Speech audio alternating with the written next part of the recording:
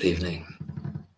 It's Saturday night, and I'm feeling all right. Hope you're doing well out there. I don't know what I'm doing here really, apart from streaming on StreamYard. I thought StreamYard was something. I thought the name of it was something to do with a duck, but it has got a duck as an image for some reason, and I kept on putting duck in the search. But it hasn't got anything to do with a duck, really. And I don't know why it's got a duck there. I didn't plan to do this. I didn't plan to do anything at all. It's been a weird kind of day. They mostly are nowadays. The lighting's terrible, isn't it? I need to get some lighting sorted out. I'm going to do the invite thing. How do I do that? Copy the invite and then paste. How do I do that? I've copied it, so how do I paste it? Oh, that's the invite. That's the invite. That's the invite for the stream, folks. Ladies and germs. Monsieur, Mesdames, Herren und Damen, what else can you say? Y'all. Coming up fairly soon. I can't believe it's happy St. David's Day to everyone, and I hope you had a good one. I hope it's been the best one so far.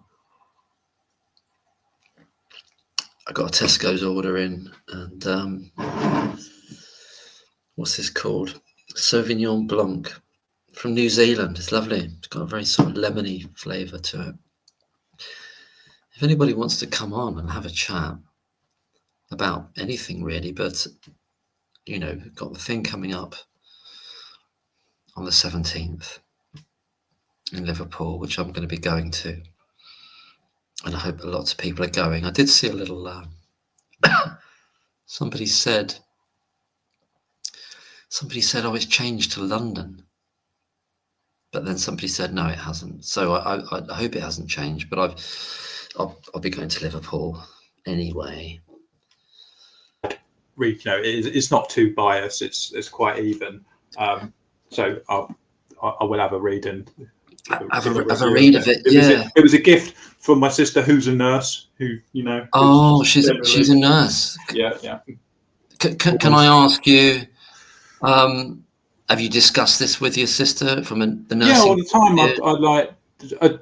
All the time, and I'd share. There was one time I was showing my sister. I said, "Look, the BBC were doing a hit piece on her, saying, here's her text messages."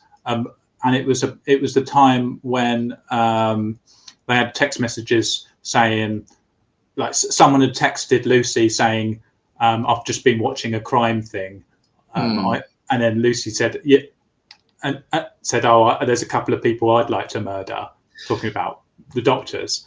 And I showed that to my sister, and I said, "Look, they're thinking." I said, "Look, what do you think about this?"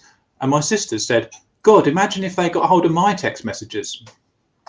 That's exactly it. If people knew stuff they can see it on YouTube. She was saying, like, that's nothing. That's nothing compared to the stuff that I write.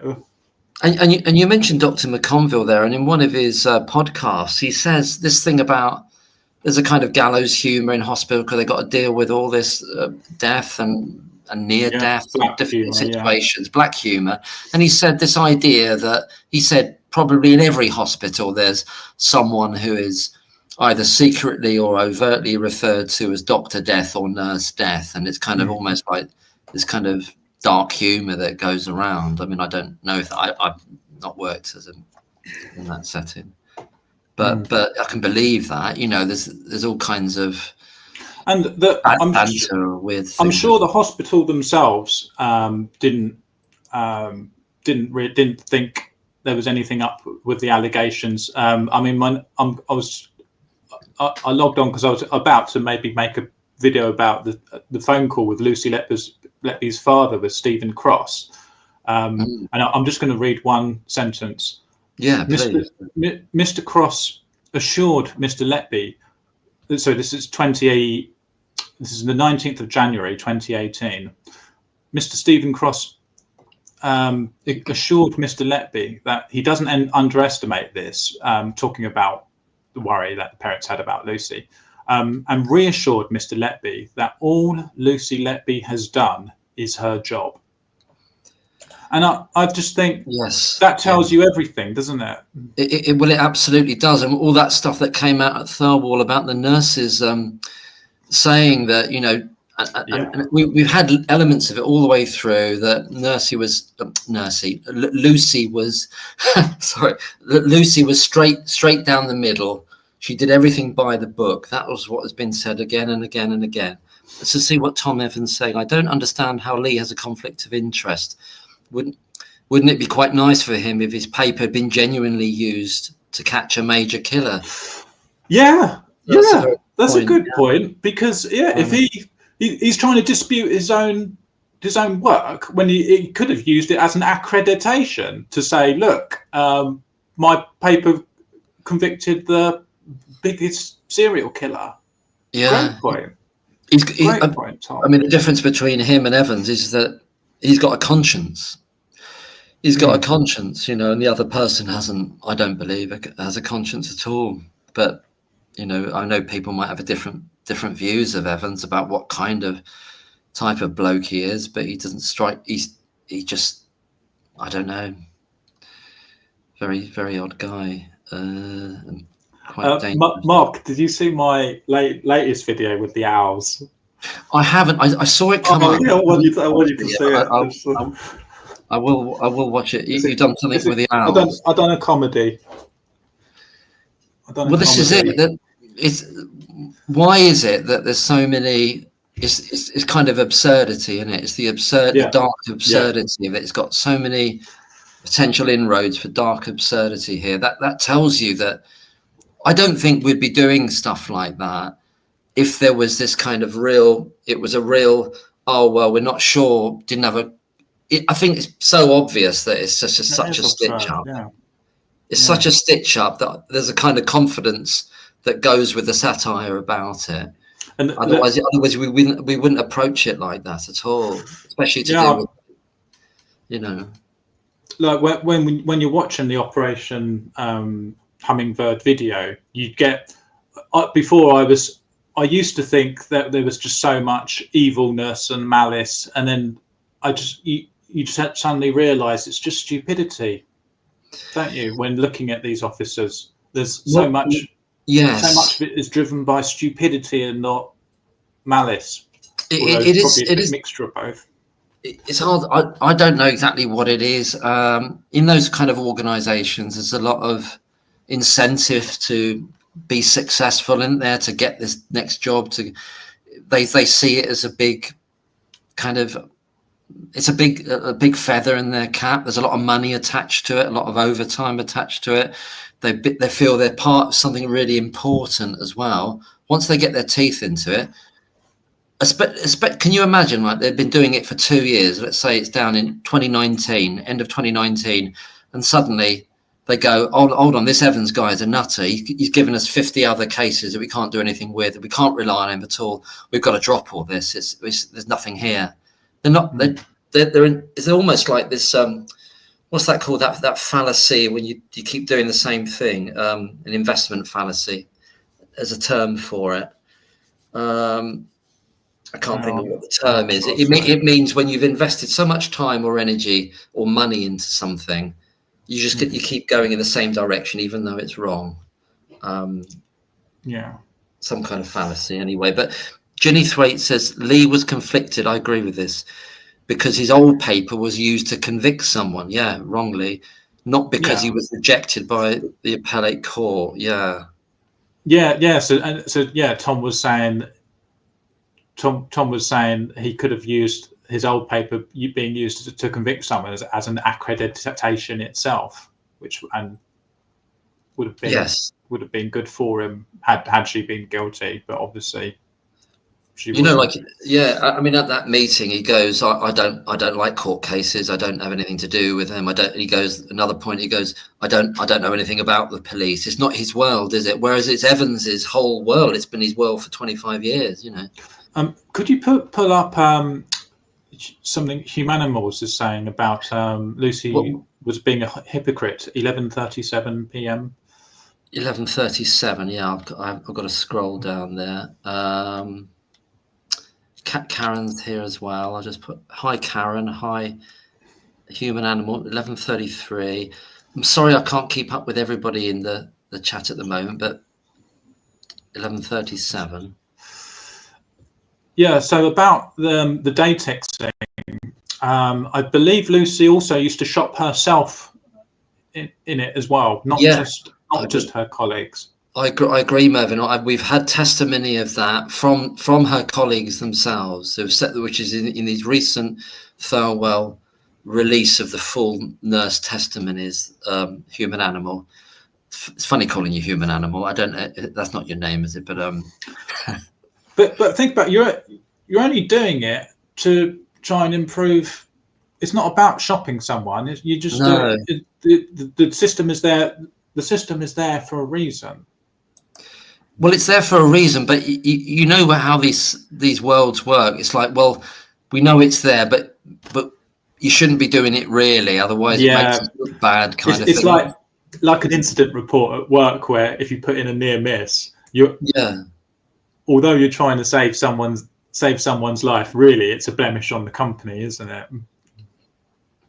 Well, it is. So there's kind of a built-in incentives to at one and the same time to have it there, and then show it off as an idea, but don't actually use it. Don't practice. But whatever you do, don't actually do it. Don't do what it's supposed to be. And I think Lucy was someone who did it absolutely religiously, and that's what made her stand out, because she's putting the babies right at the top of her priority, rather than, you know, the idea that should be criticised for a mistake. And one of the mudslinging things is in her career, she once they talked about gave 10 times as much morphine or something by accident.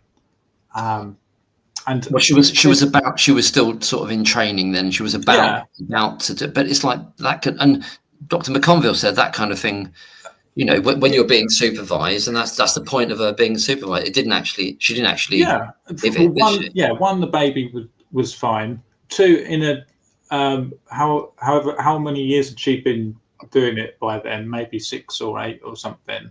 But you know, it's one mistake. That's what they happen, and this whole notion of 10 times as much. Well, 0.01 is 10 times as much as 0.001, which is what they were probably trying to do. You know, yes, it's not like I imagine it's extremely common for that sort of thing to happen. And I mean, what are they trying to say? That she was trying to kill that one? I mean, what are they trying? What's the point?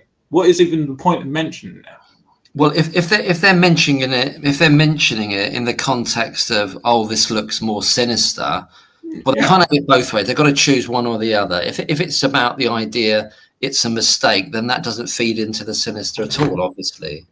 You know, but I think they always want their cake and eat it. It's just the idea, oh well, it could have been sinister. We just couldn't get her for it. You know, there's always a shadow behind it now, and that's the game they're playing. You know, that's the whole witchcraft dynamic that's going on that they're using. I think. Of all the people to try and mudsling against, I mean, they couldn't find anything at all. What's that? Say that again, Mervyn. Of all the people that they're trying to throw mud against, they couldn't find anything at all, because after speaking to all of her friends, they all said she's nice, and they couldn't dig up a single piece of dirt. And I mean, was that the best they got? She once overprescribed something. Is that the worst they've got on her? Yeah, it just tells you everything. Exactly, Mervyn. Tom Evans says the fact they brought it up at the morphine era at Thirlwall smacks of desperation, and that's exactly right.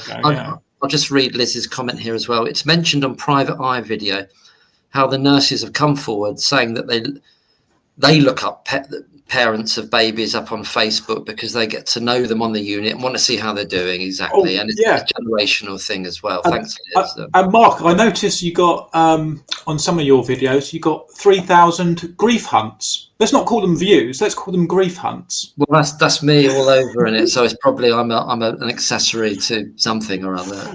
During and after, before the fact. I'm just saying, I've never heard this term of I'm going on Instagram or so. I'm just going to have a quick grief hunt. The grief hunt. Grief hunt. That was the angle of a lot of the trolls throughout, is the idea that that's the ghoul and the misfit thing, is the idea that somehow because you're sympathetic to the idea there's an injustice, you're actually secretly in favor of murder. Is the kind of you're adjacent to the idea of being in favor of murder of children or anyone. That's the kind of idea that they're going with. Yeah, so we've known for a while that the Thirlwall inquiry deliberately weren't going to. So we know they were cherry picking the nurses to take evidence from, because I think Private Eye were telling us they handed out like questionnaires or something, and when one of the nurses said, I think the treatment of Lucy has been disgusting and she's innocent, they didn't call her for they didn't call her to give evidence in the inquiry, and so they have already cherry picked who they were going to call in the inquiry, and then it's come out that of those that have been cherry picked, even their statements have been edited. Yeah, absolutely.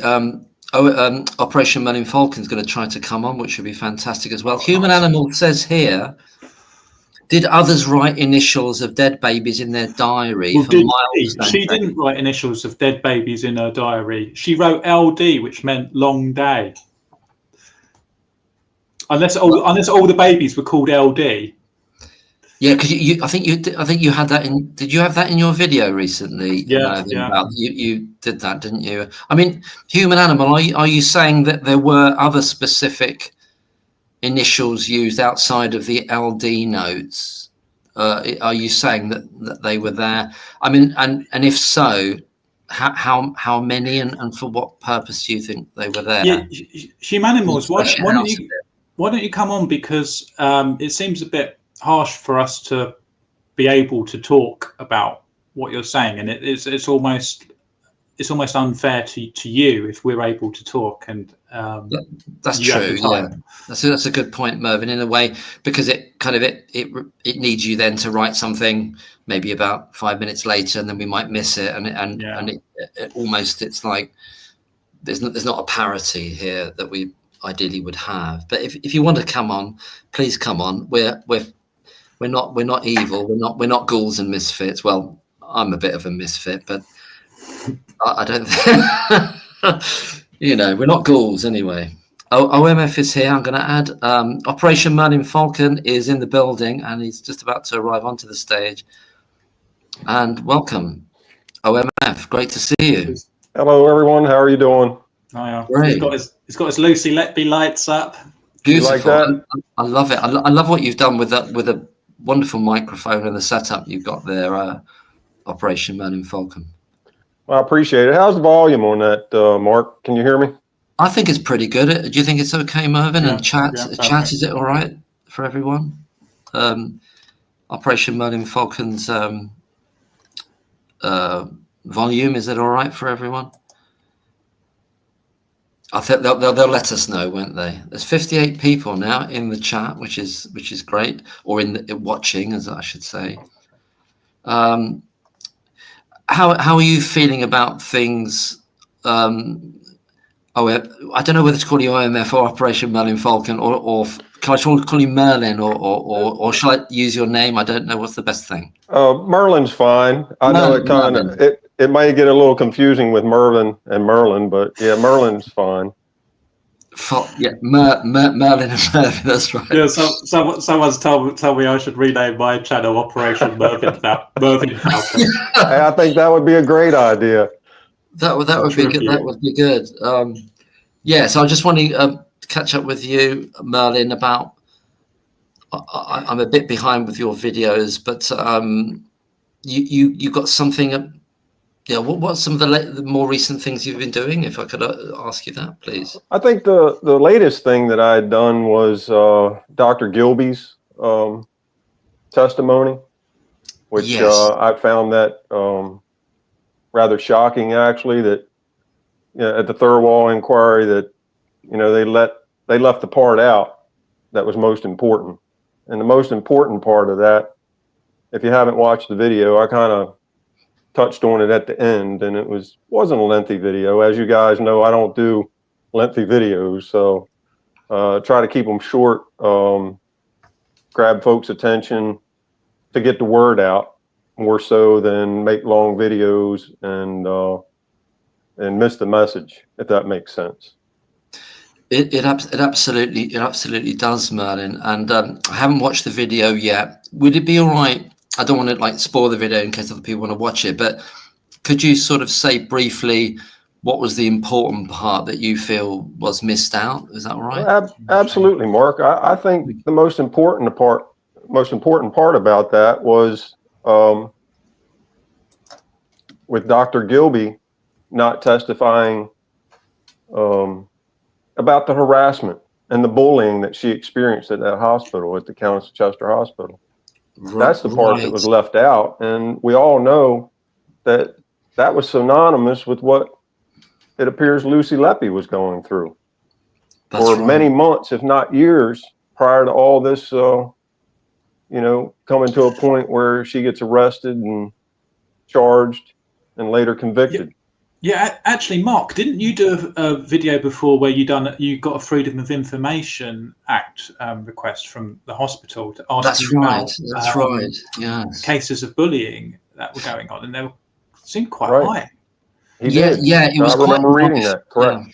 Yeah. Sorry, beg your pardon. Sorry. Were you going to say something else, Merlin? There. No, I said that I agree with Mervyn. I read that FOI. Request that you had submitted, and I think I commented on that. That was very good information. Thank you. And as I remember, it was kind of going down the levels of status, as it were, and the lower the level of status in terms of, well, if you could say the amount of money people earn effectively, or the status in the hospital, the more the bullying was. So it was spread out between healthcare workers, nurses, and admin staff. And then it was a pyramid effect. So the higher you go up, there was less of it. But the thing with Dr. Gilby is that she's the chief executive, wasn't she? The new chief executive. That's right, Mark. She didn't start off like that. I think she started off over there at the Countess of Chester, I believe, as an anesthesiologist, and then she moved up into the assistant director's spot when. I think it was Ian Harvey.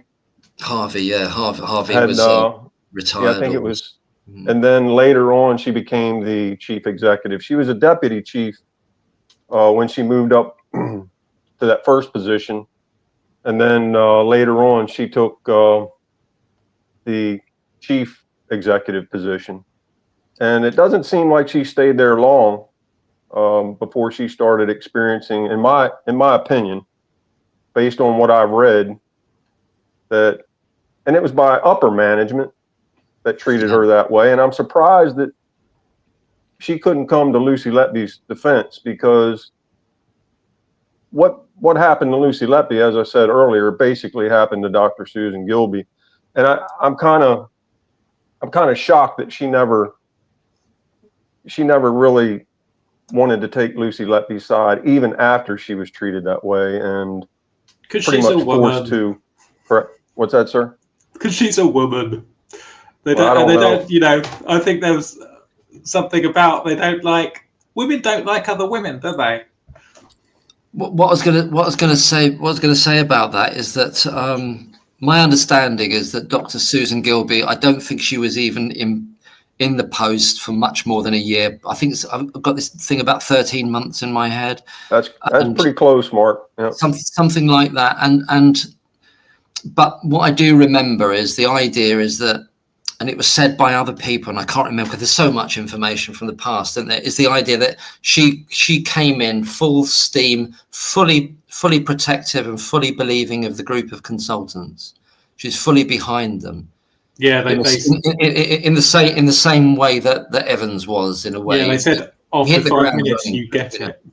Yeah, and so, and then she went to her own industrial tribunal. I'm not even sure if that's still ongoing. Do you know about that, Merlin? If it's still ongoing with the industrial tribunal that Dr. Gilby had?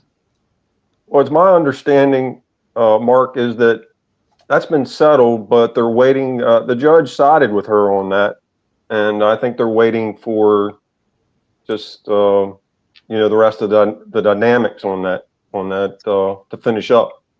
But it's my understanding, what I've read is that's been settled, and they sided with her. Yeah. And even after that, she still has a position, goes to the Thirlwall inquiry, and doesn't. And that's what kind of rubs me the wrong way, guys. Is she goes to the Thirlwall inquiry, and not only did she not mention it, how she was treated and forced out of a job, forced to resign, and later, actually suspended first and forced to, or she decided to resign. And then it's my understanding, to what I've read, and then she goes to the Thirlwall inquiry and acts like nothing ever happened. Absolutely, it's the idea of it's what's missing, and but what does it say? It's conspicuous by its absence. I'm just going to mention something from the chat. 19 nurses wants to come on. 19 nurses. I've just put the link, and you just have to click on that link, and you can have a maximum of 6 people on. I'm happy to come out if there's more than 6, and drop out a bit. And but you can have at least 6 people talking or available to talk on the screen at the same time. So if you want to come on, or anybody wants to come on, please click on the link. I'll put the link again. But absolutely, Merlin, I'm totally. There's so many instances of that, about basically that it's being curated. The whole thing's being curated to miss things out and to focus on other things, isn't it? You're right. Yeah, you're right, Mark. It was very well orchestrated, and you've probably heard in other videos that I've done that I know how that works with the police department, the prosecutor's office, and the court system. I'm very familiar with it. Like most of y'all know, I've been retired for a number of years now from law enforcement. I retired in 2014, and believe it or not, I don't miss it. No. Do you know what? Something we were talking earlier on. Oh, there's 19 nurses is going to come on. I'm just going to add 19 nurses to the stage. And I'm not sure who it is, but perhaps we'll get. Hello, 19 nurses. Welcome to the stage. It's called the stage here on the stream. Hi, Mark. Hi. Is that Pat? I'm one of the nurses from 19 Nurses. Oh, you're sorry. Oh, sorry. You're one of the nurses. Sorry. Yeah, I'm sorry. But should we call you 19 nurses, or we'll just say? Just 19 nurses. Just 19 nurses. Sorry, I wasn't sure. 19. Yeah, we'll call you 19. Well, that's fantastic. So we've got Mervyn, and we've got me drinking some wine here. We've got Operation Merlin Falcon and 19 nurses, which is brilliant. So, welcome. Was you talking about Karen Reese before? I'd only just clicked on. Susan Gilby. Susan Gilby. Susan Gilby, the new chief executive that didn't really last that long, that seemed to be really in tune with all the consultants and took their part, so we hear anyway. Maybe it's more complicated than that underneath it. I don't know. I think the excellent thing was the newspapers seemed to centre on Tony Chambers believing Lucy was innocent. And I thought that was a fabulous strategy to centre on that. I did kind of get that impression from Tony Chambers when he was giving evidence at the Thirlwall inquiry. He did keep saying, look, there was no evidence of anything going on. And I did sort of get that impression from Tony. I did as well. I don't know if it's how significant it is, but he had a nursing background before he rose through the ranks of management, didn't he, Chambers? To be honest, I think the management did everything they possibly could, and they weren't even being press ganged until the last indictment. You know, so things were going on for a year before management was even being pushed into this concept. Right. Do you mean you mean like going on for also from 2015 onwards, right into the and no, we're up I to think it was June 2016. July 2016 when they really started to push. That's right. They did start to push then. I mean, so we hear anyway. I'm always wondering whether there's an element of the stuff we don't know and the stuff we don't know we don't know. You know, there's unknown unknowns about what actually happened there and all the. I think Thirlwall has been excellent for unlocking a lot of what we don't know. Yeah. And the emails between consultants and management, and it's really unlocked the substandard care given. Well, it has, hasn't it? I mean, sorry, I don't want to take over. What do you think, Mervyn and Merlin, about this? About the positives of Thirlwall? Yeah, the documents have been a great revelation. I mean, you could even see when the police investigation started, being able to see the email chains that go where people email each other saying, "Look, we need to stop emailing about the police. We need to stop emailing, talking about it because these are going to be read." You know, they literally said that in one of the emails. Yes, it's yeah, but they've got some interesting stuff there has come out. Has anyone seen that private eye thing with a list of all the negatives with regard to the care? I put it up as a post today from Jane Palmer, done it on Facebook about. It's kind of a list that Shu Lee and the other people convened have done of all the deficits of the unit. No, I've not seen them. Yeah, I'll have to inbox it or put it in our little group, Mark. Yeah, I put it as a post on my YouTube thing, and it's Jane Palmer put it up on Facebook, but pretty much it kind of extends from the conference that we saw, but it makes it a very striking list, you know. Yeah, so it's if anybody else would like to come on as well, that would be great. You don't know what you'd say. Human Animal is here. I'm not trying to be shy. Come on. If you'd like to come on, because Human Animal, I'm not really sure whether Human Animal is beginning to turn a little bit and consider, but you know, it's consider other options. Yeah, I mean, I used to have a troll following me, and I think some people got annoyed with him, but I think eventually he turned. I don't know. I've not heard from him for a while. So people do change their mind when given, you know, when they learn a bit more. You know, Mark, if I may. Yeah, please. No, please. I have to take one of these earphones out when I talk. I don't know. It's kind of difficult. This may be a shock to you, but if you've watched my videos, I've said many times that I didn't start out in the position or have a position like I do today about the Lucy Letby case. Sure. I started out, and to be perfectly honest with everyone, how I found out about this case, and just to give you a brief scenario, is my wife always like to watch Dr. Todd Grande do analysis and reviews on different types of criminal cases. And he did an analysis on the Lucy Letby case. And that's how I found out about this case. Right. And the first time I saw it, I was like, oh, yeah,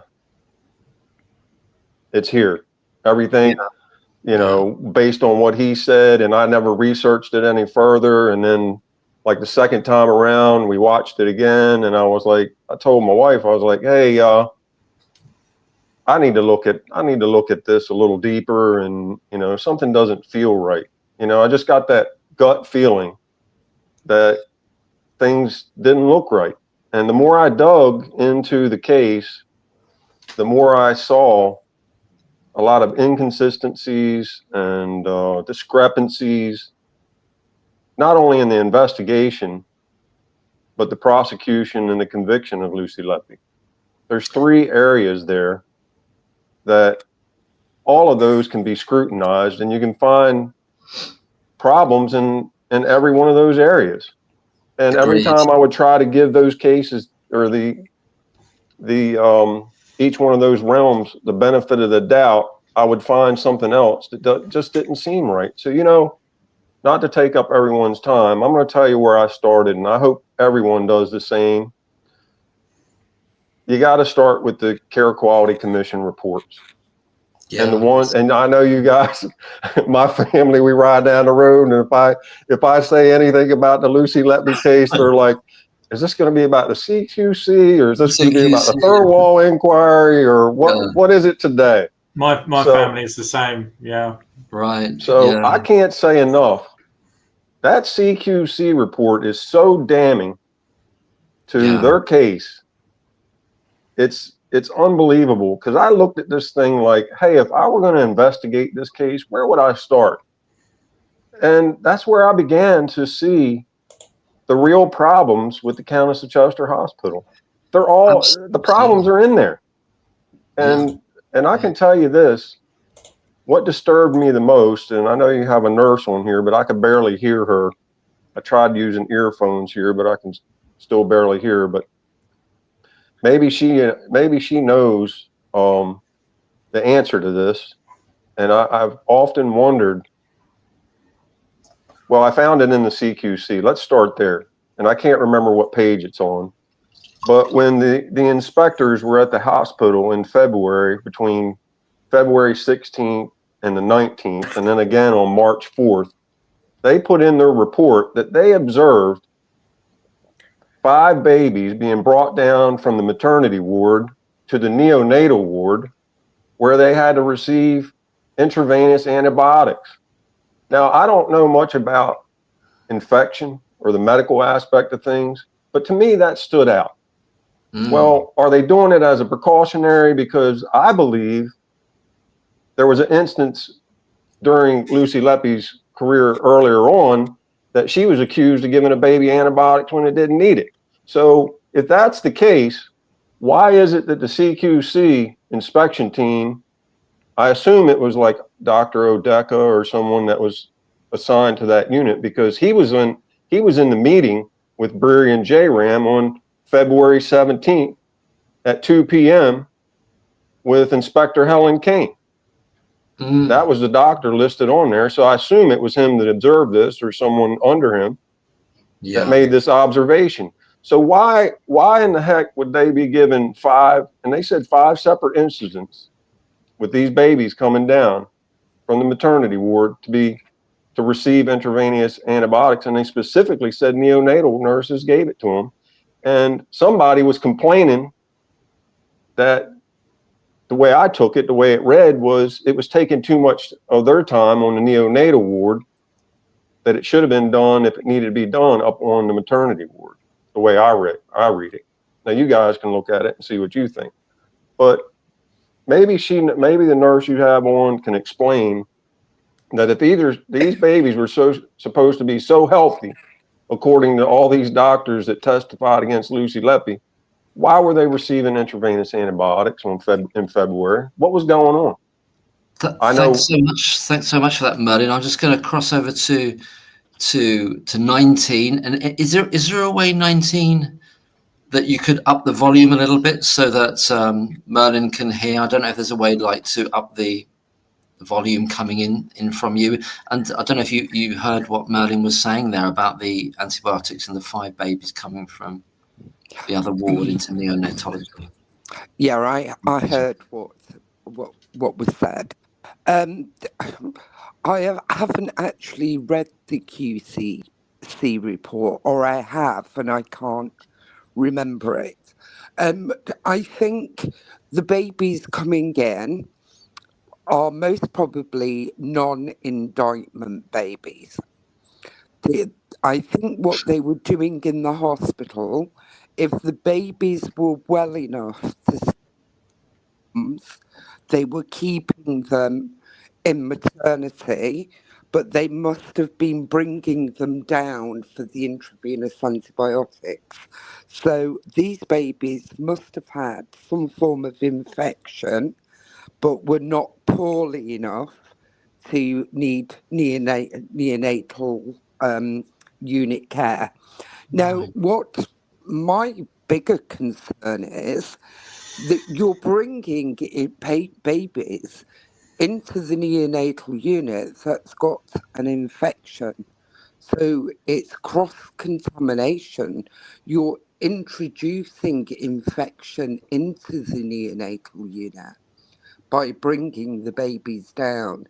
And we all know from the court case where Johnson states to the plumber, well, the sewage problem was more in the maternity unit than the neonatal unit. So where was the source of the infection with these babies? And, you know, the neonatal babies all came from maternity. So that's all I can answer it with. I'm sorry, because I do vaguely remember about the 5 babies, but I can't remember succinctly what had happened there.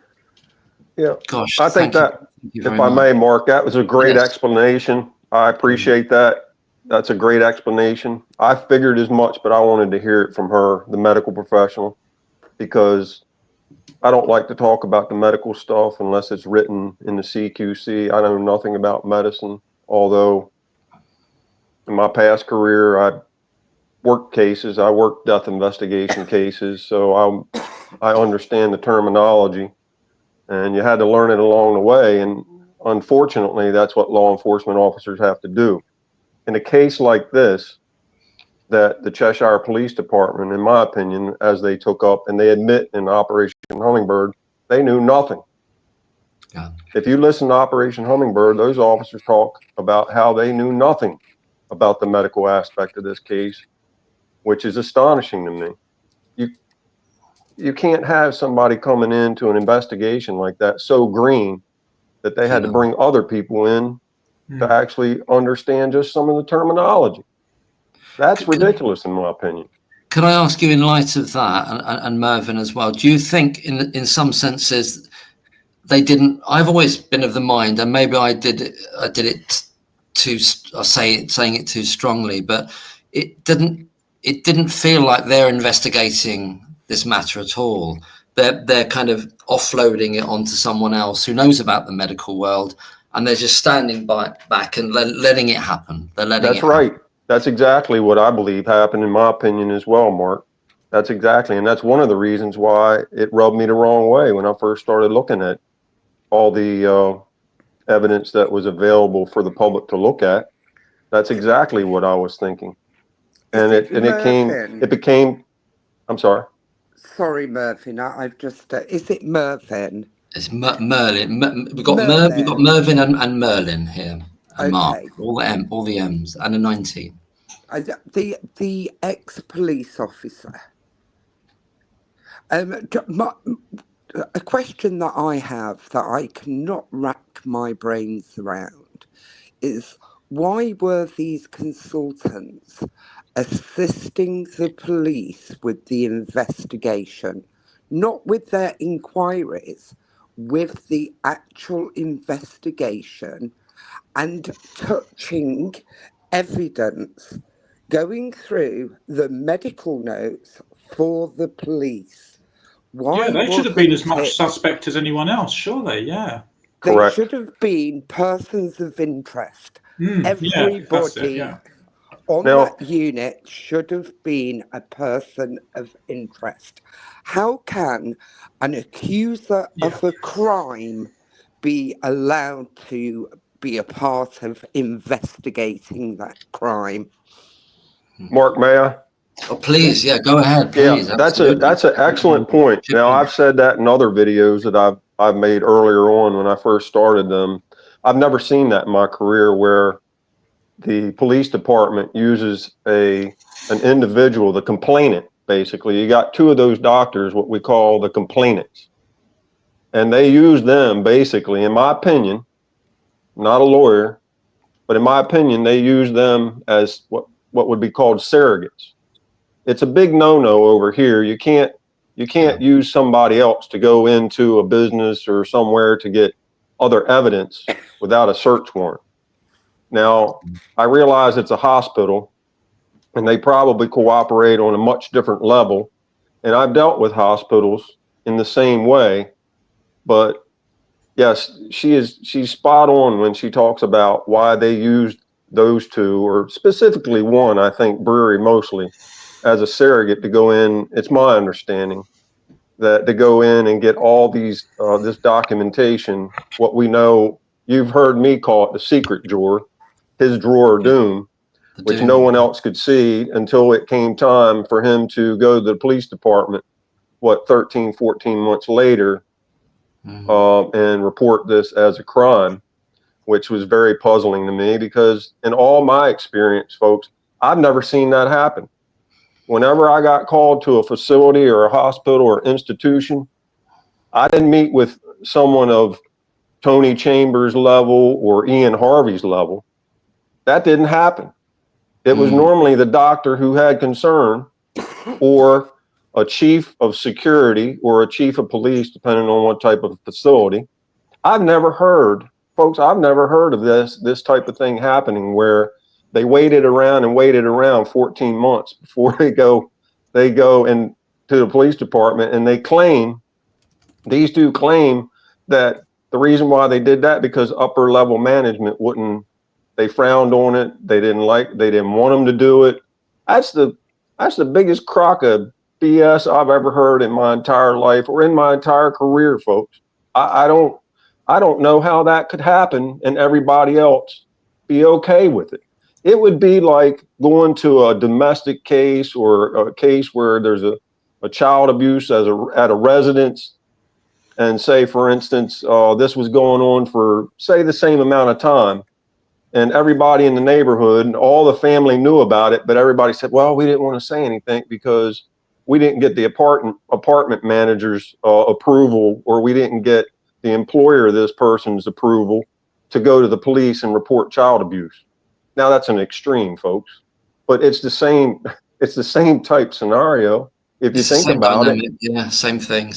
It really is. Yeah. Right. They had so many routes they could have gone down. And the biggest route they could have gone down to get the police involved without having to get any permission from any management was the coroner. Yeah. Right. If they had spoken their suspicions to the coroner would have shut any inquest down and brought the police straight in. Right. See, now, my experience, I'm sorry, go ahead, Mervyn. They were ready to close the police investigation, weren't they? The police looked at it, spoke to the coroner, found nothing, and we're going to close it. Well, folks, so I don't lose my train of thought, that brings me to, you've heard me talk about Baby D's mom a whole heck of a lot. I have a lot of sympathy and empathy for her because if you think about it, she brought all that up earlier on, and when she had suspicions earlier on, and she actually went to the Cheshire coroner's office, and she asked for a inquiry or inquest. I don't know what y'all call it over there, but and he promised her one. I think it was Reinhardt promised her one, and then the day that Lucy Letby got arrested, July 3rd, 2018, guess what Reinhardt does with that? Now, it's reported that it's put on hold. Now, in my opinion, I would like to see what Reinhardt had, because that was a good while from the time that Baby D's mom went to that Cheshire coroner's office and complained and asked for that inquiry or inquest. And he promised her that. And you've heard me say this in other videos, that I feel like he still owes her. He owes her that. You know why? You know why we haven't seen that? Because it doesn't fit the narrative, the original narrative that they started out. That's why nobody's seen it. Yeah, but I like to see it clashes. It's got to be disappeared, isn't it? They've got to disappear. Absolutely. I think the coroner was correct, because the minute it becomes a police investigation, any inquest in the UK has to be put on hold, and it has to be put on hold if they've got a perpetrator until that court case has gone through, and then you generally get the inquest after. Now, I don't know if these babies will get any inquest. Yeah, it's quite bizarre, because you know what was a textbook case is the Noah Robinson case. That's the way things are supposed to be done. What was that in 2014? 2014, yeah. That's exactly the way things are supposed to operate. But you know why it didn't? Because that case put everybody on high alert, and they didn't want another case like that. I absolutely agree. Yeah, that's how Lucy Letby got. Can I say this? I've been wanting to say this term since I've started doing videos. That's how Lucy Letby got stitched up. I see that what was happening with Noah, baby Noah there is a shadow from the past being pushed forward into 2015 and 2016, I think, and it's ongoing, and it involves Dr. B, and Dr. B is the doctor that Nurse Lucy Letby is said to have said. I know this is one removed. She's said to have said, Dr. B doesn't like me. So what's the genesis of that? You know, there's something gone on with. Is it possible that Nurse Lucy Letby made some certain reports that made stop that being covered up, basically, at one level or another, with baby Noah? I know it's supposition, but is it possible that that's the case? It's possible. It's possible. I don't believe that the consultant sat down and conspired. I think there was some conspiracy, but it may have been subconscious, because I feel they all had a vested interest for it for the blame not to come back on them. You know, like the 14 experts have brought out about the intubation, not using the right size tubing, the needle, those sort of things. One of the consultants had said in Thirlwell that he thought the family was going to bring litigation against him. So I think, without going into major detail, I think there was at least 5 of them that had a vested interest that it wasn't them to blame. But I do not believe they all sat down and said, let's blame Lucy for this. I think it became a runaway train. You know, I don't think they thought, let's pin it on her. And then I think it just got too far. And I think they believe it themselves. I really do believe they believe it themselves now. What do you think about that, Mervyn? the idea that it's about. Do you believe that they believe it, and do they believe it now rather than just then? I think some of them do. As what JR and Brewery, no, I don't think they. I don't think they do believe it. No. But I agree. I don't know. The human psyche is a strange thing. You could sort of. They have maybe part of them has to tell themselves that they think she's guilty. Otherwise, how could they possibly live with it? I don't know. The human psyche is a strange thing. Yeah. I agree with Mervyn on that one, Mark. I think everyone past Brewery and J-Ram, I don't think they I don't think they were hell bound on sticking it to Lucy Letby as the way the whole thing went down. I think what happened where it all went south and they gathered more support, that is Brewery and J-Ram, is when they were made to write that apology letter. That's when things got really, really sticky. I agree. For Lucy Letby. I think agree.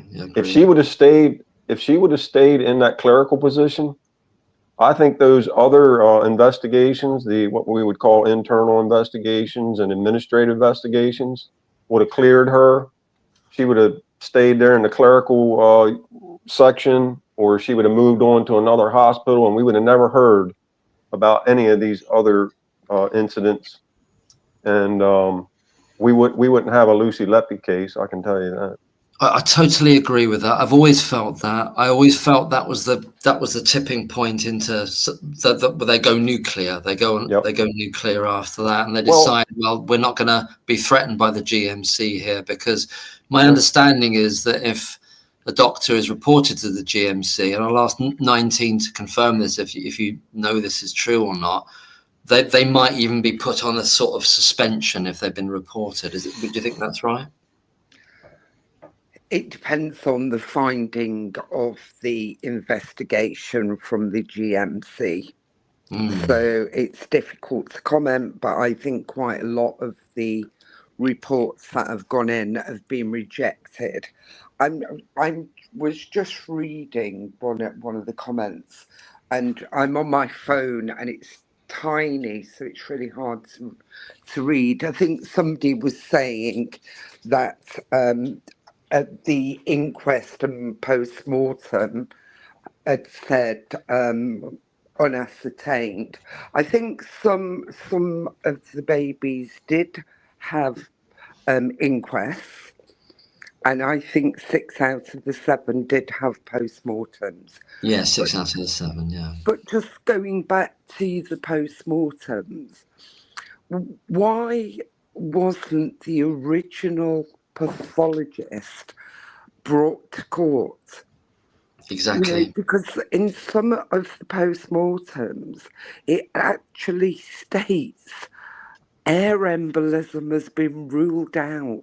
Yeah.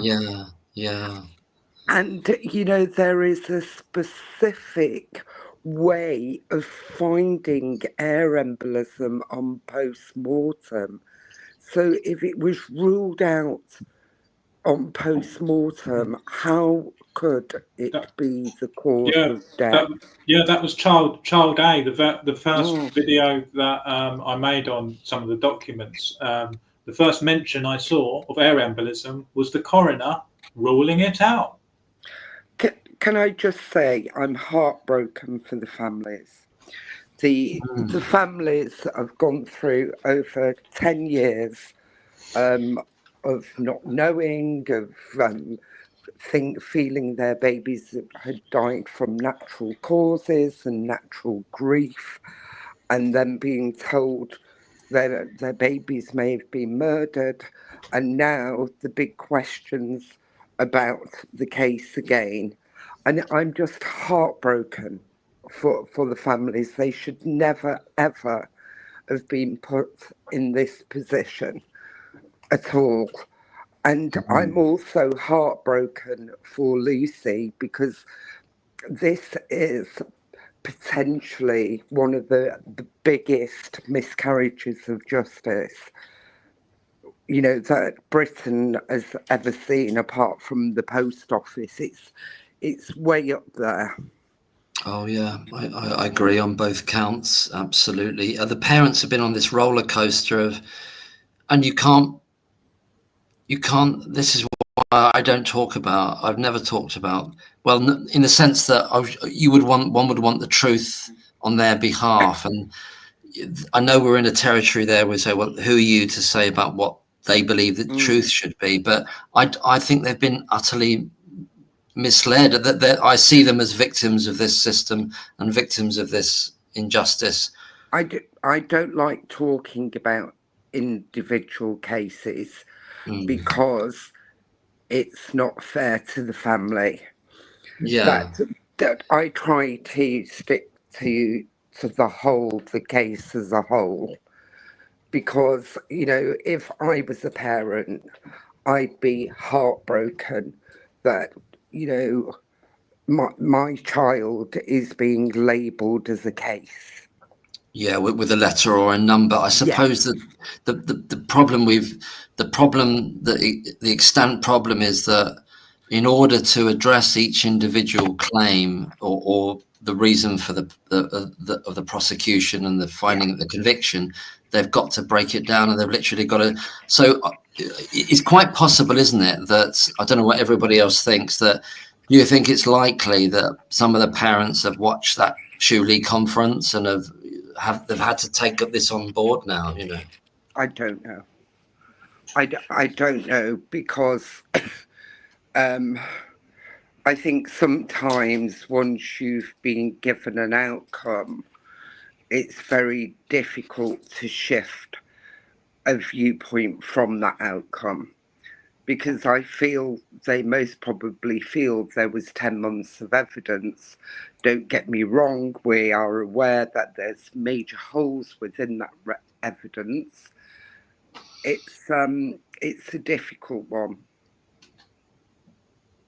From the parents' perspective, it's the idea that they kind of want it to be over, and they've suffered all this, they've suffered the bereavement, and they've gone through this following the trial and the build-up over years, and they're probably emotionally exhausted. And the idea that it's got to kind of essentially go back to square one in a way, in terms of them getting some form of redress about what's happened to the babies clinically in the hospital, isn't it? It is, and I just find it terrible. That's all I can say. I just find it's absolutely terrible. But I also believe that a nurse should not be sitting in a jail cell for a failing health system, and that's what appears has happened here. Yeah. I absolutely believe that's what's happened. I don't feel any doubt about that at all. I wouldn't. I do. I think Thirlwall has exposed lots of evidence that weren't presented to the jury. And if the jury was in full knowledge of all the evidence, would the outcome have been the same? Well, I don't think so. I don't know what Merlin and Mervyn feel about that, in terms of if let's say, paint the scenario, if I don't know, this is a jury that's had 10 months of. Can I go first? Yeah, please go ahead. Yeah. Well, I was saying I don't want a retrial, because there are still people out there like Liz Hull and Judith Moritz and things who have got access to all of the information now, including hearing Dr. Shuley's panel, who still say she's guilty. And so that's where my faith in the jury system for a medically complex case has gone out the window. Yes. Well, yes. I believe that by asking the trial, we are saying a crime has been committed. no crime has been committed. But saying that, the only way the general public will believe is if there is a retrial and it's disputed. Because it's too close. It's not like it was 10, 15 years ago. It's too close.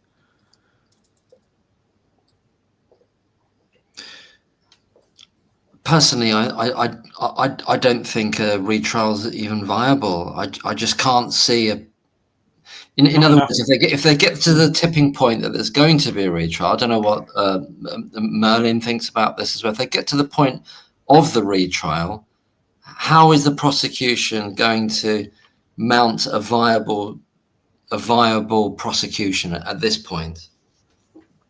Mark, I don't really know how they're going to mount a prosecution against Lucy Letby on a second or a third go around. To be honest with you, I think their back is going to be up against the wall.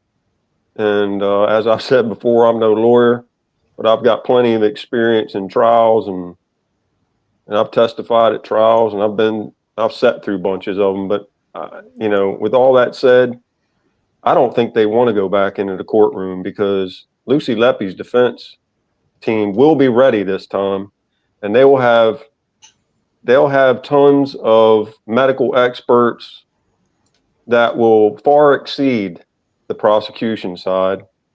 And I think that the last thing they want to do is go into the courtroom right now. And I've thought about this before, especially if anything new comes down the way. And I want to be very careful about saying anything about that. But however, if something new were to come about, I don't even know if they would bring that to the forefront. I think a lot of this is just what's the big the word that Lady Justice Thurwall was saying, noise. I think it's a lot of noise. I think it's a lot of noise from the police department and the prosecutor's office to try to shut everybody up and to try to regain the narrative. But see, Mark, they've lost the narrative. They've lost the narrative a long time ago. They lost the narrative way before Dr. Shu Lee and Mark McDonald came out in this last press conference, because you could see the tides were turning when a lot of, and I want to say, Mark, you're one of the pioneers in this, and Dr. or Professor Richard Gill, and I don't want to miss anyone. I don't know all the names right off the top of my head. I know you know them, Mark, and hopefully you'll be able to give all them credit. But Carl Perkins is another pioneer for this. All you guys inspired me to. I wasn't this guy to get out here on create a YouTube channel and do YouTube videos about someone that's been locked up. If you talk to people that know me, have known me for 20-some, 30 years, they would think, what in the hell has happened to you? But they know me well enough. Yeah. They know me well enough, Mark, that I don't stand for BS. If I see it, and I was this way on the job, if I see it, I'm going to call it out. That's it. Sorry, you was going to say something 19 now? No, don't worry. Well, I was going to say this kind of thing. I've said it. I think I said it in a response to a comment or an email. I forget now, but it's found us. This situation has found us for some reason. It's not like we're like trawling out there for, well, what can I attach myself to? There's something about this that's so wrong that it's kind of found our heart. It's like gripped your heart. That's the feeling I had about it. You had a gardening channel. Mine was just for uploading gaming stuff to post to friends. And yeah, you're right. It found us. Yeah. Well, Mark, I didn't even know how to go about making videos about this topic. Hell, I started off cooking bacon on a griddle, talking about the Lucy Letby case, and was getting my rear end handed to me by people saying, hey, this is not really something you do, and talk about the Lucy Letby case. But I didn't know how to make a video and talk about, all I was trying to do is multitask and be able to make a video and talk about the case and kind of feel comfortable with doing it, because y'all know I don't edit. So. Well, I can relate to that. I don't do the editing myself either, generally speaking, but I wanted to see what everyone else thinks here in the chat and on the screen here. That I thought a major change was the New Yorker article. I think it was April or May 2024, wasn't it? I can't remember the exact date, but I think that was a massive line in the sand. Really, the New Yorker article was huge. Really, I think the New Yorker article did bring about a major tide shift, and it was prior to the retrial, but I think we need to go back in time, and no matter what people think of Dr. Sarita Adams, absolutely. she broke this case. Yeah, it was as a major force at the time. Yeah. And she scientifically went through absolutely every single case and was able to bring that it was not plausible. She actually brought people together. Yeah, she absolutely did via Facebook, and then the Science on Trial. Absolutely, yeah. And then, trolls and things destroyed that. It destroyed. Yeah, she was very, very badly affected, wasn't she? I mean, I don't know what's happening now with Sarita. Do you know anything about that 19? I think she's no longer on the case anymore. I think she's concentrating on other things. It's my understanding that what Dr. Taylor in not the most recent Shoe Lee thing, but the thing in December when Dr. Taylor was talking about the glucose levels, for example, that this was, I don't know if it was a replication, but it was. I think that work had already been done by Sarita a long time ago, actually, or it had been established that she'd been looking into that immunoassay and that glucose level of 999 on that assay there. So it was absolutely massive. The tail end of 2023 with Sarita Adams, and she was threatened, same as Professor Richard Gill was with the Cheshire Police, and they really came after both of them, didn't they? I've never heard this in my life, and maybe Merlin can shed some light. That an individual sends an amicus brief to the court. Everything was on a private, unpublished website, or it may have been published in some way, but it would have been private. Only the court could have seen this, and then received a threat of contempt of court. Have you ever heard in your life that a friend of the court trying to assist the court is being accused of contempt? No, to be honest with you, no, I've never heard of that. Over here, that, this rule that you all have, or the law about talking about the case, while or before, once the charges come about, you can't talk about the case. That's not something that happens here in the United States. So I had to kind of learn that off the cuff pretty much along the way. And that's been a concern of mine as well, because if they did come back and try to charge her with something else, it's going to shut everybody down for a while. And we're not going to be able to talk about the newer stuff, I think. I don't know that would pertain to all the cases that have been adjudicated. We would probably have to get an opinion on that. But to your point about this lady that a friend of the court, there was another individual, and you all know that person's name better than I do, but I want to say Justice Jackson, and correct me if I'm wrong. I wonder if he got a contempt. I wonder if he got a contempt letter as well, because I think he had mentioned to the justice or the judge in charge of the case, hey, you might need to look at this Evans character, right? But I wonder if he got the same letter. I doubt it.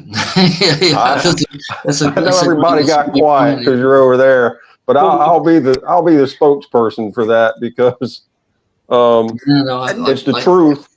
It's the truth. Yeah, and we all know it's the truth, right? That's what happened. Now we should know now. Yeah, by now. Yeah, he got a letter. Judge Goss got a letter from Justice Jackson from the Court of Appeals, I think, and said, "Hey, this guy right here, I don't know about him. I don't know about his evidence, right?" Worthless, he said it was worthless. Yeah, but yet I'll bet he didn't get a contempt letter. No, he gets another thing I found quite strange about it. They received the letter from Cheshire Police. Now, this court case was in Manchester. Surely the letter should have come from Greater Manchester Police. Right. As opposed to Cheshire Police. Yeah, I'm not sure about that. I mean, I've listened to this. It's on SoundCloud. I listened to Professor Gills. He's done a recording on SoundCloud about being woken up quite late at night by the Dutch police, and he's being delivered a letter by the Dutch police from the Cheshire Police late at night, and they're saying, "Are you Professor Gill? Are you Richard Gill?" And so, who wants to know, kind of thing. And they got this letter, and that's the letter saying. And Professor Gills, I'm sure he won't mind me saying, because he's put it out there publicly, is that he's then concerned about, well, you know, if he goes back to England and his mum is in England and everything, might he be arrested? You know, that type of thing. They really tried to monster them. You know, they really went after Sarita as well. I think I went to court for the retrial. And prior to a jury being selected, Ben Myers presented that there was she could not get a fair trial because of all the noise within the press and within, you know, social media, etc. Yeah. And the judge, I think it was like a day and a half of this being heard in front of Judge Goss. And at the end of it was Myers, then Johnson rebutted, then Myers went back on. And at the end of Myers's,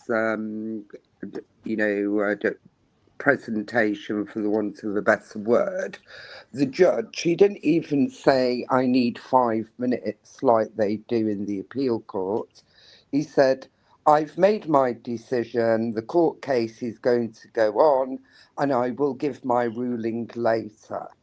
Now, it just seems that the vitriol of the press, even the good things that came out, because it included the Rachel Aviv article, it was very difficult for this girl to get a fair trial, especially in the retrial. I don't think there was a person in the country who had not heard of the case. But it was it was a bit of a pointless defense for them to give anyway, when the prosecution started with saying, "By the way, she's got 7 previous counts." Yes, but murder.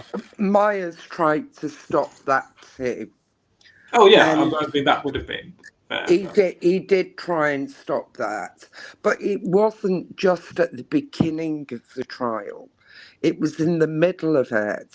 And in the closing, that this slide would go up with all the names within the indictment, the previous convictions, I mean, and cause of death, i.e. murder or attempted murder.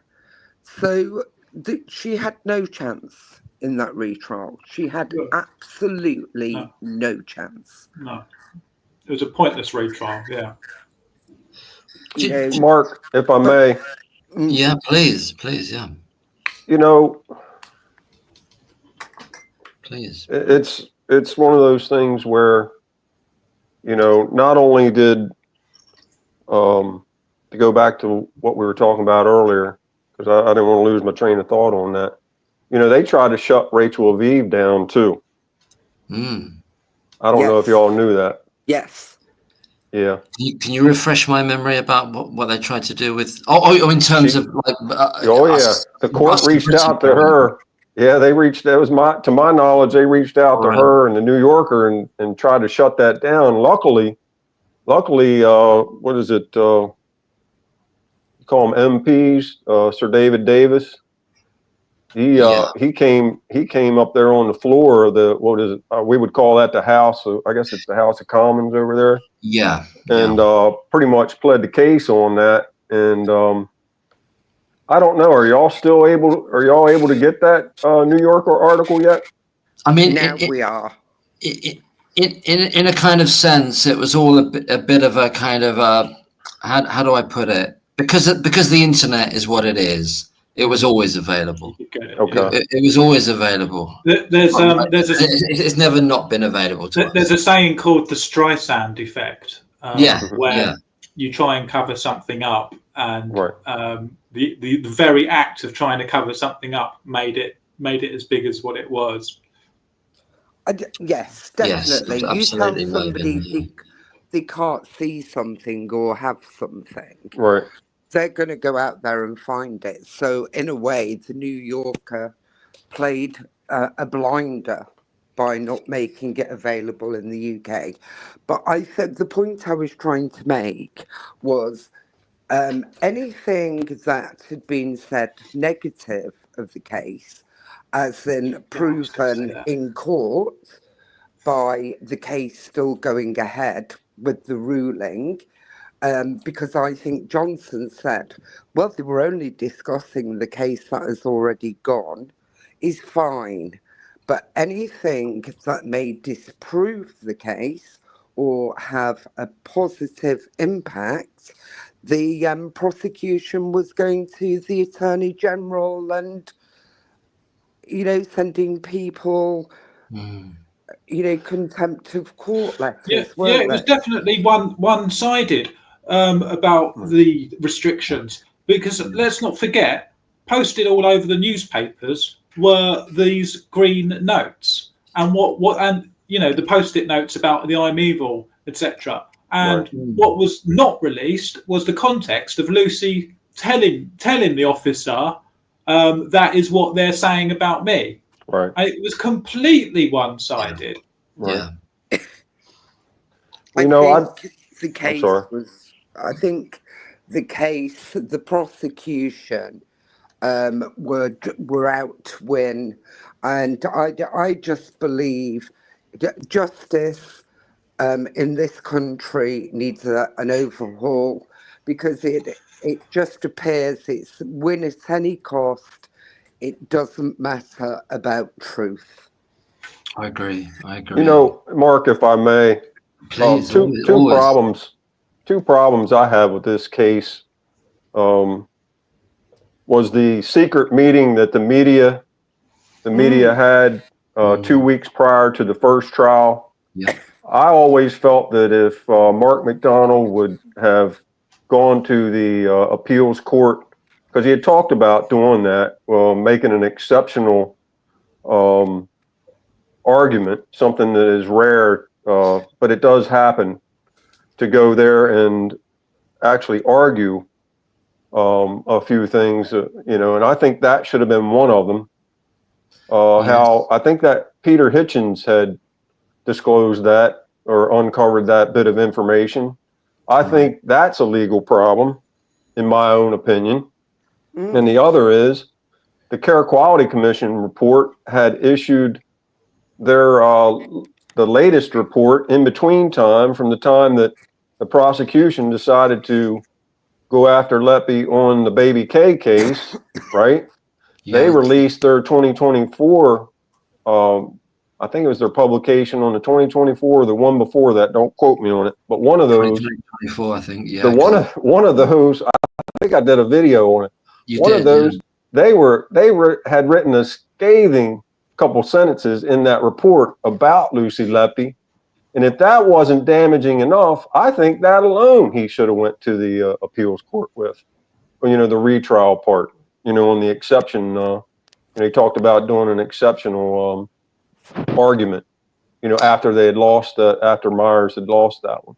Yeah, I think if I'm sorry if I'm getting this wrong, but in terms of Mark McDonald's role in this, he had no role with regard to the retrial. Am I mixing this up? So he only came in afterwards. Yeah, he had no role. You're right. Yeah. You're right. He didn't have anything regards to that. But I know in one of his press conferences, he talked about he was going to do the CCRC avenue, and he also talked about there was an exceptional. I can't remember the exact wording he used, but he was going to go back to the Court of Appeals, reference the Baby K case. I know he didn't argue that case initially, but it sounded like he was going to go ask for an exception to bring up some issues. I was kind of hoping that he would bring up the one issue about the 2 weeks prior to the first trial, because I don't think that was addressed.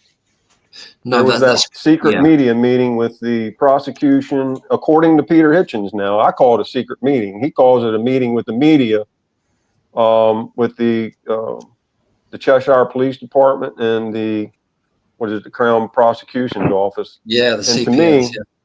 To me, I think that was wrong, and I think that probably would have been a good argument for the appeals court to hear, coupled by the fact that what I was just telling you about the other argument as well, that the CQC publishes a report shortly after the prosecution wants to do go after Lucy Letby on the retrial, Baby K, but yet they can publish something that's a little scathing about Lucy Letby and get away with it.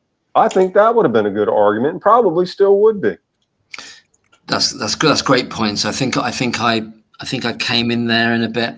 I think I got a bit lost with the timeline there, and I totally understand what you mean. With regard to Mark McDonald saying he wanted to do this exceptional thing with regard to approaching the Court of Appeal. Absolutely, right. Yeah. So, sorry, pardon my ignorance, but why was it that only Baby K had a retrial? Because there was more than one baby where the jury couldn't reach a verdict. I think it was because that was the case that the prosecution thought held more weight of getting a conviction. Because there was like 3 or 4 that they didn't reach. Well, let me tell you something. Here's what I think. I think they used it as a tool to shut the narrative, or to keep their narrative going, because by that time, with the Rachel of Eve story, they had already lost the narrative, and they had to come up with look, I know how these folks think. Hey, they've gone to law school, and they have these think tanks, and they'll sit around at tables and try to figure out how to get on top of this situation. And I think what happened was they were like, oh, we got to do this, and we got to do this now, because we're losing the narrative. And what's got to happen is, once this starts, we can charge her again, and then everybody's got to shut the heck up. That's their goal.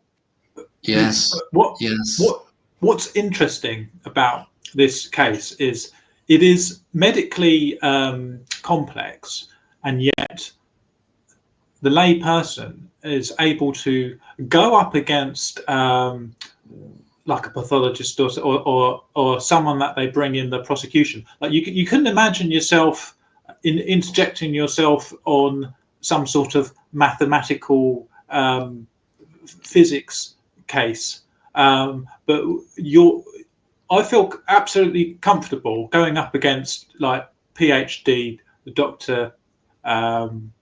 Susan Oliver or whatever, simply because you know that they've got the answer wrong.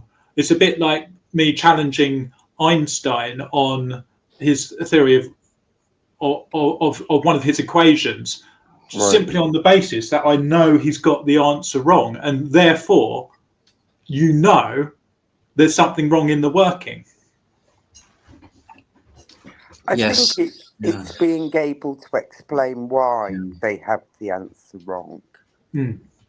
And I think, there's been a lot of medical or health professional voices out there that has been able to answer the question why the answer was wrong. Yeah. And then you look at process as well, how this case came to court, and there was some wrongs within that, so it's knowing the reasons why, or was it plausible? It's You not may plausible. Not, Yeah, none of it's plausible. There was no eyewitness. There's nothing She there. wasn't There's on nothing there. duty for some of the, the accusations. She wasn't even on duty for I this. She absolutely was agree. in a room full of people. Yeah. When the case was happening and the verdict first came out, my reaction was I didn't know she was innocent. I was sort of like David Davis, where my reaction was I was uncomfortable with the fact that they had given a guilty verdict without there being any evidence, and in a way I was sort of I was almost 50-50, and then obviously as you hear more, as you learn more, but I was uncomfortable with the fact that there was no evidence, and you can't say guilty when there's no evidence, surely. I think you can't. No. Merlin, is it? Yes, it's Merlin and Mervyn. Yeah, Merlin. Merlin may be able to answer this one because some cases are tried successfully on circumstantial evidence. But That's true. With this case, I feel there was no evidence. Nothing. No, not even circumstantial. People keep saying there was circumstantial evidence, and I'm like, well, what are you actually talking about? And what I find difficult is that, there's been 14 world-renowned experts who have looked at this case intricately and have basically said, no, there's been no murders. And now people are saying, let's forget that bit. What about the post-it notes, this? Well, if there's been no murders, the post-it notes and everything else is superfluous. Yeah, absolutely 19. Well, Mark, what they want to do when they bring up post-it notes to guilters now, the guilters will talk about all the stuff that's damaging on the post-it notes, but they don't talk about the stuff like I did nothing wrong, or she had written down the name of her, I guess the lady that was doing her, I don't know what they call her, but I guess she was doing the counseling aspect of she was dealing with. She was an occupational therapist. She even Lucy even wrote her name down on one of the sticky notes. But see, they don't want to talk about that. They don't want to bring that up. They'll smooth over that stuff like police investigation, discrimination. I did nothing wrong. They won't even talk about the fact that there's no punctuation on any of it. They could be question marks. I think Lucy Letby could have written. Look, God forbid, it wouldn't have done for me to go to law school, because I would have taken.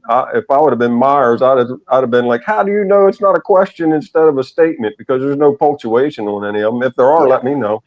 Yeah, absolutely. Meaningless. It's completely meaningless. Have you all seen punctuation on any of those notes? Yeah.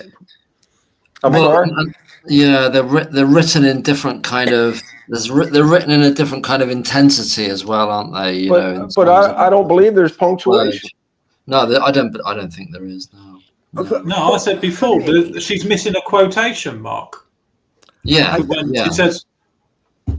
What people are forgetting is, how would they react if they were working in a hospital doing a job they absolutely love, and then start hearing that, being aware, because you've been on duty, that there's a higher number of deaths than normal.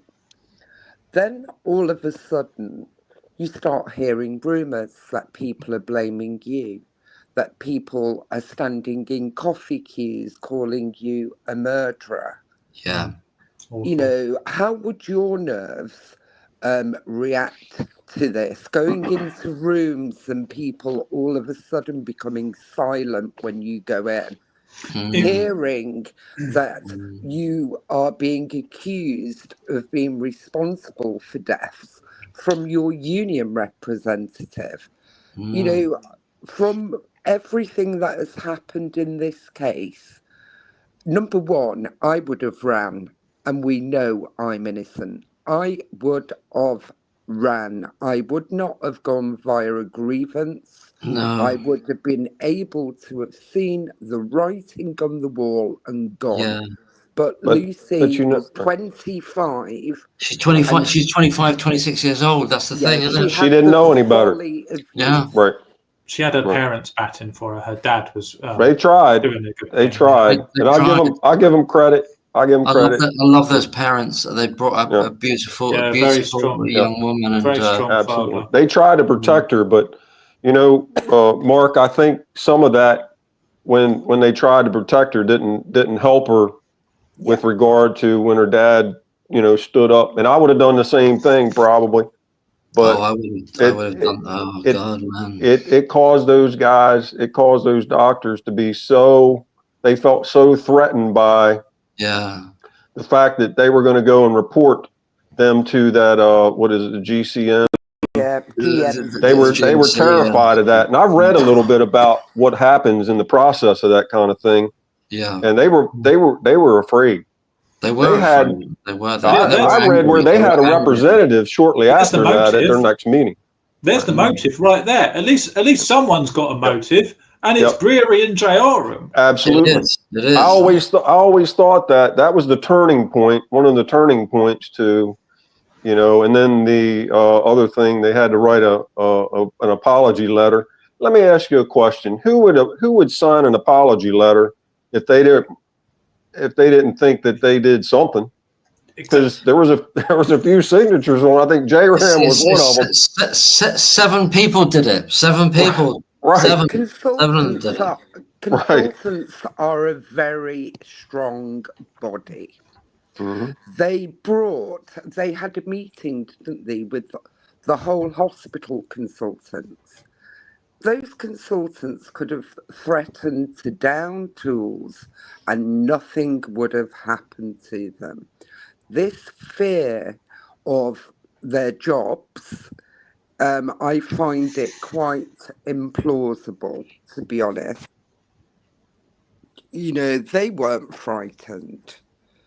You know, they had no evidence and they kept saying gut feeling. Now, how can the trust go to the police with a gut feeling? Well, I've seen nothing. Initially, the police said back to them, "Well, there's nothing here. There's no crime that we can pursue." They were going to close it. Yeah, Mm. They were going to close it until they went to JR and he pulled another 6 cases out of this drawer, out of Brewery's drawer of doom, and said, "There you go." Well, I don't think it's the upper management's job to go to the police to start with. I think if you've witnessed what you believe to be a crime, especially a murder of a baby or harm to a baby, there's avenues that you can go to, and they didn't do it. And we talked about this before. They had at least 10 avenues absolutely they could have gone down, and absolutely. they had a legal obligation to report this. As doctors, they do, If you suspect some sort of child abuse or something that's going on, they've got an obligation, What I found difficult was that in court it was fine for them to say, "Oh well, it was a junior doctor who received the results." You know, as a paediatric department, we are all at blame. what happened to taking accountability as the book stocks with you? You are the consultant for whichever particular child. You know, it's, and they were allowed to get away with it. But just to say, at the retrial, I watched the cross-examination of J-Ram, and Myers really had him. He was becoming quite agitated, looked like a deer in headlights, drank a whole jug of water, and Myers said to him, "If this was your baby, would you have called the police?" He had to say it about a few times, and not really. J-Ram said yes. Yeah. Then he was asked the question again about 3 times. If it was a friend of the family's baby, would he have called the police? And he said yes. And at that point, then Myers said, "Well, why didn't you call the police in this case?" And at that point, Johnson stood up with an objection. The Right. jury was removed. Right. And Johnson basically said, "Shall we get Gibbs back to explain why?" And the judge said, "No, I think you can do it yourself." And then Myers never got back up.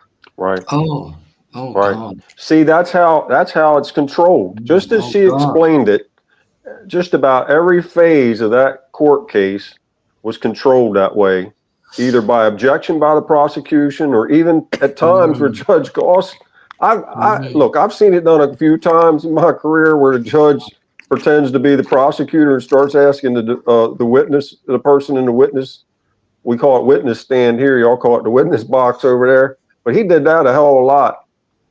You know, I think he even talked to Lucy Letby a couple of times during the trial, like he was the prosecutor.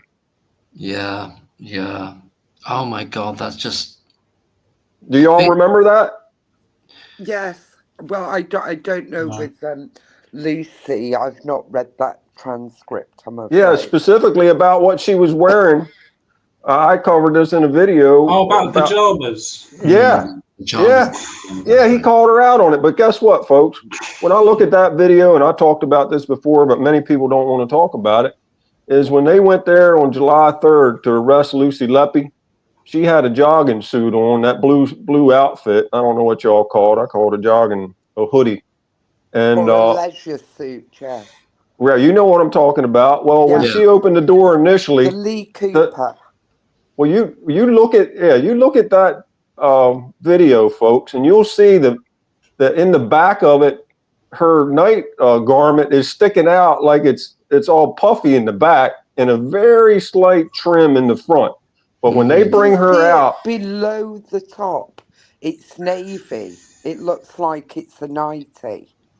But listen to that exactly. And what happened was, what I believe happened was, and she's absolutely correct, she just didn't know how to articulate it, that when she came to the door, she had slipped that over top of that, so she'd come to the door halfway decent.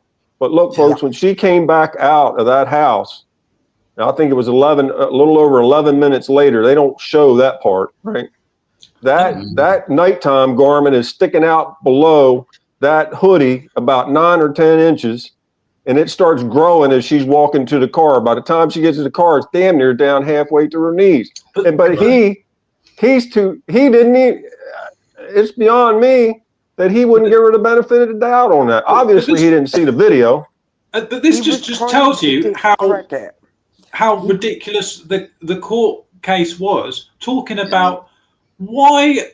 Who cares whether she was wearing her pajamas when she was arrested or not? What's that got to do with the price of fish? And the whole court case was just testimony and testimony of Mervyn, because her doing her job. That built, when we talk about the circumstantial evidence, they painted her as a liar, but it was all about little things. And you saw just the way I explained it. I hate to say this, but by the judge getting involved and questioning her on his own about that specifically, which in my opinion, that's the prosecutor's job. Yeah. That's the way it's done over here. And then turn around and basically paint her like a liar on the stand. All of them teamed up against her. She didn't have a chance. And at the end of the day, Thirlwall has exposed that she was telling the truth when she said that she was isolated. And in court, they tried to make her out as a liar again by putting social media photos up. But there are, within the emails on Thirlwall, saying, between Karen Rees, saying, no, it was a mistake. We didn't mean that you couldn't socially speak to these people. You just couldn't speak to them in work or about the case. And they clarified that in Thirlwall. Well, but this is the thing that I'm trying to get across. Even if she was a liar, even if she did steal from charities, even if she was a terrible person, even if she did assault someone, what the case is murdering babies. It shouldn't even matter if she was a liar. Right, Mervyn. It's funny you say that because being on the law enforcement side, you normally see the defense start off with the red herring defense. This was the red herring prosecution. I've never seen it done in the history of trials that I've witnessed, but it's the very first time I've seen the prosecution come out with the red herring stuff. Like, oh, not this. Look over here, and it's silly, but it happened. And look, if there's some lawyers out there watching, they'll know exactly what I'm talking about. But the defense should have rebutted it. But here's the problem with that the narrative was set 2 weeks, in my opinion, 2 weeks before the first trial, when the media met with the police department and the prosecutor's office. And when that narrative was set, it was an uphill battle. I commend Myers. I don't know how he kept it all straight. I really don't. Honestly, I've seen Myers in court. I feel he was defending this case with one arm tied behind his back. I think he's a very credible lawyer. And I think I've seen him flabbergasted coming out of court. I think he tried his level best. Yeah, I do too.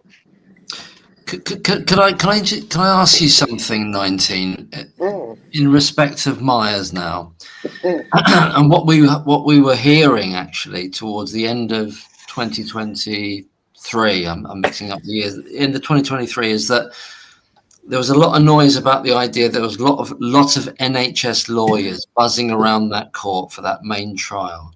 There was a lot of NHS lawyers, did you say? Yeah, a lot of NHS lawyers. The idea, so what kind of influence do you think those NHS lawyers could have had to push Myers' arm behind his back, as it were? No, I don't think the NHS lawyers had any sway at all.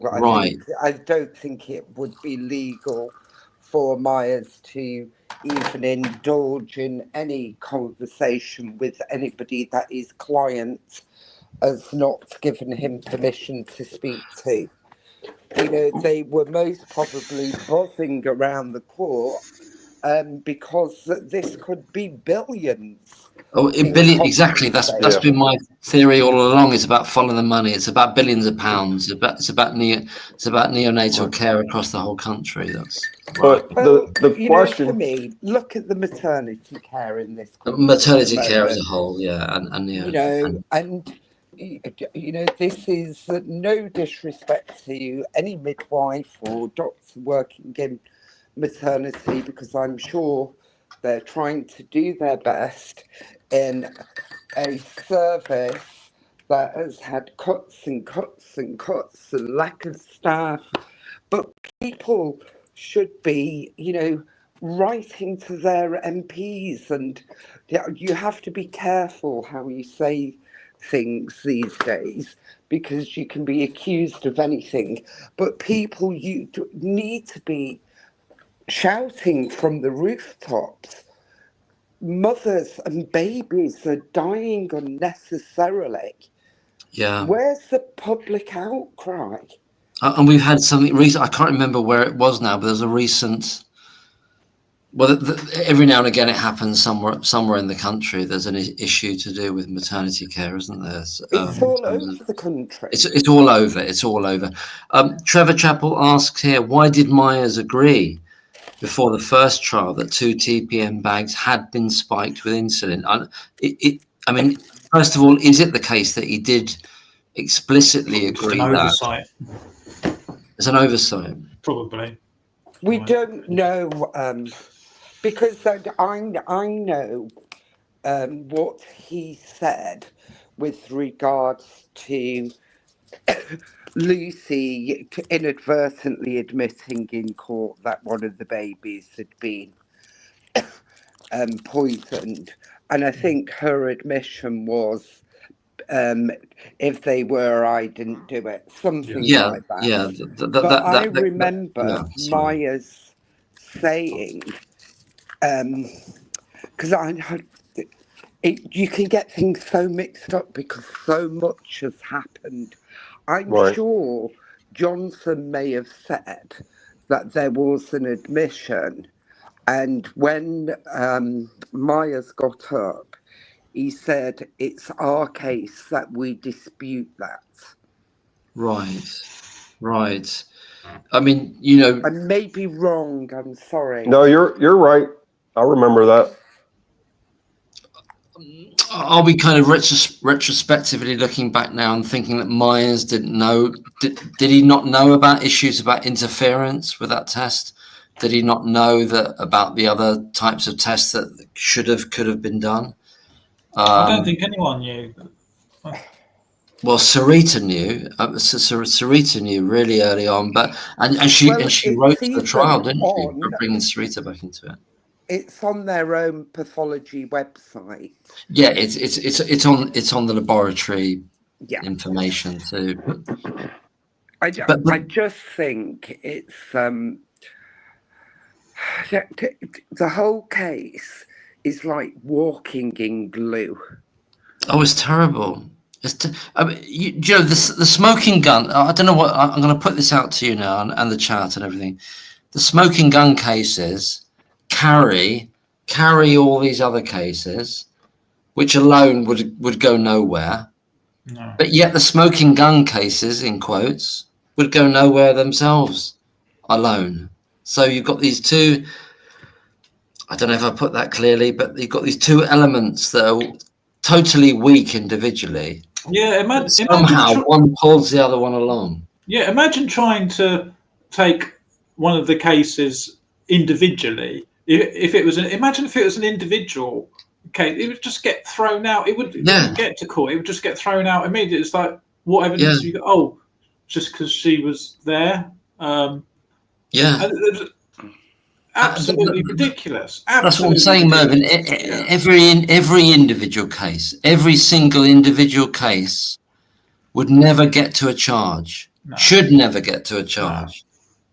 Including the so-called smoking gun cases, because if they say that you can prime a TPN bag in advance, well, when did that happen? Yeah, she didn't need to be there. Well, there's something a little strange about that TPM bag, because didn't Professor Green or Dr. Green, the pharmacist, keep one of the bags safely locked in pharmacy? And that bag has never been tested because it's never been brought in court that the bag was tested. This is new. This is new to me that one of the bags still kind of exists, really. So is that something that? So he was the person that was investigating the grievance, wasn't he? Yes, but because he was head of pharmacy, he was asked to store one of the bags safely in the pharmacy department. Right. But by whom? Who asked him to do that? By management. Right. It's odd, isn't it? Because this is all happened years ago. This is like from 20. I mean, if it's baby F, it's like from 2015, and this is happening in 28.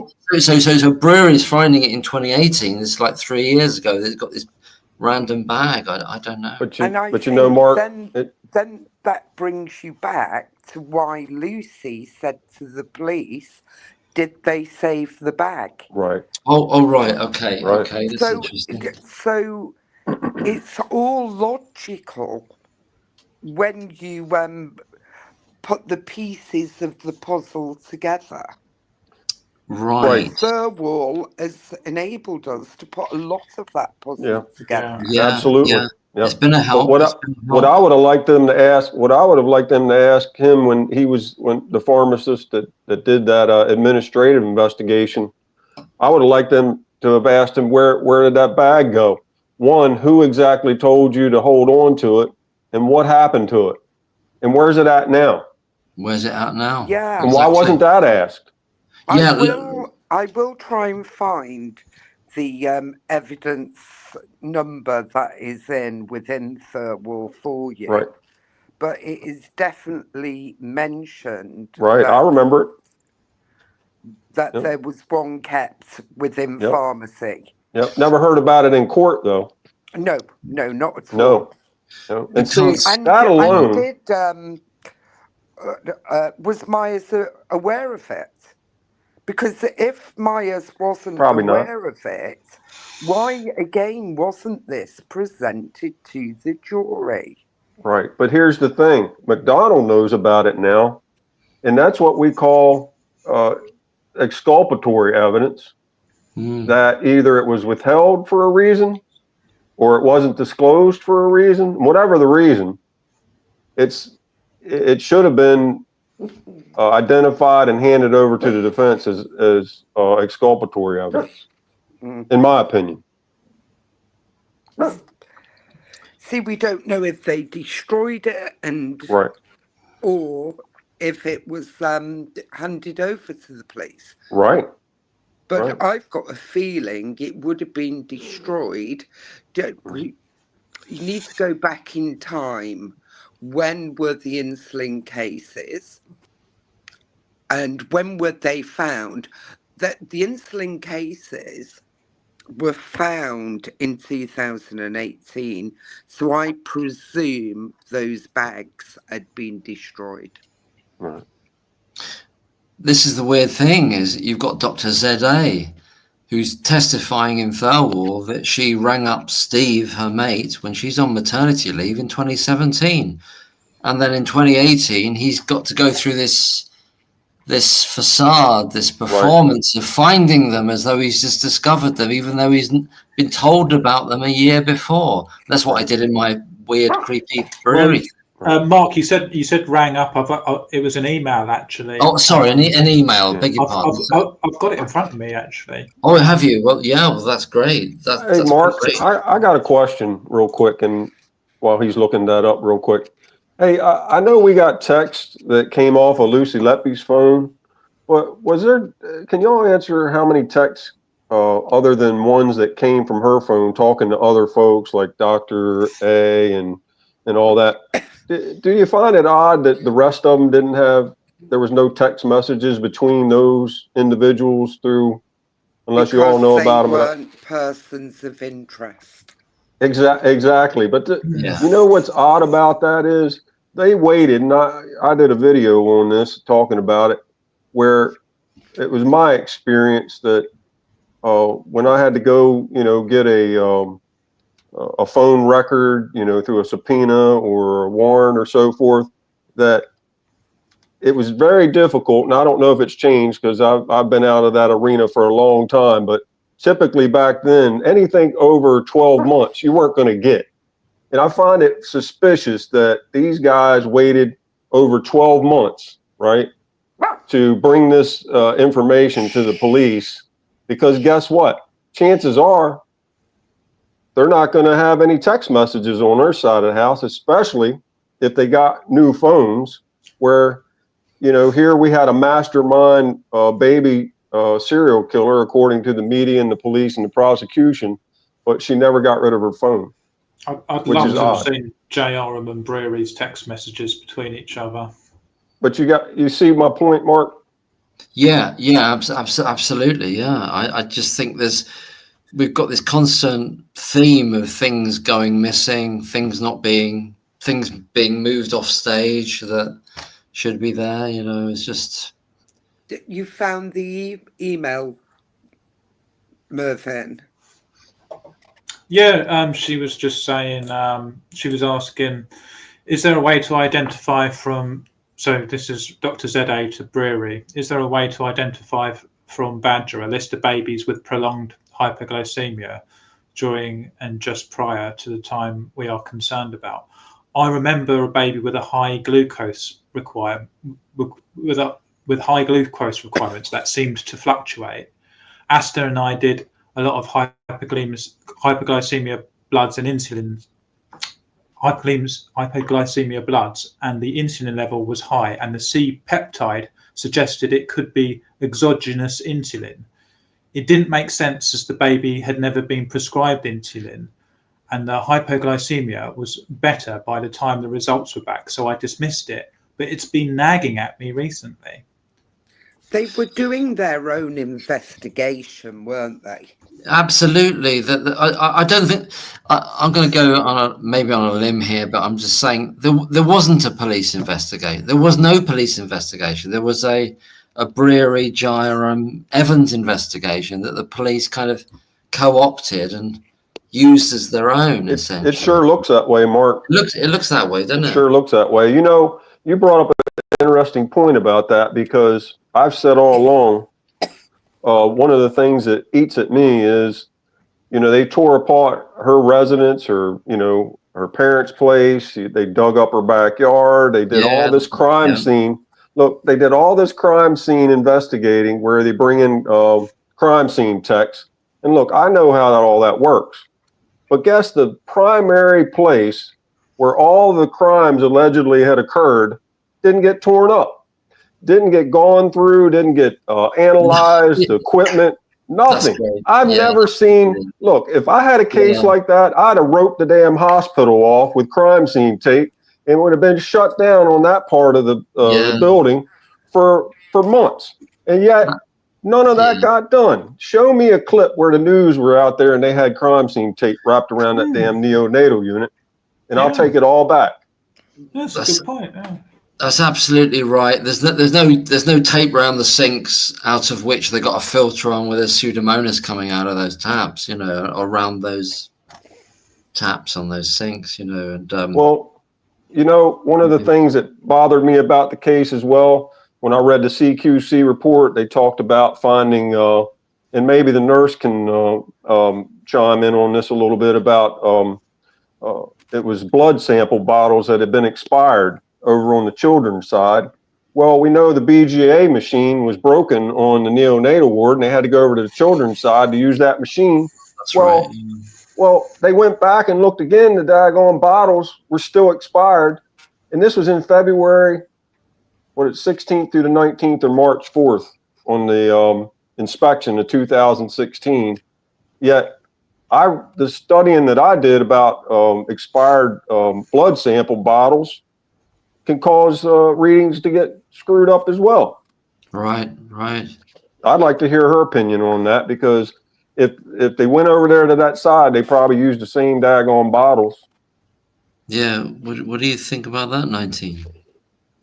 So, sorry, I was just trying to read the comment that's up.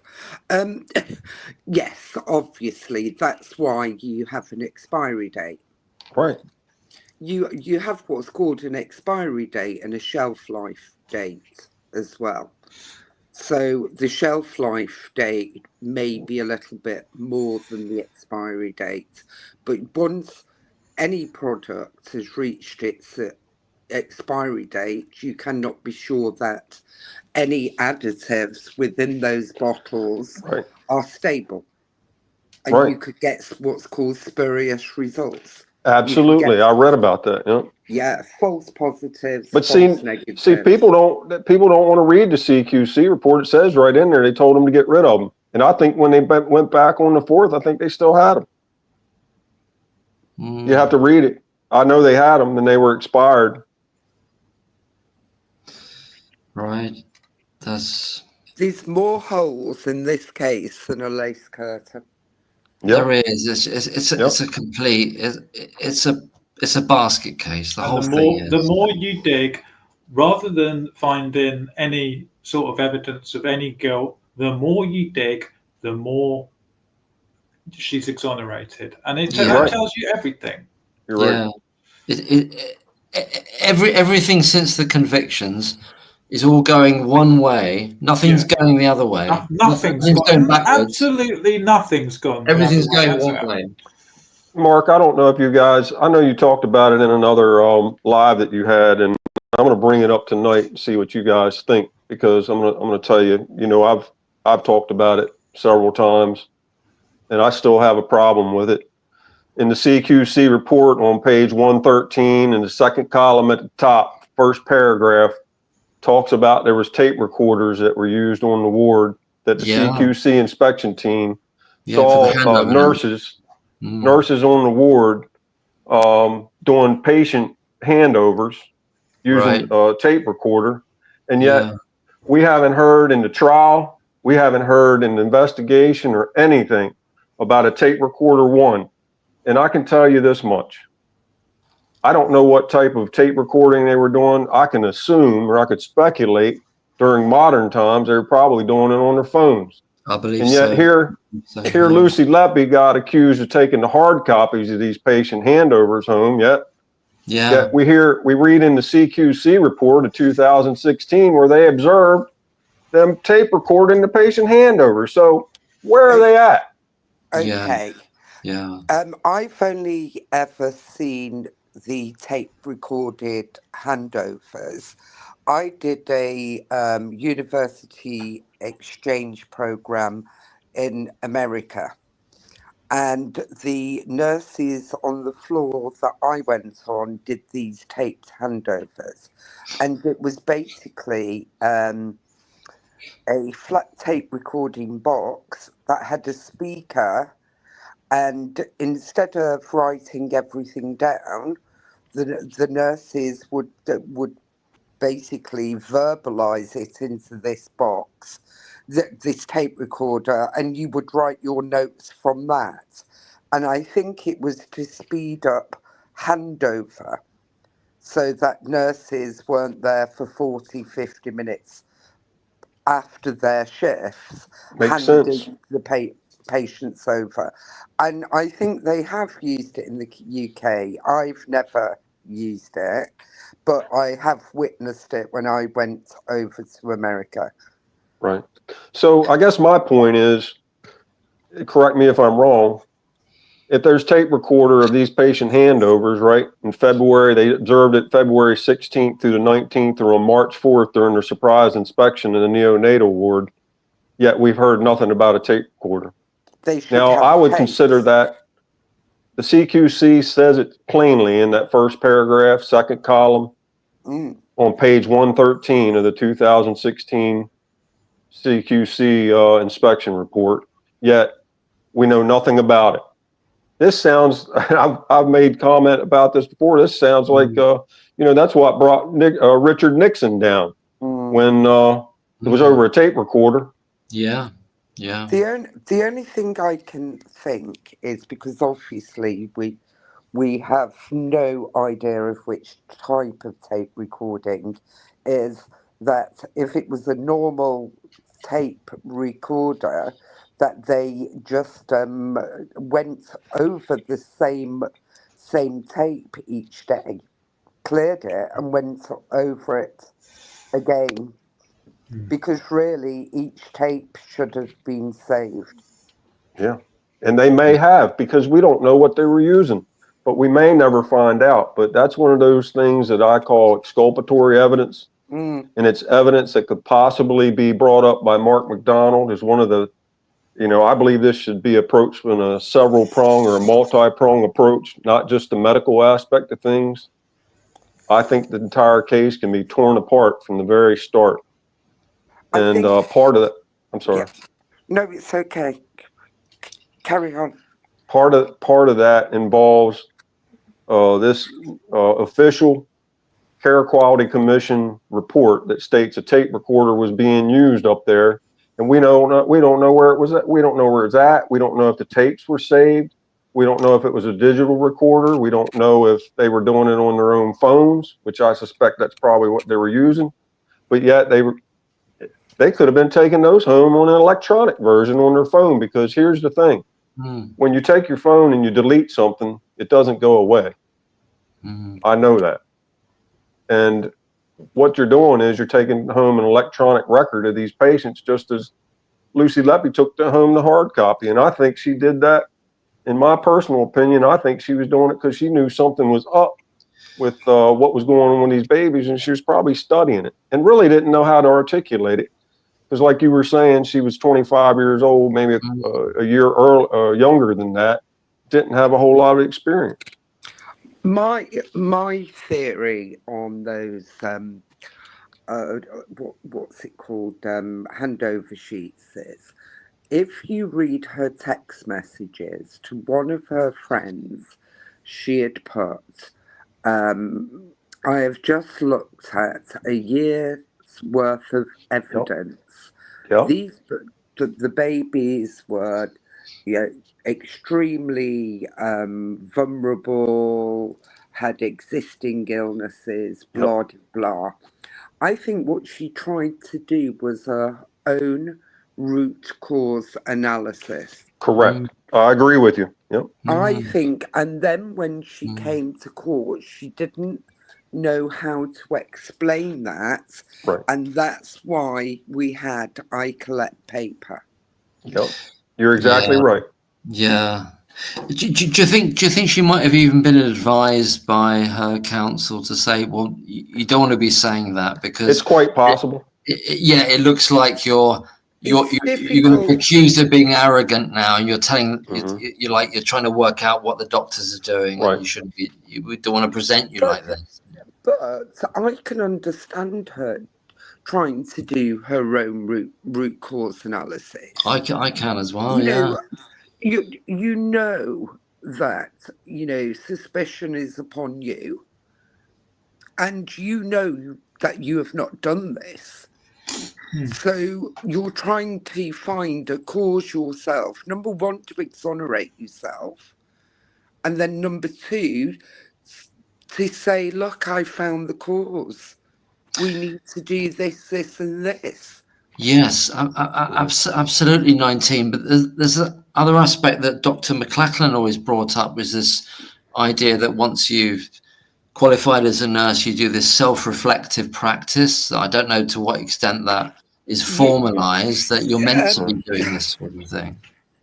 I think for me, and I go back quite a number of years before Lucy, we were basically taught that you don't take them home.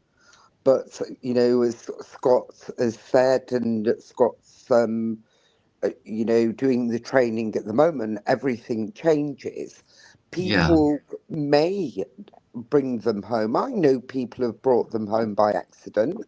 I've had, the odd few handover sheets, because you wear a uniform and they're kept in your pockets. Yeah. It's so easy to walk out the doors. The only thing you do not forget is if you've got the drug keys, because if you go home with those drug keys, you've got to come back with them. Yeah. And people have said to me during this case, nurses that are both practicing and non-practicing, that they've had quite a number of handover sheets. And I've seen that. A lot of them now don't really have full identifiers on them, because how much private information is like, who cares how much the O2 stats of a preterm baby? Like, I mean, people post. I mean, it's almost as if, when you go and get an ultrasound, right? Yeah, and people post that on Facebook. It's like, but that's theirs to do, Melvyn. There is data protection, and it's not good practice. No, I get that. But it doesn't make you a murderer. No, exactly. Yeah, I mean, at the end of the day, I mean, in her mind, she's probably, in her mind, there's nothing. There's nothing on it. Has anybody got to see those notes at all with some of the redacted information? Because I'd like to see what's on them. Is it a run sheet as well to show who has what? I think there has been flashed up what would appear to be them, on some of the documentaries, and I think, I'm not sure in Thurwell, but with specific things blocked out. But generally, what's on them, you'll have a bed number or maybe a cot number. Depending, you may have identifiers, you may have the patient's name, you may have the hospital number, you may not have those. You may just have the first name or the surname. And then you will have a diagnosis or a working diagnosis. Any tests that need to be done, and chores that you need to do. Well, you notice that needs bloods. Well, you notice the prosecution didn't make that a big deal like they did her written scribbly notes, right? So they must not had the weight that they could have shown the public and the jury. So they just do the smoke and mirrors type thing. Oh, this is private information, and she took it home, and she did this, and she did that, and they don't want to show it to us because it's probably not all that entailed or inclusive to where, it have made their case any better. They were their best just to use it as a smoke and mirrors type thing, just like they did with other evidences. I'm just wanting to agree with the last post that went up. You don't take these notes home to share the information with people. Yeah, I heard someone was saying she was doing it to work out the overtime and things like that. It's all about the intention, isn't it? It's what the intention. Right, because I would want to see them, Mark. I think what I'm familiar with is called a run sheet, like who has what room, and maybe she was trying to figure out, well, why do I have this one all the time and somebody else has this other one, and trying to track who's doing what when you're getting the short end, as far as, it could have been something as innocent as that. But we don't get to see them because, like I said, during the smoke and mirrors charade that the prosecution put on, they only wanted to show the things that they thought would be damning, and anything that could be scrutinized to make her look less culpable, they're not going to show the public. But one day I think they're going to have to show it. I think they were trying to intimate, or the public were, that they were trophies. Right. But she had something like 237, something like that, and only 32 was indictment. Yeah. Yes, it's back to that the idea of the desperateness to bring in this idea of what people understand of serial killers. Oh, serial killers have trophies, so we've got to find trophies here. So we've got to see what she's done to collect those. They were in the Asda bag. I remember I had my kitchen refitted with walls going down and things like that. And I remember I had a whole load of documents, just personal documents. They all went into a bag similar to an Asda bag. And they were put in an ottoman bed upstairs. I think those documents are still there. And what I can't understand about the prosecution's logic is, why would they bring this up knowing that she had 230 odd of them and only 30 of them were, or 13 or whatever, were to do with the indictments? Why even bother bringing it up? Yeah. Surely you're just shooting yourself in the foot. And surely you're proving, you're helping the defence with this. Same with the Facebook posts, the Facebook searches. I don't know, calculated 1.35% of them were to do with the indictments. Surely you're shooting yourself in the foot. Whose idea was it to bring these up? But Mervyn, it worked for them because it was a compilation. That's the stupid thing. It was a compilation. Stupid thing. Right, Mervyn, it was a compilation of a whole lot of stuff, but it was minor stuff. It was minor things that made her, they tried to make her look, the smoke and mirrors to make her look guilty of murder when it was guilty of small stuff. But people take, and the guilters, what they'll do is they'll take all that together and compile all the little stuff. And, they refute Dr. Lee's and the 14 other expert neonatal experts. They'll refute that and replace that with all the little stuff, all the little smoke and mirror stuff. That's right. In light of that, can I ask you and people in the chat as well now, because I've never thought about this before. If you took away the Facebook searches, you took away every other element of it, you took away the handover notes, you took away the so-called confession notes, the green note, there's none of that there. So the jury see none of that. Do they have a case? Do they have a case without that? Mark, I think they would have had a hard time convicting her, because here's what I believe. Yeah, I agree. Here's what I believe. I think, look, you got to give Johnson credit. He was creative. He was creative. The way he introduced really wasn't evidence with those notes, but he slipped it into the opening statement and the closing statement. And that's how, look, I hate to say this, but some of those folks are probably sleeping up there on the jury stand through 10 months of trial, and all they heard was the closing argument and the opening, or the opening argument and the closing argument. I hate to say it. For sure. But when they heard the notes and they heard other evidences that he presented as evidence, but is not, they're cautioned by the judge that they're not supposed to consider it. But really, that's what they hear. They hear it. Exactly. They hear it. Yeah. I'm surprised he let them hear it, to be honest with you. He wants them to hear it. That's my view. He really wants them to hear it. Mark, shall I put it simply?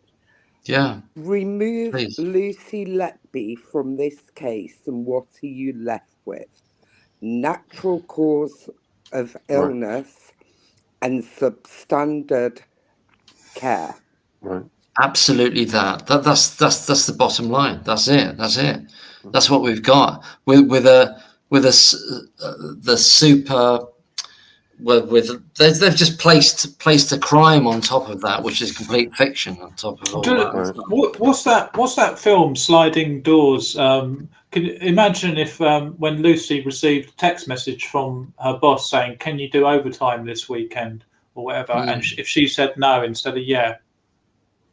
There's not a nurse in the country that could quite easily be in Lucy's position. In my younger days, I've lived in the nurse's home. I've done 70-hour weeks. I've been accessible to be telephoned to come in. And if there was a spate of deaths, could I be sitting in a cell? Exactly. Yeah, you could be, yeah. Not just me, any nurse in the country. Anybody. Look, I hate to say this, Mark, but there's several reasons why they went after Lucy Letby. One, because she was kind of meek and mild, but she cooperated. eventually she stood her ground when she couldn't take it anymore by the support of her parents, and they probably said, "Look, you got to go in there and stand on your own 2 feet, and and tell him, cut this shit out. I'm not putting up with his name calling. I'm not going to be this angel of death. I'm not going to be this what was the other one they called her? Nurse of death or death nurse or something like that." Death, she stood up for herself, but coupled by, in my opinion, here's a successful nurse, right? She owns her car, she owns her own house, she's doing her own thing, and they just want to tear it down, folks. In my opinion, when you're successful like that as a young lady, or even young men as well, they'll tear you apart. Yeah, I agree with you. I agree. And I think it was her personality. So the police called her in for interviews, and she went along and spoke to them for as long as they wanted, every time, volunteered, kept talking. Right. And if she'd have said from the get-go, if she'd have said no comment, I don't think we'd have been here. That's exactly that's I'm glad you brought that up, Mervyn, because I don't know the rules over there. I was curious why she volunteered to. I think, what are the rules with that? Are you obligated to talk to the police? No, you're not. You're not at all. Say, from a nursing perspective, no, you don't have to speak to the police, but you're expected as a nurse to, with your duty of candour, to assist the police. So she was trying to be helpful. Yeah, but not if you're a suspect. But even so, I know it sounds stupid, because now, if, for any reason I would have called into the police, I would be doing no comment. Yeah, I would as well. Prior to this case, I would try and be helpful. Yeah. Well, can I say something, Mark? Please. Oh, yeah. Anybody? I think when they went there on July 3rd, 2018, and I guess you all call it arrested, it would be detained over here. It's a detention for questioning. Yeah. It wouldn't be arrest, but y'all call it an arrest. So yeah, they go arrest her. They go in the house, and there's 11 minutes of video that's missing, a little over 11 minutes of video. And y'all can look at the clip that they put out to the media. And they're in there, and I know how this goes. They're in there sweet talking her, saying, "Oh, we just want to hear your side of the story. This is a formality. I gotta cuff you with your hands behind your back," and but that's all by design, folks. That perp walk, what we call a perp walk over here, I know it's something new for you guys, and it probably it started with Lucy Letby, to be honest with you, and as far as over there in the UK, they bring her out in the handcuffs and they're parading her out to the car. And but I think it was Lucy Kennedy, if I'm not mistaken, that put her in the car. It looked like her fingernails and watch, because I looked at the Operation Hummingbird video. It looks like her watch. Right. And I can tell you, she was talking to Lucy about Letby like they had been best friends from high school. Yeah. Look, she's buttering her up.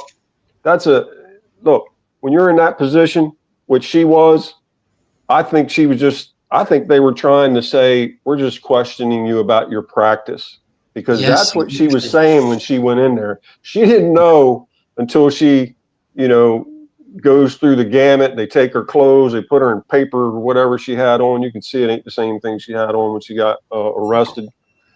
She's humiliated. She's probably sitting in a cell with no windows. They probably, what they call, putting her on ice for a while.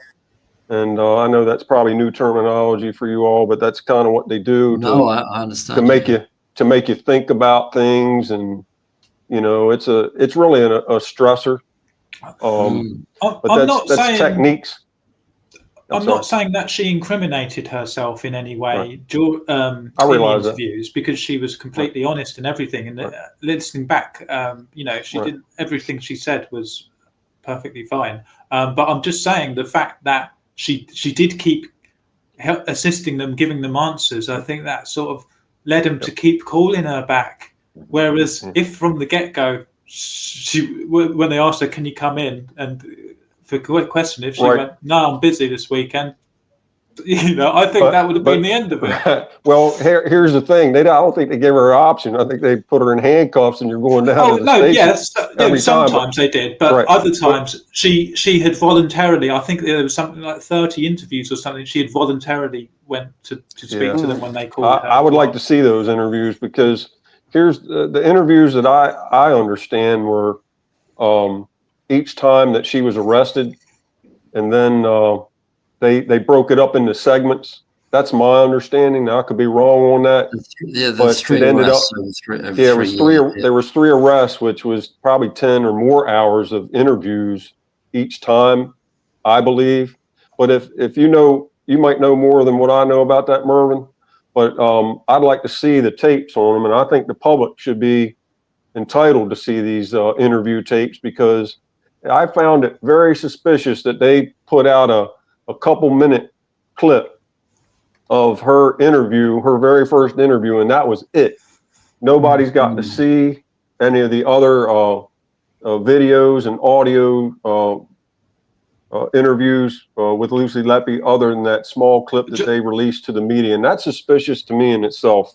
Yeah, James got the transcripts, but not the actual. Right, exactly. And you know what's even more suspicious about that first interview is those two interviewers, you never saw them in the second and third interview.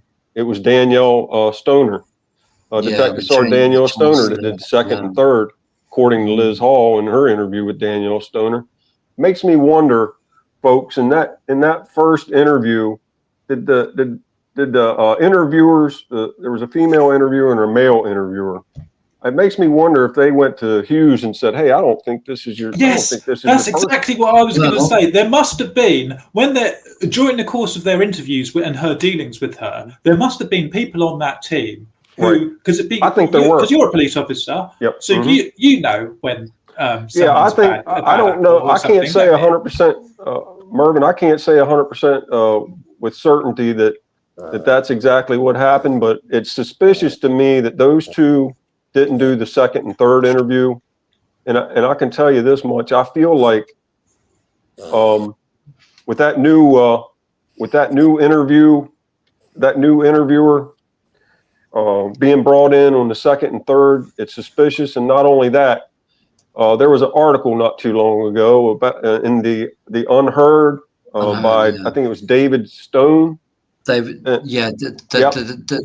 David Rose, I'm sorry. You're right. It's David Rose. That's right. I don't know where I got Stone from. I just tried to look it up. I just tried to look it up, but it won't let me do it because he wants me to join. He wants me to pay for it. Right. Because I was trying to find the name of that detective sergeant.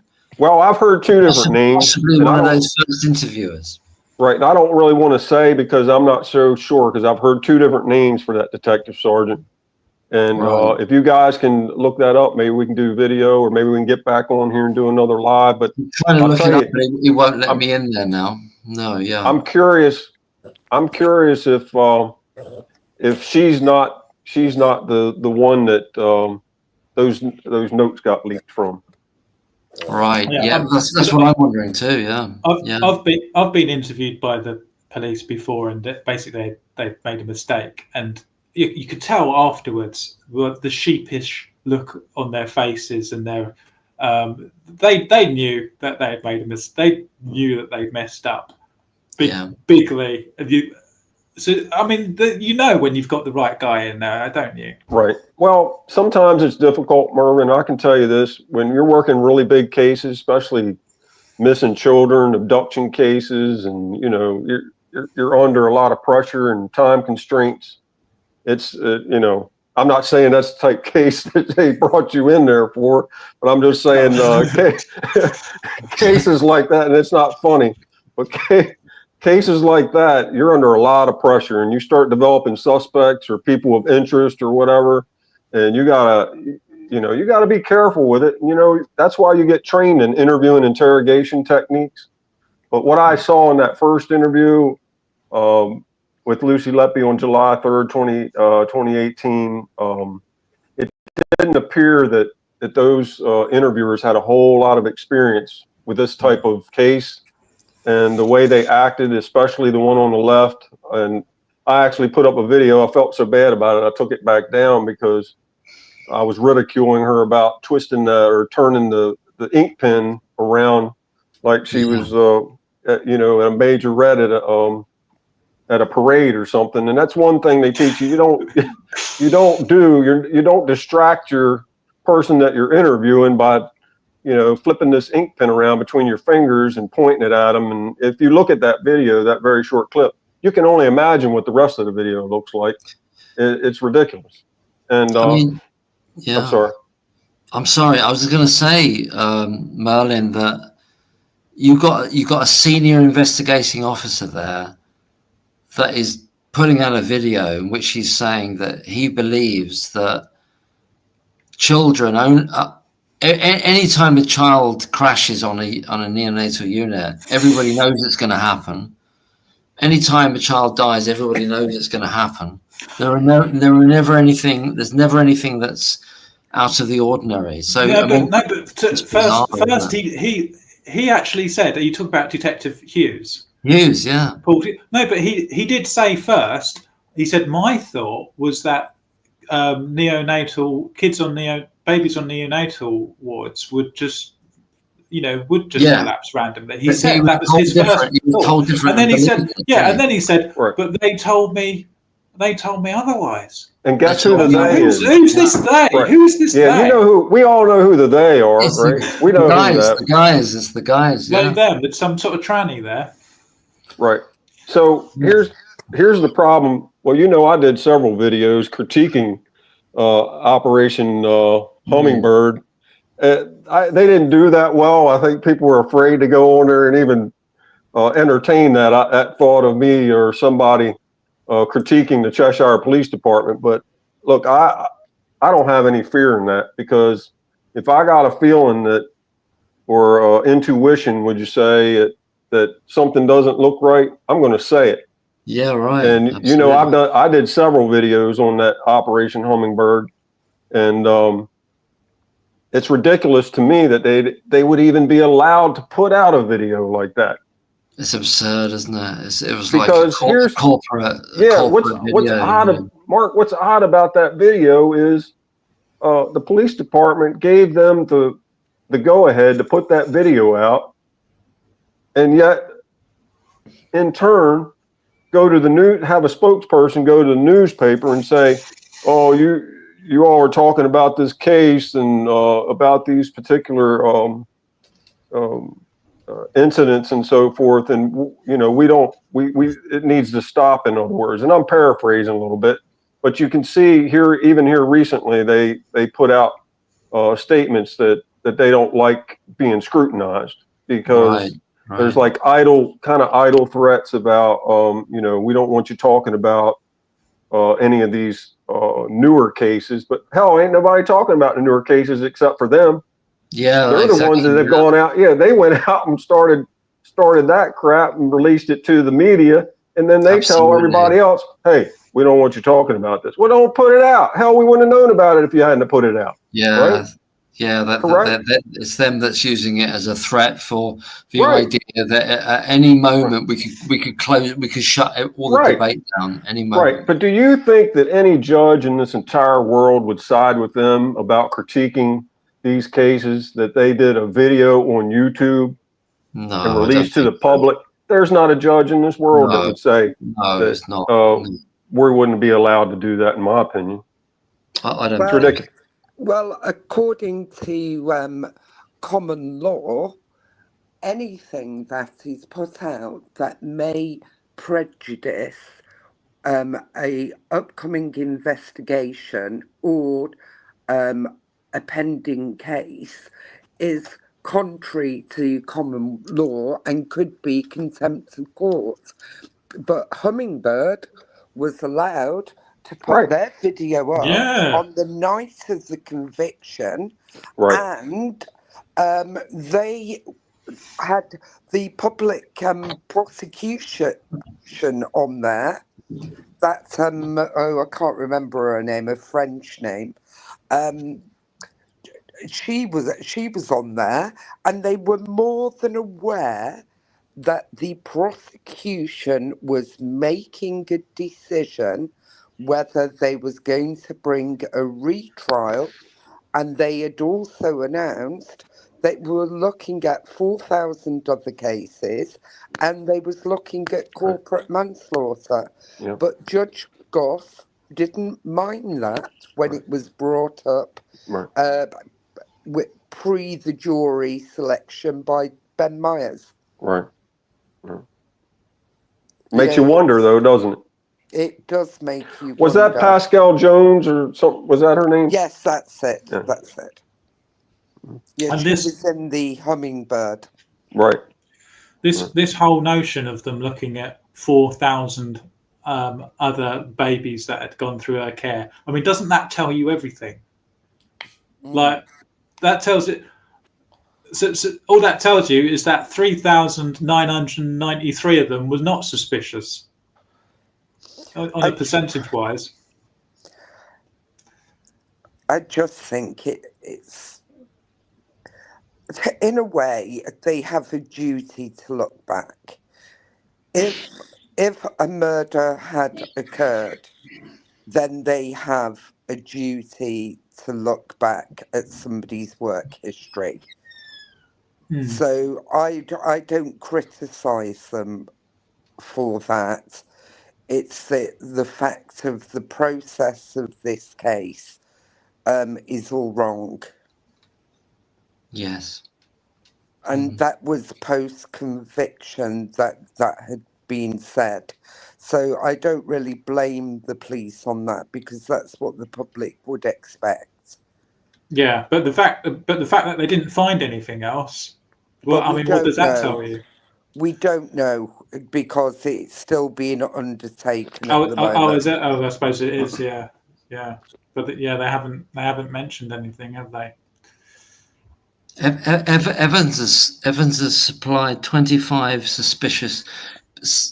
cases of being suspicious for deliberate harm back in 2018, and then another 25 in, if we're to believe Dr. Philip Hammond, and I don't see why we shouldn't, in 2023.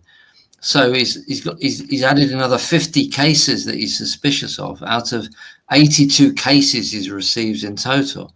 It's a basket case, all this stuff, and this is the thing that I contacted. I've forgotten his name now. One of those statisticians, when he did a video about it. Is the idea that John Quigley. Thank you so much. Thank you. Right. Thank you, 19. So I said, like, he's been. Evans has added another 50 cases, which have gone nowhere. NFA, no further action on it, on all of them. According to him, not according to me, according to Evans, because he says that to. Evans says this to Rachel Aviv in the article, if her reporting is correct, and then he says it to Dr. Philip Hammond in 2020. It would be 2023. Yeah, that's what it would be. I think what I find is quite unprecedented, because it's not like America when everybody in the world and his wife can be in the media post a conviction. It doesn't really run like this in this country. For an expert witness to be doubling down so much, you know, all he had to say was, I stand by my witness within the courts. The courts, the person has been convicted, and that's all I have to say. Yes. But I've never known anybody in my life, and then to be really disrespectful about the 14 international experts, you know, all he had to say was, you know, although I respect their viewpoint, I stand by what I have said, and leave it at that. This whole case was built on people doubling down. You've got Brewery and JRM doubling down. The police were going to close the investigation. Obviously, someone told JRM about, by the way, they're just going to see you to tell you that we're closing the investigation, no interest. And so he doubles down, pulls out another 6 cases. The whole case was built on doubling down. Yes, yes, absolutely. They keep they have to keep topping themselves in order to make it work, to push it forward, and to reach a conclusion in the theatre of the court, because the court isn't about the truth. That court case wasn't about the truth.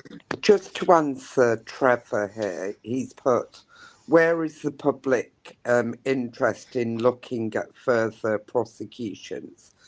I agree with you, Trevor. Even in the case of Myra Hindley and, gosh, I can't think of his name.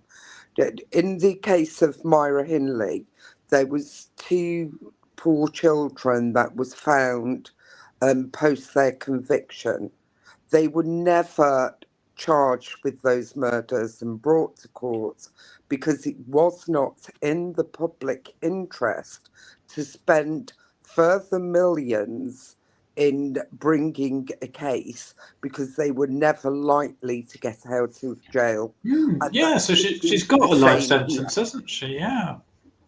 So they're going to spend another 10 million on further cases. It is not in the public interest. It's all to protect what they've done, which is a complete fabrication. It's all about that, isn't it? Because but Mark, and that's what the trial in 2024 was. That's meant to be a final nail in the coffin and to shut people up for a while. Right. But Mark, like I said earlier, when I first came on, I think they'd be foolish to try to bring any more cases. Yeah. Yeah. I don't think they were going to. Yeah. Until Shu Lee's panel came out. Well, I think they were don't know. I don't know, Mervyn. I think that was smoke and mirrors. I think they were talking about it, and I really don't think. I think it was just all talk to get everybody to, quiet down. Thirlwall inquiry was gearing up, and I think they were losing the narrative. And I know you hear me say that a lot, but they controlled it for several years, and when they lost it, I think they're just floundering right now. They don't know what to do. They don't know what to do. And I don't think they know what to do. Absolutely. I just want to say, when they tried that thing with Liverpool Women's Hospital about the extubations, it was almost overnight on Twitter. They were shot down with the false statistics that the guy at Thirlwell was using, that barrister was using. I forgot his name, a complete absolute arsehole. Sorry for my language, but that's what he is. And he was trying to use these fake statistics about extubations, and he was shot down on Twitter overnight. And we never heard anything else about it. I think, unfortunately, this case, nobody's looked for the truth or real answers. Right. Even in Thirlwell, right. When people have tried to bring, other points up, they were closed down, and it was pretty much, which is the, the premises for Thirlwell to look on the guilt aspect, but there's just, people were shut down. You could see they were being shut down and redirected within the questioning. Absolutely. And for me, you need everything out on the table so the truth is told, whether it's innocence or guilt. You need everything.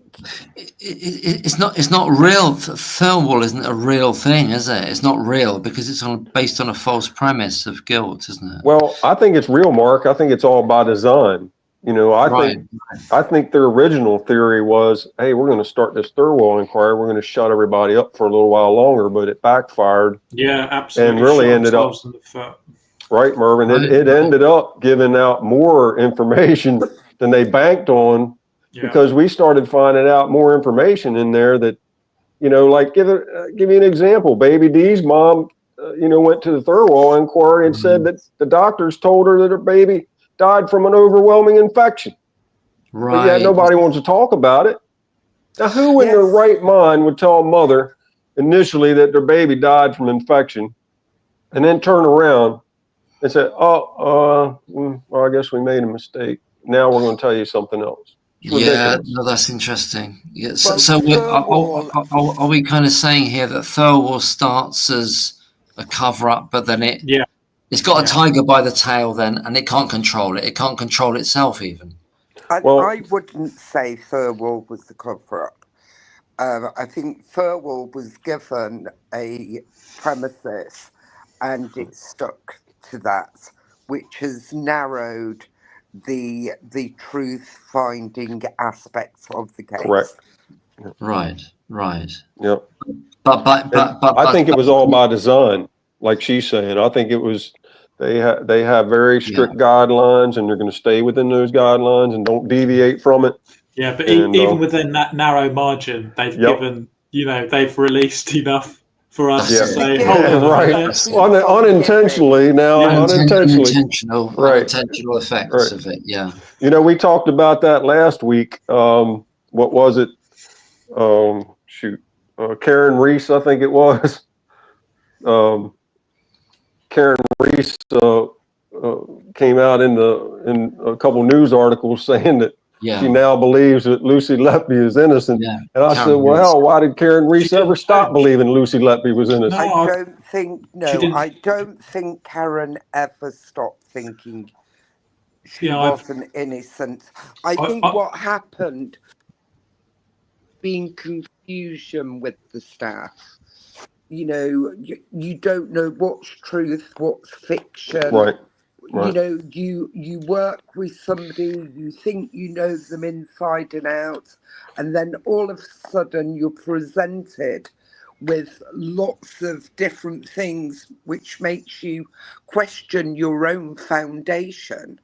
Was I wrong? Was my relationship with this person completely wrong? I think Karen was actually advised by her legal team to denounce Lucy. That's right. And it never sat right with her. And Karen Reese was one of the people who I read one of her letters in the basically unheard whistleblowers who wrote a letter to management saying that the treatment of Lucy Letby is disgusting and there's no evidence. So she was one of these unheard whistleblowers. But folks, here's the problem with that. I agree with you wholeheartedly, 19, about Karen Reese, and I think she's on the right track now. I wish she at the court case, I wish she would have been the one taking the stand and trying to squeeze some of that in there to say that, hey, what's that? I think she was retained is the wrong word, because generally with the retention you're paid. Right. But I think she was a potential witness for the case, but was never called for the trial. I have the utmost respect for Karen Reese to come out with her true thoughts about Lucy and the case, because nurses' voices are being suppressed all the time. Thirlwall has shown this by giving snippets. Edited. Well, 19. Here's what I know, and it might be different in the UK. And what I mean by Karen Reese going to court is the defense will have investigators going out and they'll talk to all the witnesses. And whether it's a hostile witness or a witness on behalf of the defense, when the investigator goes out and initially interviews a potential witness, and I'm sure she was probably interviewed by both sides, it would have been nice to have her take the stand or appear in the witness box, even for the defense, to say, hey, here's what I think. And I think Lucy Letby, and not only Karen Reese, I think there's a lot of Karen Reeses out there now that are having a difficult time with not standing up for Lucy Letby in the beginning of all this. And I think their conscience is getting the best of them. And I'll go one step further. I think there's some police, there's some detective sergeants, maybe some regular officers at the lowest level. I think one appeared as a leak about Professor Jane Hutton, and earlier on, I don't know if you all remember that got leaked out about the prosecution saying, "Oh no, we don't want Professor Hutton in there. don't retain her." Yeah. And guess what?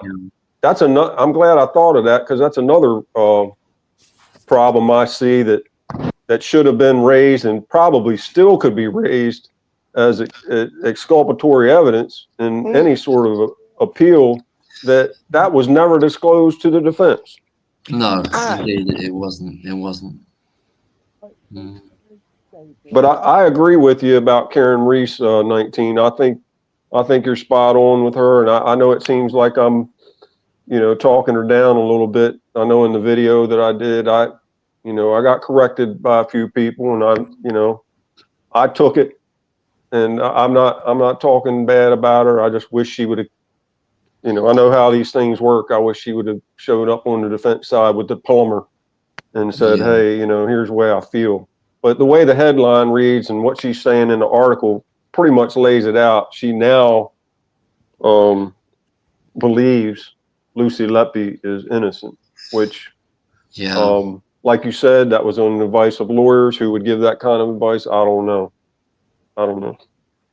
But especially if it goes against the truth. That to me is ridiculous. I think I don't know. I'm not sure if we've lost 19 there. I think. No, I'm still here. So, with Karen Reese, I think she was kind of monstered by that process, and she was told to shut up, basically. I imagine working for the NHS in that hospital. I imagine everyone's sort of deluding each other.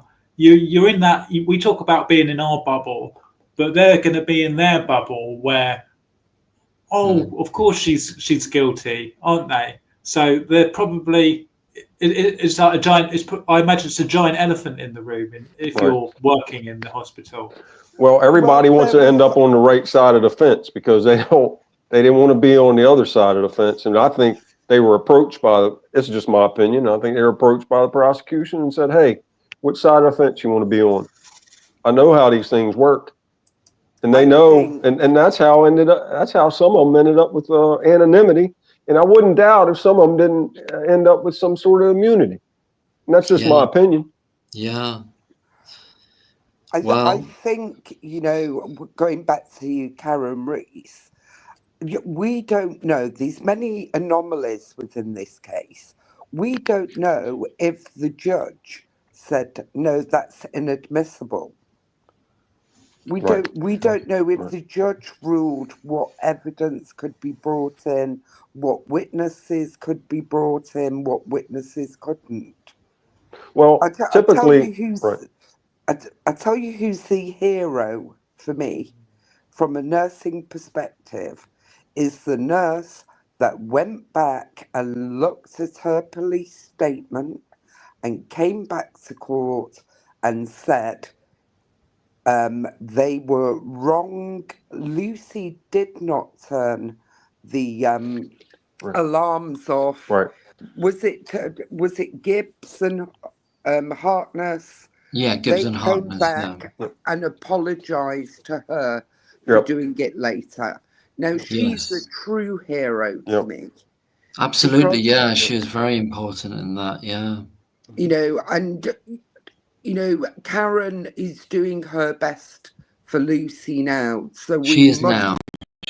We must not put Karen down. I agree with you. I agree with you. Yeah, I agree with you. She said, Karen says in that interview with the Times, she said, "I'll always regret what I did there," and I believe her. She realizes now, but she was with her until they kind of almost forced her not to be with her. But now she's come back. She's come back. Mark, in that video that I did about Karen Reese, at the end of it, I said that I applaud her for that, and she has the guts to come out now. But I also think it's a little bit more comfortable for her because the pressure's off of a lot of those folks. And she's retired now. Yeah, she's got the guts to do it. They can't get her job. So, well, she's still got a pension. Let me tell you something. If they want you, they'll get you. That's true. Yeah. Sorry, Emma. Yeah, I can tell you. Because we should be here for the truth. Yeah. You know, people shouldn't be suppressed. Nurses' voices should not be suppressed.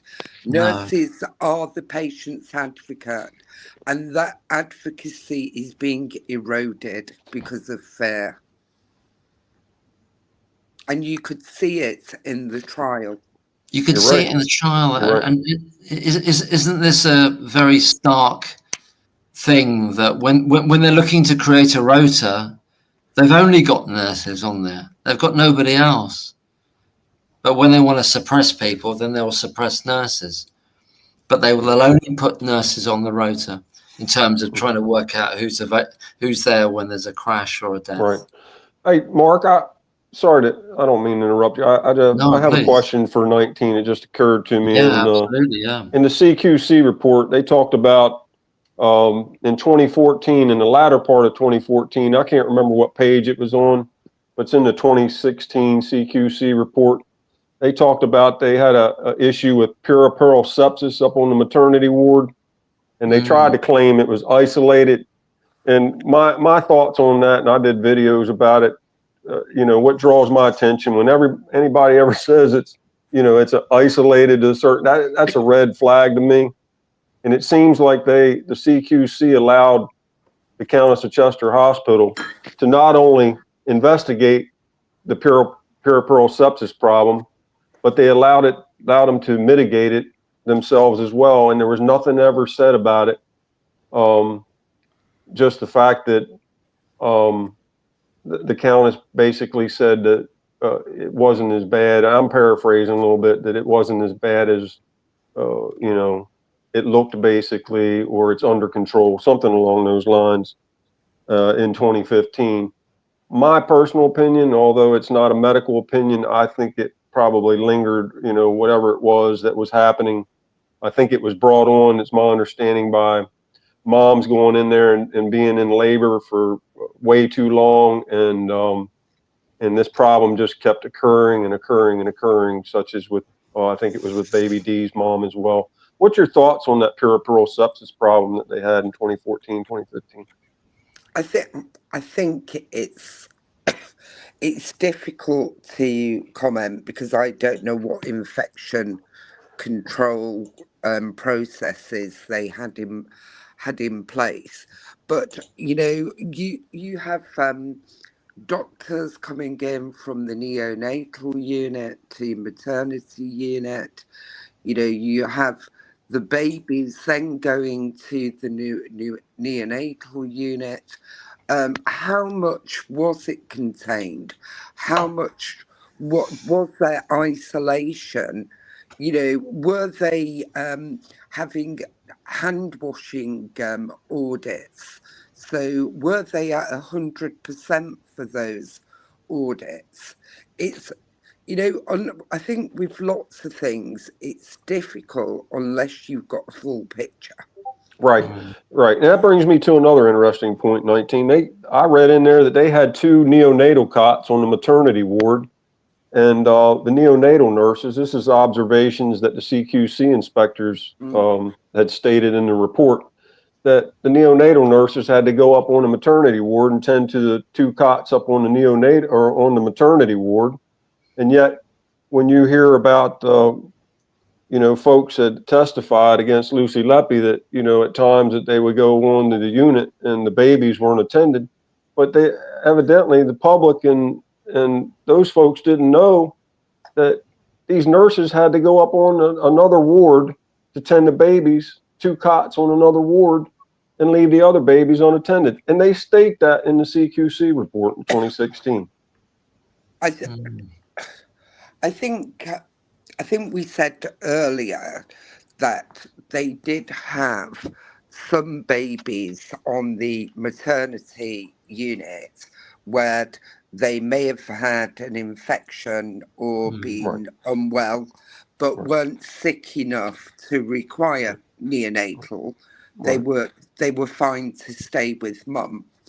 But it's all the cross infection. You know, you're going into the maternity unit that, you know, may have been harboring, you know, bacteria or viruses, especially when they were having the sewage problem. And then you're taking it back to your unit because they're not going to change their uniforms. They're not going to have overshoes over their shoes unless they're going into a theatre. So, you know, whatever infection there is on the maternity unit can be, you know, taken back to the neonatal unit, you know, from just touching things with your hands. Right. Well, we know they were bringing them down to, like we discussed earlier, we know they were bringing them down to the neonatal unit to be treated with intravenous antibiotics, which, you know, people don't want to talk about it, though. You know, they don't want to talk about how these so-called healthy babies were observed, transported down to the neonatal ward from the maternity ward to be treated for infection. Because that's what that's for, right? They obviously had some form of infection. Right. Or they were... loads of them listed sepsis. Loads of them did when you go through the reports. Yeah. The word sepsis appears so many times. Right. And if you look at the CQC report, they bring it up. They talk about it. I think sorry. There was obviously some form of infection on that unit, whether it was viral or bacterial. Right. You've got very vulnerable babies, you know, with a very vulnerable immune system. And, you know, it could have been multifactorial. Yeah. 19, I got a question. Like over here, as you know, you go to the hospital, there's chief of security, there's a bunch of security guards all over. And you probably know this from being over here and doing some training. You know, I find it odd. I guess they don't have that at the Countess of Chester Hospital, but, you know, over here, and it's been my experience, that the chief of security, whoever's running that, they know everything that's going on in that hospital. It's odd to me. I guess they don't have it there, or the individuals in charge of that. What's the deal with that as far as security at the Countess of Chester Hospital? Are you aware of? Generally, I don't know about the Countess of Chester Hospital, but generally, you only see security if you call them down. You know, you obviously see them like. So you've gone quiet a bit there. Sorry. You see them patrolling the ground and the grounds and the entrances, and I think we had a problem in this country a few years ago of babies being snatched from maternity units, and that's why you have the card entry for the doors for maternity. Yes. Can I just say? Oh, sorry. I'm not too sure if security would have gone to the neonatal unit on a daily basis, only on like a door checking and things. I don't know. But I guess why I'm bringing that up is, like, my experience over here. If there's a problem or somebody's suspected of something, they normally go to the chief of security or, you know, whoever's in charge of that aspect of the hospital, and they say, hey, I think we got a problem, like whether it's a theft or whether, you know, like an internal theft with medications, if it's a theft with, you know, personal items from, you know, nurses or doctors, pocketbooks or whatever, you know, lockers or whatever. I find it odd that we haven't heard from the security aspect of the Countess of Chester Hospital that if they had one at all, if they did exist, why haven't we heard from those folks? Like I said, it's been my experience. They know everything that's going on at that hospital, whether it's rumor or fact. I presume they weren't consulted.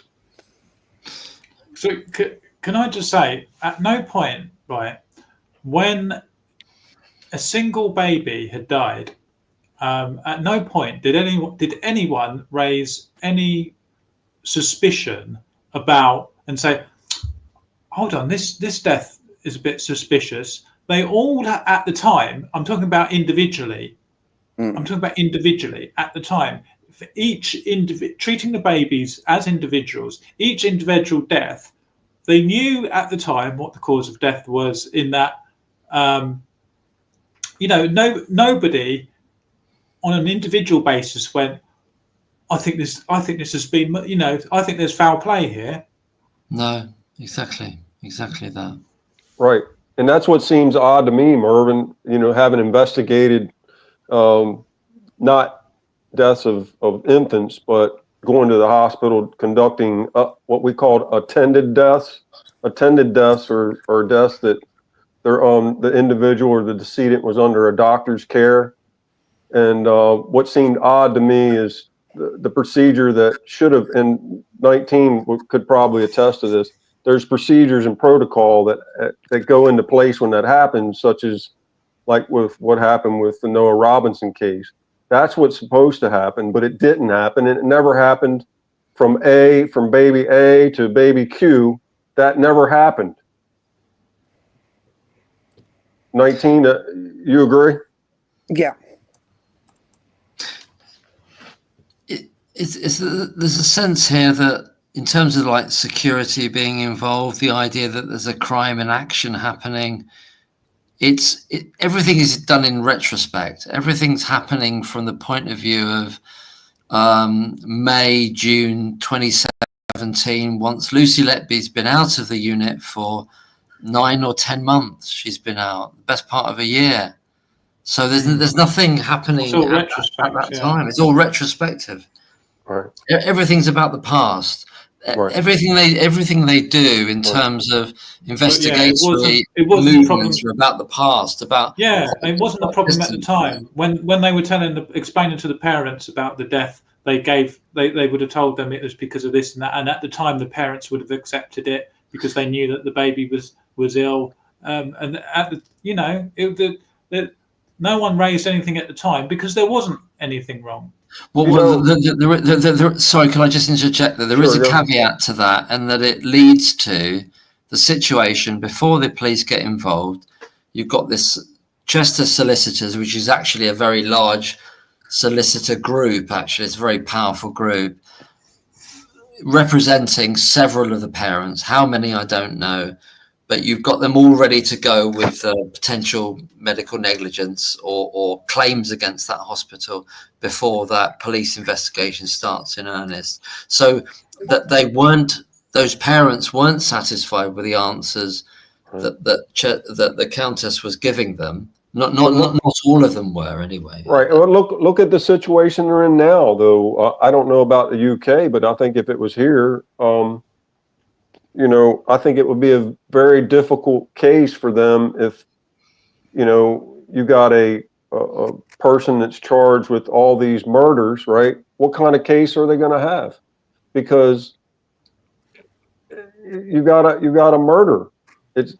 Now they're trying to use the Thirlwall inquiry as an evidentiary catapult to show that there was some other, like management didn't follow protocol to identify this individual, such as Letby, as they got her boxed in on these murder and attempted murder charges. Where else are they? It seems to me that they're going to have a lot of man hours into these cases with no reward, in my opinion. If it's Lucy Letby pinned on all these, where's the angle for them? I think they had an angle before this was pinned on Lucy Letby. but I don't see an angle for them unless something happens during this Thirlwall inquiry that's a revelation to say that, you know, absolutely nothing was done and it was ignored that this was happening, because that's not the case. You know, there was things that Chambers and Ian Harvey did along the way as far as administrative investigations in-house, and I think they'll have a difficult time getting past all that, in my opinion. Well, absolutely. The purpose of the Thirlwall inquiry, it can't work. Nope. It cannot work in its proposed purpose, because it's based on a false premise that there were crimes. So it can't work. I think, unfortunately, because there's been convictions, people who have given evidence within Thirlwall have had to do it from a mea culpa point of view. Oh, they absolutely have it. And somebody like Chambers and Harvey are doing it under the threat of potential of corporate manslaughter and medical negligence, or like corporate manslaughter charges. That's what they've been. That's the threat they're under. That's the level they're under. It's exceedingly sad, because all they needed to do was have the courage of their convictions and said basically the truth of what happened at the time. You know, they needed to just say, this is the evidence that was presented to us at the time, and this is why we went down this road. I found all the way through this case, whether it's been in court or whether it's been in Thirlwall, I was always taught you give a statement of truth. Yes. You know, yes. a statement of facts. You Right. know, as well as of truth, of facts. Right. This happened at this time. I observed this, where through the court case and through Thirlwall, people have been able to give their own conjecture, their own assumptions of what's gone on. Yeah, I agree with you, 19. There's a lot of conjecture, a lot of hearsay that turned into what's they called circumstantial evidence. You're right.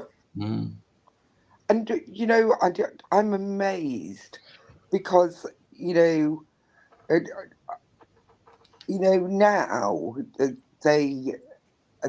they want you to do a reflective piece on an incident, which is absolutely fine. But before you do the reflective piece, you have to give the statement of facts of what actually happened or what you observed to happen. And, I think in the courts, it was either Gibbs or Brearley had said, oh, I've had a thought of what may have happened with the insulin. Would you like me to share it with the court? No. 19, there was also doctors on there that used the word felt. They felt about it. I've never heard of such in all the time in law enforcement and going to court. I've never heard of a medical professional say or testify to say that they felt anything when it came to a diagnosis or a prognosis. That's news. That's news to me. Feelings. It's not about feelings. But a lot of them said it. Yeah. A lot of them said it, but then what you needed, the only thing that you needed to close the deal, always be closing from that film, Glengarry Glen Ross, always be close the deal with Evans saying this happened, this definitely happened, and nothing else happened but this. And that's how they did it. They had to have an Evans there. Without the Evans, there's no deal here. I just find it all frightening. It's terrifying. It's horrific. Frightening. And for any practicing health professional, it's terrifying. If you go back and I'm sorry, if you go back and listen to some of Evans talking to media after the fact, and he talks about it's almost like he's stepping away from his full analysis on his own. It's like we collectively, or the doctors and I collectively. Have you noticed that recently? Yes. We. Yeah. Well, who's the we? Yeah. Who's the we? No, to be fair, he did have 7 other doctors back him up. Yeah, but that's not what he's talking about. He's making it sound like, see, they are supposed to back up what he's doing, but he makes it sound like he's backing up what somebody else is reporting and I suspect he's talking about J. Ram and Bird. That's who he collectively, earlier on. I'm not talking about when this goes to trial. He's talking about earlier on when this whole thing starts. He's getting his information from those two. I believe so. Yeah, I believe he is. I think there's a hotline between them. Right. Personally. In my opinion. Oh yeah, no doubt. I think that's going to come. That's going to come out eventually. That's the big. That's the big thing to come out. That's the big connection. I suspect when JR brought out these 6 new cases, I suspect that was when he also handed over this theory about air embolus. I suspect he probably pulled an all-nighter, and knowing that the police were going to speak to him and say we're closing it. I suspect that's when he came up with this air embolus theory, and so there you go. Yeah, it's just this coincidence of this 1989 paper that JR finds it, Evans finds it. It's just a bit. It's quite neat, isn't it? But what I can't understand is how he got away with the Baby K incident with all that he said happened at 0350 hours in the morning of February 17th, 2016. That he looked at his watch. Yeah. And then all that became irrelevant in the retrial of the Baby K case. And when the doorstep data was changed. Because that canceled all that out, and yet it was never entertained. And I think I'm not cutting my. Because it was everything in this trial has been messy. They've jumped from one indictment to another. And if you're sitting on the jury, it's hard enough to follow it. As in understanding, they had Dr. Evans in the first trial going through the equipment that was used that he's never used in his life before. Yes, that's right. Yeah. I was struggling to understand quite a lot of it when I'm listening to they'll start talking about one case, go through it, and then they'll jump to another case. Now, with the retrial, obviously I believe in the integrity of the jury, but, it's when they're having flashed in front of their faces, that she's already been convicted of X amount of crimes, and it's quite emotive putting, that teeny babies, that's what people look at. She's convicted, she's a murderer, so she's had to have done this. And they went out at 12 midday, the jury. They would have had an hour's for lunch break. Obviously, this is all assumption. Then they would have had to choose a foreman of the jury, introduced each other. They were back by 3 o'clock. I think they did one vote, and all said guilty and went back. I don't think there was any major discussion, but obviously it's assumption. Nobody knows what deliberations happen into a jury room, but from just an observational perspective, I don't think she had any chance on this case.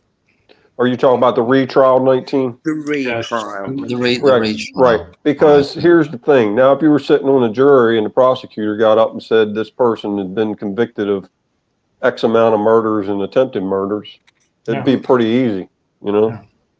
Yeah. And Myers was not allowed to say the not guilties or the hung juries. Right. You know what I didn't like about the first trial was how the rules changed midstream. You know, there was an agreement, I assume, that it was going to be a majority, and then it turned out the judge is allowed to do that.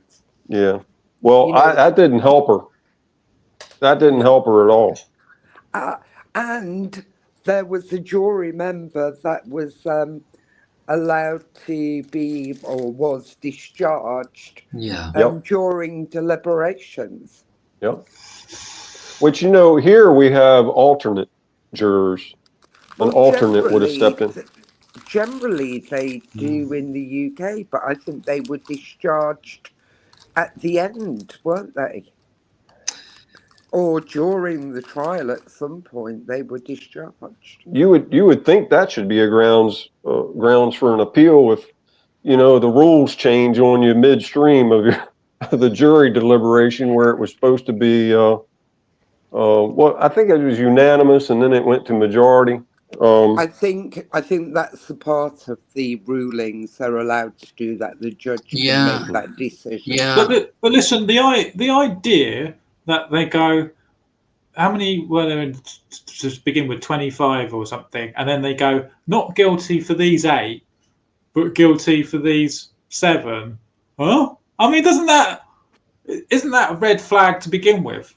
Well, not really, because you can look on it from the perspective that the jury tried to do due diligence.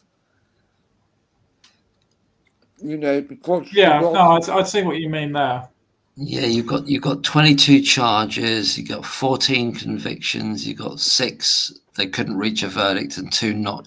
Or they could have had somebody on that jury that had some legal smarts, and they were like, "Hey, we can't go full blast on her, so we're going to have to make it look like, you know, not saying this happened, but you don't know because there's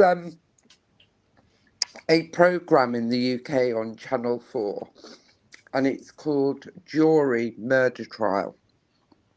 Now, in the UK, nobody knows what happens in a jury room, and the jury are not allowed post-case to talk about anything to do with the deliberations.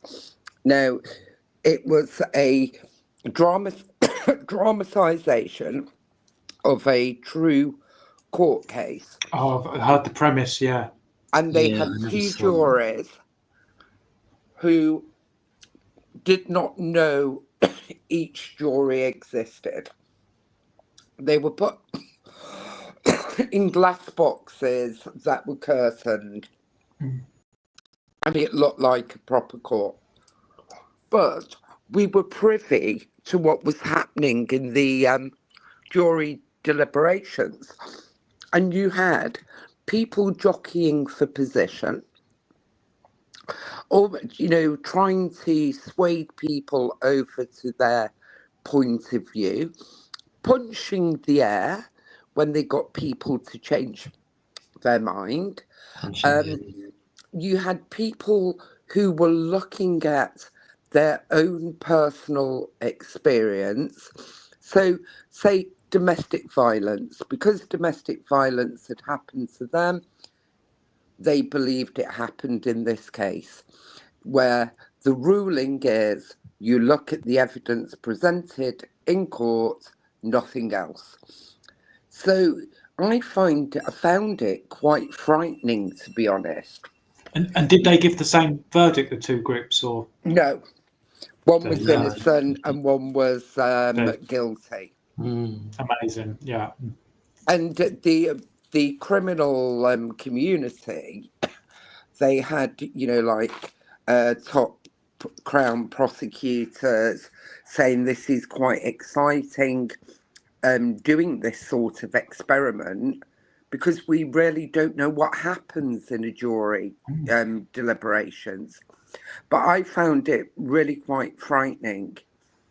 And there's so much emphasis being put on juries making the right decision when one of them's got it wrong, haven't they?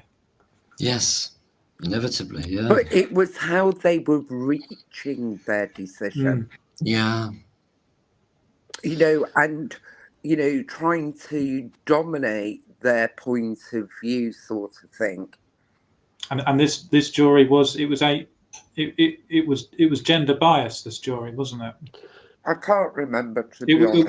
It was eight women, 4 men, which is I think so. Yeah. 2 to 1. Could you imagine this one person that said, you know, that got to leave the jury, if this been the case, that, hey, I'm going to throw a wrench in this. If you keep me here, you know, this could have been, you know, this could have been a problem. And then you had another one that didn't go along with the other 10. So I think it was by design, in my opinion. I think I remember looking this up, and I think they could accept a 10 to 2 majority. Yeah, quite common. They could do it 10 to 2, but they ended up doing a 10 to 1 majority. He changed the rules midstream. I'm not saying he didn't have the ability to do that. I just think it's unfair. I agree. I agree with you. And you know, that film with Henry Fonda, that's all about that one juror turning the other 11 around, isn't it? Was it One Just Man, the film? It's 12 Angry Men. 12 Angry Men. And Henry Fonda, like, he's the only person that's not guilty, and he turns them all around by the end. But we've got. But that's an interesting juror, that is, who gives not guilty for all. Not guilty for 12 of the verdicts, but he goes with the 2 quote unquote smoking guns, because they're full counts, aren't they? Right. But I think it was how he got them to themselves come to the innocence. I don't think he was trying to influence them in the way of, I believe this person's not guilty, so you've got to. He made them critically think themselves. Oh, he did, yes. In the film you're talking about. Yeah, absolutely. I mean, there's one guy, he keeps saying, I want to go home, and that's what he just wants to go home. So he's dealing with all these prejudices. I could imagine that the jurors on the Lucy Letby case were probably doing the same thing. I can as well. And that one, Mark, I think that one that caved in for the 2, I think he or she capitulated on that. Yeah, it feels that way, doesn't it? It feels that way. In this country, you're not allowed to interview jurors after the trial. Right. Well, it's funny you should say that, because a juror on there's this other nurse called Ben Geen. I think it's the Ben Geen case, no, or is it Colin Norris? Sorry, it's Colin Norris. You're absolutely right. Thank you, Colin Norris. There's a juror that's been interviewed subsequent to his conviction. He's been in prison for the best part of 20 years, and one of those jurors says, "No, if I knew what I knew now, I wouldn't have said guilty." I think what was said, I think he was quite careful in how he said it. But there's Melvyn, there's a video called The Innocent Serial Killer. You will find it on YouTube. Yeah. It's a panorama investigative video. And Colin Norris is another nurse who's been convicted of murder, and it was 4 elderly patients in his case. Was that in Scotland? Was that in Scotland? Yes, it is, and it was in Leeds. Yeah. Oh, is it? I thought it was in Scotland. He was from Scotland. Oh, right. And it's an excellent video, because it's got, Vincent Marks, who's like the top insuling guy in the world. He's died now. They have a top biochemist. And anyway, as a part of it, they brought the foreman of the jury. And they said if this evidence had been available to the jury, would it have had the same outcome? And he said no. Yeah, exactly. That's what he said. No, yeah, he wouldn't have had the same. Yeah, he couldn't have done it in confidence, could he? He couldn't have done it. Couldn't have felt the same. But he way. had to be careful how he answered it because of not releasing what was said in the deliberations. But he did emphatically say no. Yeah, he did. He did emphatically say no. Yeah, but that's. I mean, I think that's Colin Norris, and I don't think Mark McDonald's representing Colin Norris, but he is representing Ben Geen, isn't he? Michael Mansfield is representing Colin Norris, right? And Michael Mansfield is the top human rights lawyer. Yes, yeah, he was involved. Was he involved in the Birmingham Six as well? I'm not too sure. Well, he was involved in with the alleged murder of Jill Dando, wasn't he? Of what's his name? Oh yeah. You know the guy. I can't remember. He went by the name of Barry Bulsara, but I am. Yeah, I've forgotten his name, but he went to prison for 8 years. And he didn't get any compensation, but he was found. But on appeal, he was released. I've forgotten his name. Barry George. Barry George. Thank you. Yeah, Barry George. So all these. But what about Victorina Chua? There's another nurse in Great Britain, Victorina Chua. I don't know if anyone's representing. I don't know about Victor at the moment.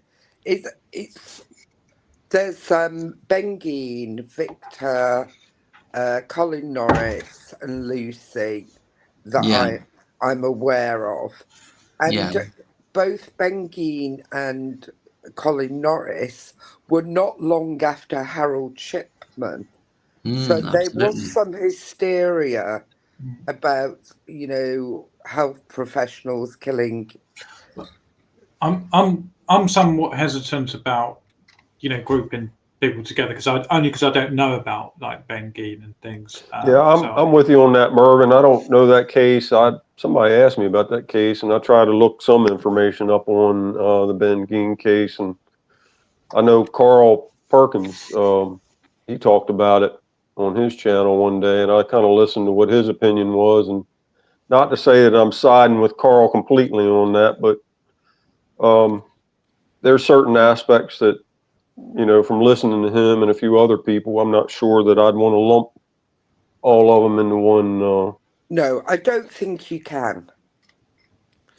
And you see, that's what's been happening with Lucy, because how many times have they mentioned Beverly Allett in their emails, in the farewell? Yeah. You can't compare and contrast. They've always wanted to pull Lucy Letby into Beverly Allett in some way, haven't they? They've really always tried to do that. But there are some people that are on its own merit. Yeah. But see, they don't want to compare her to the Lucia DeBert case, though, in the Thirlwall inquiry. Oh, no. They definitely don't want to do that. No. Or the Italian nurse. I think like 2 days ago, the Sun and the Mirror interviewed. 2 days ago, the Sun and the Mirror done a story where they're interviewing Richard Gill, and the words Lucia de Burke were the first time printed in the UK for, ever. Like 2 days ago, they've only just mentioned it now.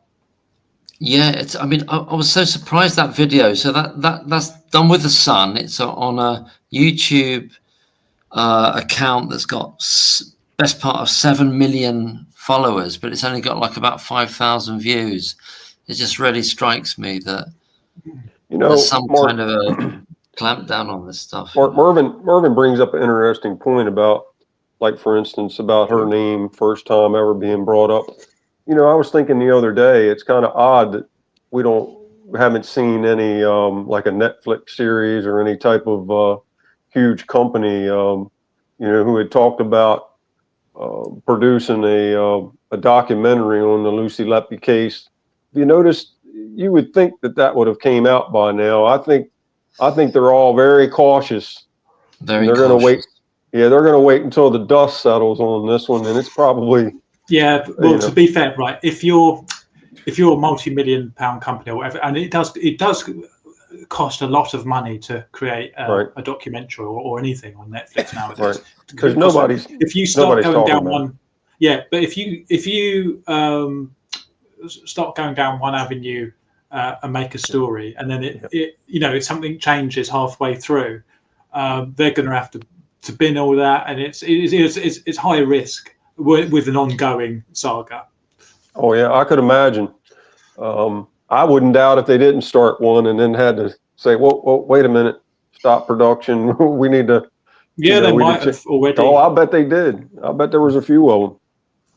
Well, the other side of this is the dramatization and Jed Mercurio, which is all, and that you have these two very well-known actresses. I can't remember their names now. One mooted to play Lucy Letby, but it's all gone completely stum, all that stuff, because they're not going to do any of that, because it's not the story. It's gone. That idea is gone now. And you mean as a criminal or something? Yeah, I mean, it was going to be a dramatization of it with your man Jayaram as part of the team, not necessarily playing himself, but on board, literally on board that project. But it's gone completely dead. That idea is dead in the water. It's also kind of strange that none of them here when she got the first conviction, and then in the first trial, and they were just all out there, the prosecution, the police department, the witnesses, for the prosecution. Man, their faces were, I know over here, when I first started, looking at it, they were all over the place. Now you can't find. I think everybody went into hiding or something, because you can't find anybody wanting to talk to the news media now, and it's kind of odd to me that now they've been called out, from a perspective that they're either not believed, or their stories changed a little bit from the Thirlwall inquiry. Now they don't want to talk. Oh yeah. I mean, that they can feel the wind, the change of wind. The winds are changing, really. Yeah. But I think I know I would be if I was on that side of the fence. And even if the prosecution decided to bring something to the forefront on Lucy Letby now, I know these folks got to be afraid, because they're going to get ripped up one side and down the other on the witness box. They should just confess now. I'm telling you. I mean, the longer they leave it, the worse it's going to be, surely. Because here's the thing. These folks that are working for Lucy Letby now, it's just no way they're going to be able, because here now they got public record at the Thirlwall inquiry they could use at a trial. Some of it contradicts what they said in the courtroom at the original trial. Didn't the appeal judge say Jayaram's testimony, was contradictory? Oh, that was very strong, actually. But 19, I felt like he was giving Myers a heads up, saying, "Hey, this is just my opinion, having sat through cases and different stuff in court. I just feel like he was saying, well, I don't think this is your argument what it is today, but hey, you want to try this route." That's what I feel like he was saying. What do you guys think? Yeah, that's interesting. Agreed. It's in a weird way, because they did it afterwards, use it as the tip of the spear to deconstruct everything, to blow it apart. Yeah. Right. I think so too. Because that wasn't what he was in there arguing that day. And I think the justice was like, I think your argument's here, not over where you're at today. I think to be fair to Ben Myers, he only went in with a very simple process. Right. And I'm wondering if Myers knew he wouldn't get the appeal. So he didn't use any major argument that couldn't be used in the future. And I agree with you, 19, because once you use it, you can't use it. And you've heard me, Mark and I have talked about that before, back and forth over the past several months, that I think that's calculated not only by Myers, and it's calculated by McDonald. Even now, you don't put all your eggs in one basket and throw them in there. He was keeping his powder dry. Right. Oh, yeah. It's going to be the trickle-down effect where they'll use one, they'll use one, no, they'll use one. You know, they're not going to lump them all in. Yeah. He knew that jury was so overwhelmed that he probably expected it to work out the way it was going to be. Then maybe I don't know. I've seen a lot of stories, and the news are saying, "Oh, this is Letby's last chance for this. This is Letby's last chance for that on appeal and stuff." But you can actually apply to the CCRC. There's no limit of times. Right, Mervyn, that's the narrative that they've always wanted to say. I've seen articles when I first started looking at this thing, and I was like, man, it's over. It's over. But, you know, they do it by design because it's lies. They wanted to spread those vicious lies to get people off of it and to move on with their lives. And it's all by design, in my opinion. I agree. It's meant to demoralize you and right. I forgot get you to move on.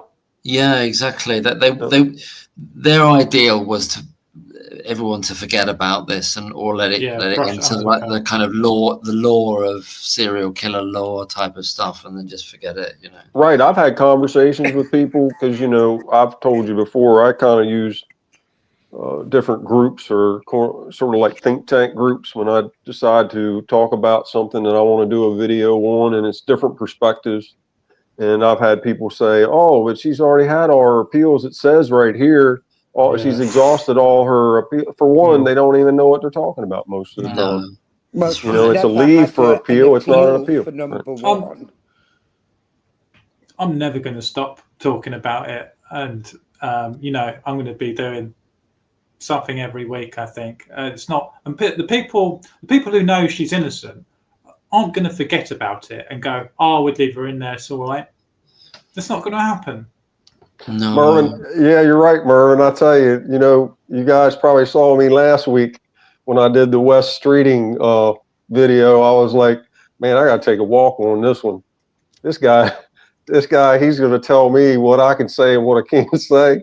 And then it made me want to do 10 videos a week, not just one or two, you know? Absolutely. I'm trying to find this. I think he was using words like caution.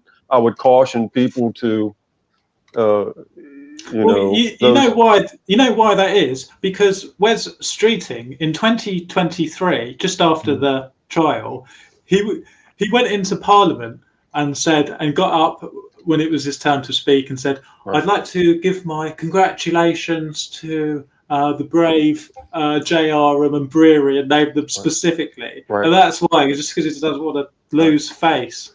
Right. Very inappropriate. I was trying to think of this American case. I was trying to look it up just quickly there, Merlin, where there was these 3 young men accused of murdering 2 young boys, and it was a massive case in America.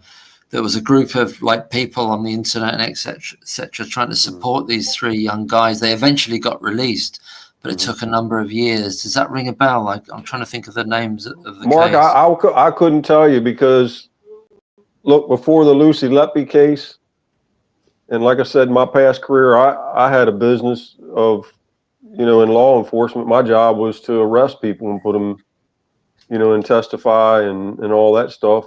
But the odd thing is I never followed, like I've said before, Mark, I've never followed any type cases and had an idea or a thought that something was wrong. Yeah, I can understand that. As I have with this case, I've never been. Tell you everything? What's that? And doesn't that tell you everything? Yeah, I've never had this strong gut feeling that this was not right. Absolutely, you know, I just couldn't stand by and say, hey, you know, just let this go. And But no, I've never really gone up and looked at other cases and studied those, and until, like I said, when I stumbled on this case with watching the Dr. Todd Grande's analysis, which I totally disagree with both of them. But I've actually put it out there. I'd like to see him do another one, but this time I want him to read the case and everything that's available to the public before he makes his conclusion. Yes. I was very disappointed with his last analysis. He based it on statistical analysis, and of course, he stuck with that same narrative, and I think he got tore up over it. Yeah. Well, he's. I found out the case when you were saying that it's called the West Memphis 3. The West Memphis 3. Does that ring a bell? No. Anyway, but it became actually is a case that a lot of ordinary people, whether they were law enforcement or ex-law enforcement, but ordinary people as well, pretty much like with Lucy Letby, they became very involved and they wouldn't let it go. And these 3 guys were released. And Mark, that's what it takes. And I feel, I've said this, I've commented, we've talked back and forth past several months. And, I feel that more retired and even folks that are on the job now should really voice their opinion, because they know it's not right, but they don't want to say anything. Yeah, they don't want to. And I think it's ridiculous to sit. Now, there's been a few. I've had some comment on my channel, and I've seen others comment on several channels that steer more towards supporting Lucy Letby. Now, I've seen it, and even on John Sweeney's podcast, there was an individual who was a former retired law enforcement on there. Yeah, on one of his podcasts, and he did an excellent job of explaining what he thought. And I admire him for doing that, but we need more of that. I think so too, yeah. He was up in the supervisory realm of things over in the UK, and I think that having him and many others, come out and say, "Hey, this doesn't look right." That's what we need. I agree. I've seen now and again. I've seen someone who says that. Well, I've seen them in the comments. People are saying that I'm a retired police officer, and it doesn't add up to me. But there's been a few. Well, some do, and they think that they think she's guilty. Now, you guys have never heard me say whether I thought she was guilty or innocent. What I've said is what's happened to her, as far as what I can see, is the investigation, the prosecution, and convictions has shown me that there's inconsistencies and that there is contradictions that cause me to believe that there's a miscarriage of justice here. And if I had to lean one side or the other, and I'll tell you tonight, I believe that, and this is the first time I've said it, I believe that she is innocent of what she's been found convicted of. Yes. And that's the first time you've heard me say that. But I'll go out here on a limb tonight and say that. I totally agree with you. I mean, that's where I've been for a long time. Yeah, I believe that. I've leaned towards that, but I've been reluctant in saying about the guilt or innocent, because I wanted to find out everything that I could find out as far as what was released, to where the public could view. And after examining all that, and you've probably watched several of my videos. I think I've done a pretty thorough job of looking at maybe not the medical aspect of things, but looking at the information that's available to us. And it's pretty clear to me that there's a lot of errors and a lot of misjudgments in how she got to where she's at. It's pretty sad. And I think, I'm sorry. I think what you're seeing. Yeah. I was going to say, Merlin, like in America, I don't know if you've got the equivalent of the CPS or whatever it would be, like you send it to the state attorney or something, but the local police, I don't think you'd send this case off to them to send, you've got to prosecute this case, would you? I think if I had this case, no, I don't think it would ever made it to the prosecutor's office. And if it had, I think the prosecutor's office would have said, no, I don't think you have enough. And not only that, like I said earlier on in this, since we've been talking on here, I would have handled it completely different. Yeah. But I would have thought that the case here as well. Yeah. Because I think the biggest thing that muddied this entire case up is for the police department to use Brewery and J-Ram to bring cases to them. You know, acting, and this is just my opinion, I think acting as surrogates for the police department and the prosecutor's office to bring them cases like that. And I've never heard of such, to be honest with you. Not to use the complainants who have actually filed a complaint. It'd be a different story if it would have been, in my opinion, if it had been Harvey or Chambers. If those guys would have filed a complaint and then Brewery or Harvey would have provided information, it would have been slightly different. I still would have had a problem, but to have the actual complainants bring you all the evidence that they're going to use, that's quite bizarre to me. OMF, was it you who said that when someone brings a complaint that they're the first person who's looked at? I don't know that I've ever said that. I could have, but I know they would have been on my radar if it would have been my case. Like that. Yeah, they definitely would have been on my radar, but I don't know to what extent the Cheshire Police Department looked at them. They may have. I can't say for sure how deep they looked at them. But like I said earlier, because they waited for so long, I don't know if they had the same original cell phones and iPads, or, you know, because as we know that Dr. J said he looked up air embolus on his, I think it was his iPad when he was home. I don't even know that he still has that. I would have wanted to verify that. If he told me, that he looked up that, because here's the thing, folks. Who looked up air embolus? Wasn't Lucy Letby. Yeah. No, exactly. Who else looked up? Who in that entire hospital looked up air embolus? Well, they should have done a search. Dr. J looked up air embolus. Now it's kind of, some people have it narrowed down, and I can't remember the exact date, but there's people that have narrowed that down when exactly he looked at that. It will be within the emails to the other consultants. 19, I think you might have, you know that, don't you? Or have you talked about that before? About the air embolism? About when Dr. J looked that up? With the email, I just think it's rather confusing that both Dr. J looked it up and Evans looked it up. Yep. Very suspicious. Yes. I agree with you, 19.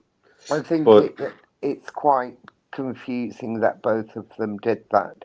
Yes, Stuart Gillam done a video on it, didn't he? Well, here's what I would have. I'm sorry. I'm sorry. No, go ahead, please. Here's what I would have done if it was my case and they came to me and told me Dr. J said he looked up air embolus. For one, I'd wanted to verify that when exactly he did that. Because if I determined as I was looking into this, he's the only one that looked up air embolus, I'd be suspicious of that. And then to come around, and then like 19 said, Dr. Evans had looked up air embolus as well. I would want to see and make sure that those two didn't corroborate that somewhere along the line. I know there's been information. I don't know if it's speculation or just talk that they had met at a conference or something. Go ahead. In a way, and please don't take this literally, I feel a bit sorry for Cheshire Police because they've taken this at face value and ran with it. And what's worrying is, like I said earlier, that the consultants are used as investigators for the police. Right. Now, Thirlwall has also exposed that the police have used a consultant from Liverpool's women's to look and identify cases. Mm-hmm. Oh, right. Well, Yeah. it worked for them the first time. I don't think it's going to work for them the second time. I think they'll try. If they try it again, I think they're foolish. You see, you know, it should be an external person Right. who comes in, who has nothing to do with any of the cases, any of the babies, has no unconscious bias, shall we say. And so it's completely neutral. It starts on a neutral footing, and then they go in and start going through the case notes. But isn't that what isn't that what they did at the Countess of Chester? That's what the management did. They brought in the Royal College RC, yeah, of Paediatricians, that's but it. Yeah. they were looking more from a process point of view, I think. But then they brought Dr. Howden in, who was from, I think, the Royal Free. And Yeah. so they brought them in, but actually, I'm talking about the actual police. Police, right. Are using, well, obviously use Dr. B to assist with the investigation, because he said that in police interviews that he was asked to go through some cases for Cheshire Police and found the insulin. Now, I think it's called a Dr. Yoxall something. I may have the pronunciation wrong. In the Thirlwell inquiry, as a part of his statement, did have interactions and cared for some of the babies on the indictment because they were transferred to Liverpool Women's, and he was giving his statements about those particular cases. And then later on, when you go further down, Lucy Letby was named to Liverpool Women's because she had done 2 placements there. And he was nominated, instructed, whatever, to go through all the cases that, once again, not all the cases that went through the neonatal unit in the indictment period, all the cases that Lucy Letby had cared for. And he found suspicious cases. Now, as well, this particular doctor, and I'm not trying to put any problem with him, but he's also friendly with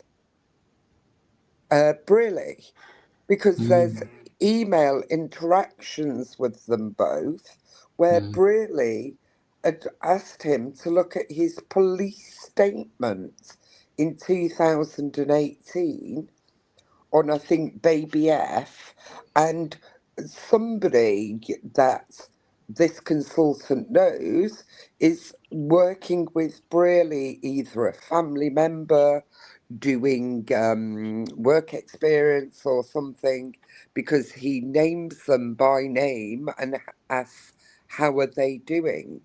So there could be, and I do put a big question mark, there could be unconscious bias when you're going through these cases for the police, because by the time he was going through the cases, he was aware. You know, that's why it really should be independent. A consultant that has nothing to do with that hospital. Yes. Yeah. And I'm not saying anything about the consultant that has done the investigations that Liverpool Women's. He's most probably a very honest, fantastic consultant, but I just believe that the police have to make their case watertight so there's no area of questioning, and they should not be using people who are potentially involved in any of the case. Does that make sense? Yeah, it does make sense. Yeah, I mean, they've tainted the whole process. What they did with Bowen was just simply to send Evans's reports to her, plus and just the notes for those chosen cases. That's what they did. So they've tainted the whole process, and it's deliberate. It's deliberate to get what they want. No, I get. You see, I don't think the police were out to get her. I just think it was like a mess of circumstances that brought all this together. The police weren't out to get her, but Drury and J.R.M. were. I can't say on that. I really can't say on that. I believe, like I said earlier, there was a number of people who had a vested interest that the case went forward, whether it was conscious or unconscious. People benefited from the fact that there was a murderer. Yes, and that can include the police. Once the police start to invest man hours and a huge amount of time and effort into it, they kind of want to get a result. Actually, they're not looking to clear someone. I think there's a motivation to really to make this work for them. Yeah. A certain point, there should always be a going back. There should be. But I believe once things reach a certain point, it ends up like a runaway train. I agree with you. It certainly does. And they're literally spending millions of pounds on this, and they're thinking, well, we can't just shut it down and say we've been chasing after it's been a wild goose chase for like 2 years. But I don't believe they thought they were facing a wild goose chase.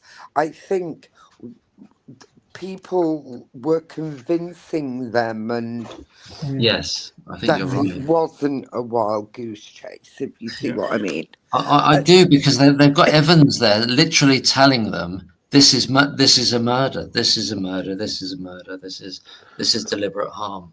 Mark, if I can, real quick, I work. Yeah, sure. The medical knowledge to be able to say, no, you're wrong. Yeah, they can't refute it. They can't refute it. Yeah, exactly. Mark, I worked for people. I worked for people that their job, like Detective Sergeant Paul Hughes, it's his job to make sure there's no witch hunt. I remember years ago working cases, and I would have a commander come down and say, hey, just make sure this is no witch hunt. And come right out and say that to people, like on an investigation or whatever, and which I never did that anyway. But that's their job. When you're supervising other police officers, and you've probably seen me talk about that in videos about Operation Hummingbird. It was Paul Hughes' job to make sure that there was not a witch hunt. Yeah. And I think that's the proper terminology as to what happened. When they came, the two doctors came to the police department, spreading or making complaints and spreading the same thing that they were spreading at the hospital, ended up at the Cheshire Police Department, and they just so happened to run with it. Yeah, I mean, you've got Paul Hughes saying there that we didn't just look at one person and we didn't just look at one thing. That's what he said. That's what he's telling us. Well, right. Is that true? Is that true? Well, here's what he does. He holds up a daggone rota schedule and those are the rest of the people. And that was the extent of it. Yeah, that's You it. follow me? That's it. And what work was done pushing out any other causes? What actual work was done? Do you know what Erin Powell, I can't remember. Powell, yeah. In one of her evidence statements in Thirlwall, she is quite clearly put out where Lucy was in respect to the deaths. And, you know, Lucy was in the rumour facing when this person died. Yeah. Lucy was not on the unit, you know, and her timeline, for the want of a better word, I find much more credible. Yes. Yes. Yeah. I'm back to Baby K. You know, you got that work that I've forgotten her name again. Pauline Ralph did. Looking at where all those nurses were on that night, and I just think it's inconceivable that the Baby K case it should never have got anywhere near the first trial, let alone the second one. You know, it's just madness. You know, it's heartbreaking that this nurse, who had always wanted to be a nurse, wanted to do her best and care for babies, and that's all she did. And you know, her crime is that she worked overtime. She said yes when was asked to swap her shifts, change her shifts. It's completely and utterly frightening. Oh, it is. It's terrible. She's been punished for everything, for all her things to her credit. No good deed goes unpunished. Yeah, exactly. Precisely that, Mervyn. Yeah, exactly that. But you know, what's hidden in the darkness is always exposed by the light. Yes. You just need a few more torches to expose further. But I think Thirlwall, no matter what the intention was for this inquiry, has been the gift that keeps on giving. Oh, I think you're right. I think you're right. Because 19, there was a Supreme Court justice that had a similar saying. I can't remember the exact wordings, but it was something along, there's no better disinfectant than sunlight. Precisely. Yeah, absolutely. Yeah, that's spot on. I mean, just keep giving them shovels and they'll keep digging themselves into deeper and deeper holes. Well, I think our friend, our chief expert, you know, keep allowing him to go on to the media, because the more he says. Yeah. Are you talking about Evans? Sorry. Yeah. Yeah. Yeah. I mean, I've always thought it's a great thing that he keeps talking. It's really, he should be encouraged to talk. But he's done enough already, in a way, hasn't he? Really. I don't know. Like I said earlier, Mark, I really feel like he's leaning more towards the way he talks. Like, I was just getting information from these other doctors, and we were doing all this together. He's kind of like stepped away from, you know, where it was him getting, you know, bombarded with, you know, you said this, you said that. Now he's saying, well, we did this collectively, you know, like I said earlier, and I think it's just going to continue where he's going to go down this road, and I think it probably eventually be like, I just said what they told me to say. Probably. Yeah. That's the way it seems like he's going. I understand what you mean. I don't know, when he's saying the collective we, I don't know whether he means the 7/8 royal we or professional. No, I think he's talking about Brewery and J-Ram. Well, I'm not sure whether he means all the other. He's using the collective power of all the other expert witnesses at the trial or not. I'm not well, sure. he possibly is, but I think he's lumping them all in there together. Here's what these two doctors were telling me, and then this other group got together, and then I think he even threw the pathologist in there into the mix too. One article that I had read. So he's putting everybody in it, where before he was battling out himself. If you look at the interviews, he's got to get ammunition from somewhere. He's got to get He's got to get sort of soldiers from somewhere, really. Right. He's dragging everybody else. He's dragging everybody else in it with him because now he's not taking it. He's not taking the heat on his own. And I tell you, I think it's going to get sticky for everybody else. I think when it comes around. Yeah, when they start turning on each other. Right. Yeah. Exactly. If there is a weakest link, it's going to be Evans. They're going to turn on Evans, I think. I think they will. I don't know. Maybe. You know, it's awful because we need a big hose pipe to hose all the mud off so we can see the truth and what really happened. I'm assuming we're kind of being told that already by Dr. Shu Lee and the panel in that sense. But do you mean in terms of how it was manufactured, 19? The whole I think how everything came about. How it all came about to be constructed. All the processes that brought this together, because to me, it's like walking in glue. Oh yes, it is very sticky and it's a morass. It's a morass of kind of it's very dark actually, the whole thing. And I think if it's true what somebody told me in a comment that Jai Aram's looking in a terrible state, then it's because they know what they're involved with, really, and it's something very horrific, you know. For me, I don't want to accuse anybody of skullduggery or I will.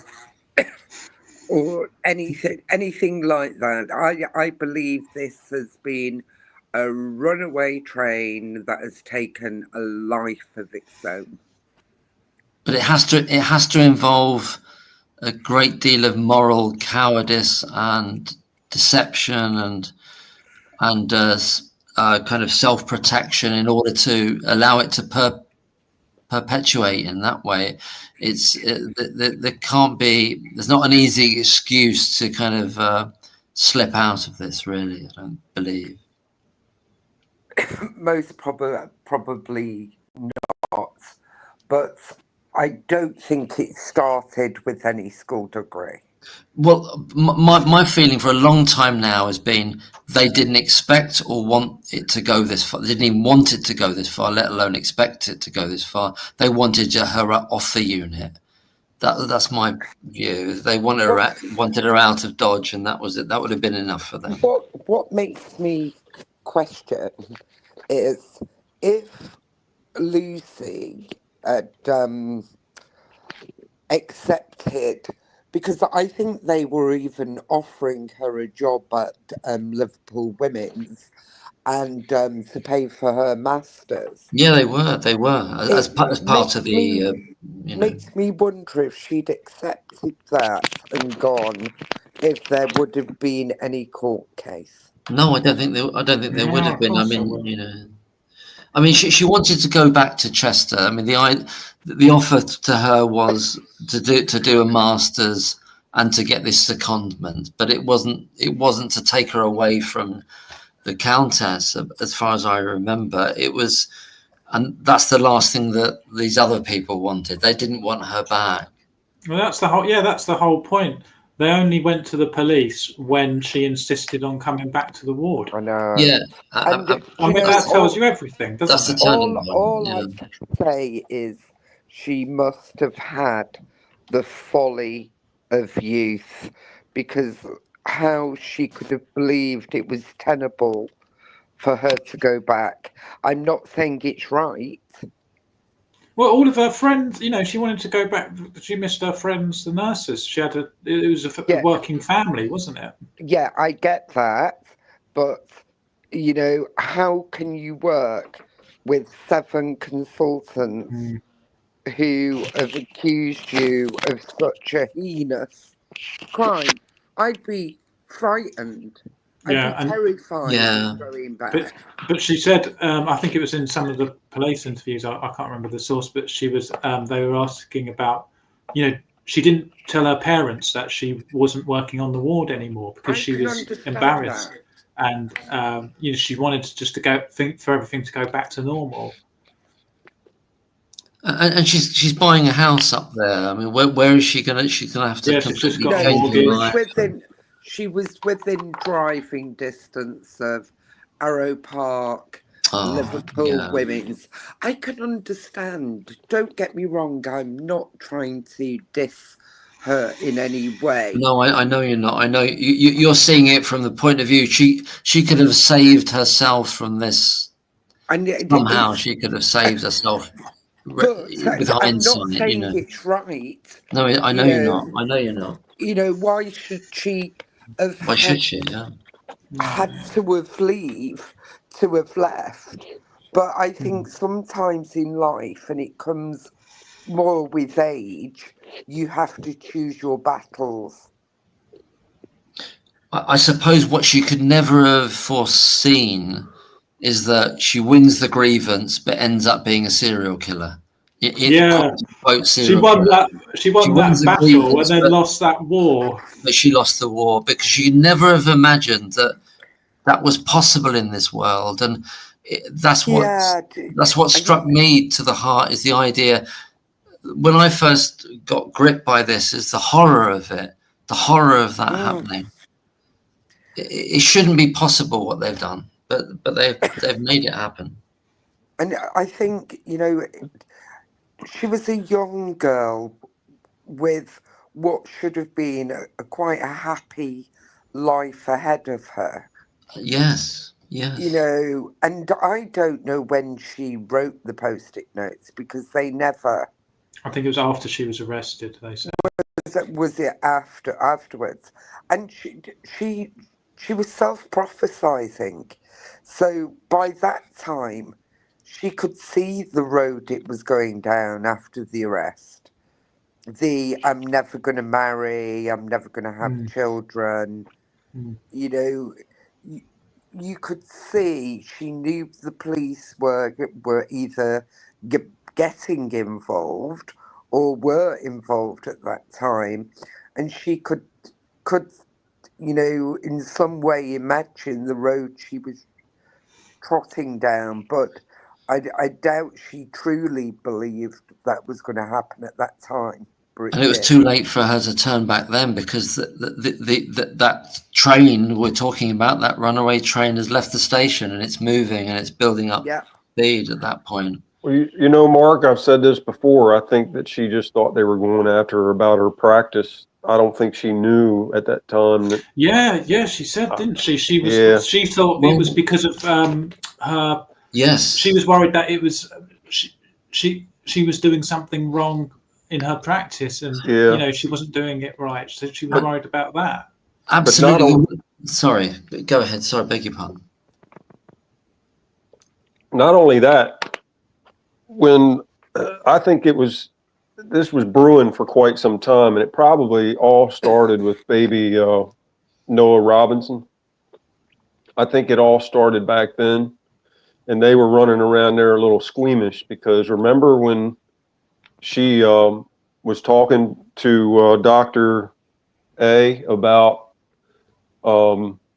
you know, her practice and all, and he said, "Oh, I'll write a statement for you." And I'm not saying the exact words, but he'd write a statement for her. And you know, 19 can tell you about, you know, police work operates in the same way of like hospital work. Whenever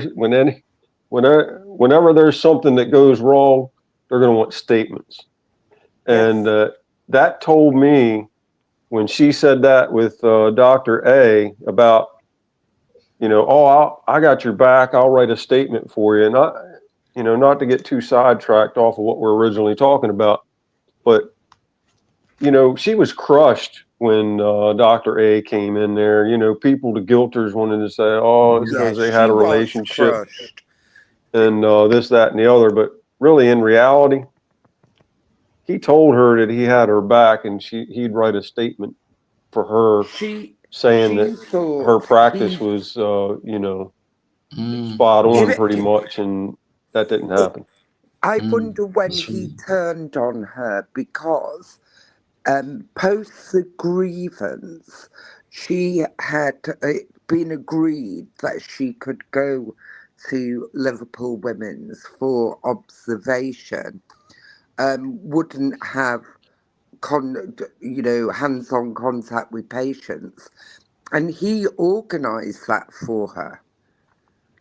So I reckon when she was arrested, that's when he turned. Yes, I think that's right. Yeah. I think they probably used him like they used Brewery and J-Ram. I think this is just my opinion. I think police probably used Dr. A. That's why he worked out a deal with them to keep him anonymous, because I think he would go back and whatever he wanted to feed to Lucy, he fed her information. This is just my opinion. They probably used him as much as they could. I've heard other people say similar to that, but you were right. She was crushed. Now, I believe there was a flirtatious relationship, which hadn't progressed, and there was over 1,600 messages between them, and if you look, I think it's the Times that has the reasons why each person was given anonymity. It had to go before a judge. Yes. And he put it was an unrequited friendship, that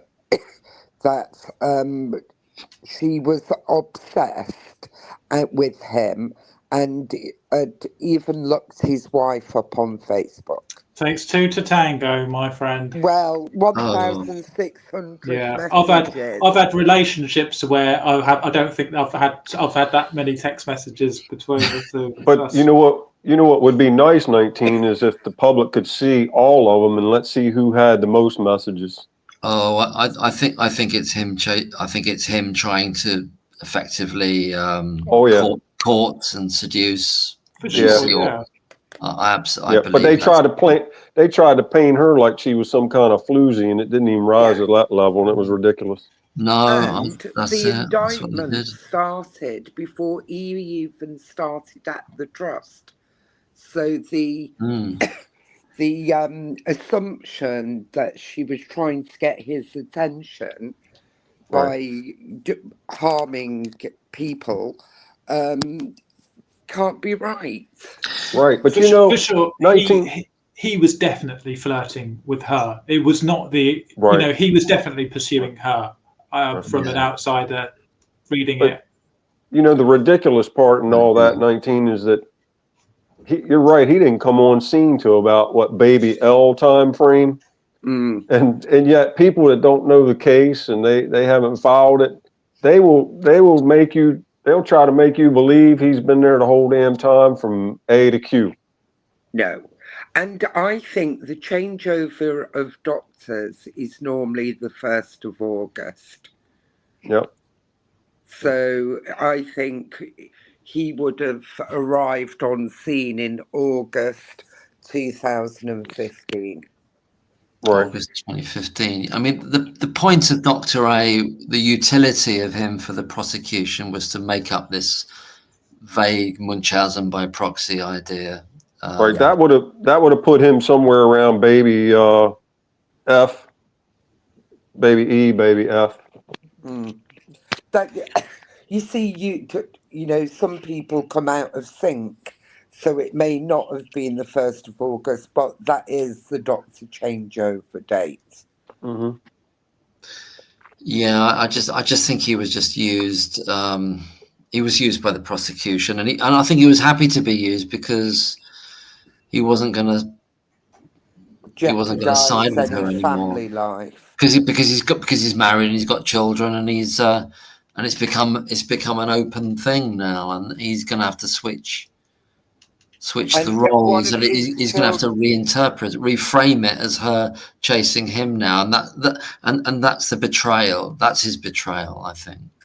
That's why she was crying when he came. Yeah, that's why. Yeah, exactly. Right, I agree. That's what I was saying. That here he makes a claim when something happened to one of the babies. I can't remember which one. He's like, "Yeah, I'll write a statement, Lucy. Yes, he did. Your practice is good," and then he comes in there and does quite the opposite. But people can't see that. Yeah, that's what crushed her. He says that to her, and she says to him, "Well, I hope I won't need one. I hope I don't need one." Well, I wish she would have known better at that time. And I can understand her panicking when she texted him and said, "I've just had a phone call from my manager. I'm not to go in work tonight. Right. I've got to start working days tomorrow." I panic. Anybody in a job would panic. She probably thought he said something negative about her. It's and he'd met her for lunch, and they'd been to Cheshire Oaks together. They'd planned a day trip to London. Now this is an unrequited friendship. Right. I think. Yeah. Go ahead. I'm sorry. Sorry, I beg your pardon. You go ahead, please. Right. I think you hit the nail on the head right there, 19. I think we should be able to see all those messages and see who did the, who was contacting who, because it seemed like to me there's the brief ones seemed like he was chasing after. I agree with Mervyn. I think Mervyn agrees the same, that he was chasing after her. But you see, again, this is all the red herrings of the prosecution, isn't it? It is, because if there are no crimes, it doesn't matter who Dr. A is to her. It doesn't matter what Facebook searches there are. It doesn't matter.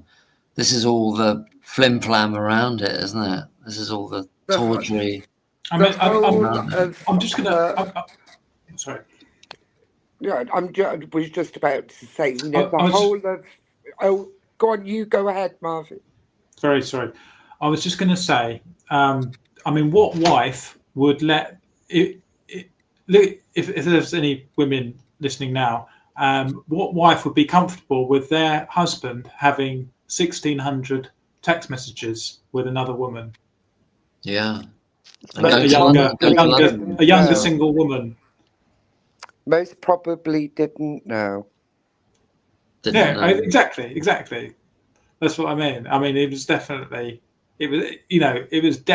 him flirting and pursuing that kind of avenue. I've clocked him.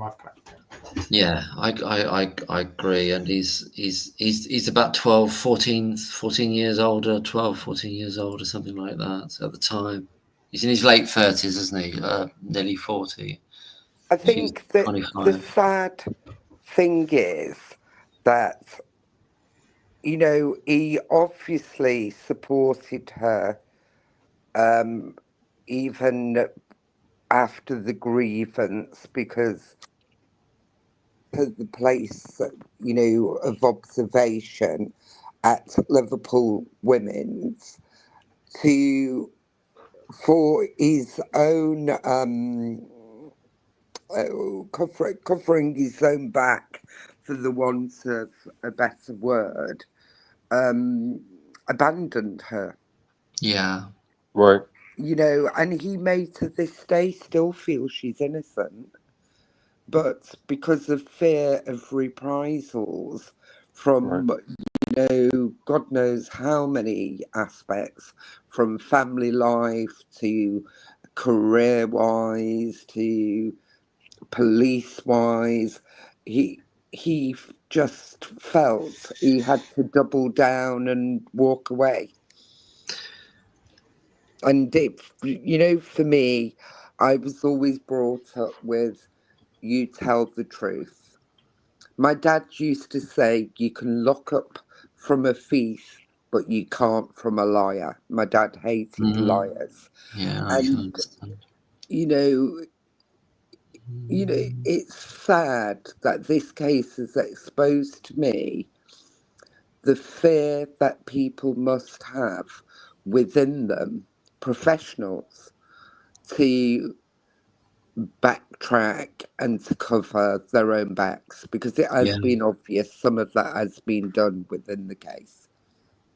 I've just been struck by the conversation. It's led me to this feeling. It's not a new feeling necessarily, but I think the majority of people involved in building this so-called this story about fake story about Nurse Lucy Letby, I'm not sure the majority believe in her, absolutely believe that she's done this at all. It's almost like this machine that's been formed around them once the police get involved and Evans is involved, and they just say, well, it's not me, I didn't say it, I didn't say she was guilty, the jury said it, or Evans said it, or the police said it. What can I do? I just believe this conviction is completely unsafe. Oh, totally, yeah, totally unsafe. And that is all that should be needed for it to be completely re-looked at again. Well, I personally, I would just want it to be quashed and Lucy Letby to be released like tonight. But it's never going to be retried. It's not going to be retried, though, is it? 19. I don't think it's going to be retried. Is it? I think for me, to plump for a retrial is the wrong tact, because then that is saying crimes were committed. Or potential crimes were committed. Yes, exactly. Yeah. But as an individual, I think I'd be saying I want a retrial because I want the world to know I am innocent. Yeah, but if they quash it, won't that tell them that she's innocent? I think with the like the Malkinson case. Yeah. His is indisputable because of the DNA. Yeah. But if there wasn't the DNA and they still said he hadn't done it on some other reason, because it was 17 years ago, I think people would just automatically believe he was innocent. Because this is it's a very emotive case because of the people involved.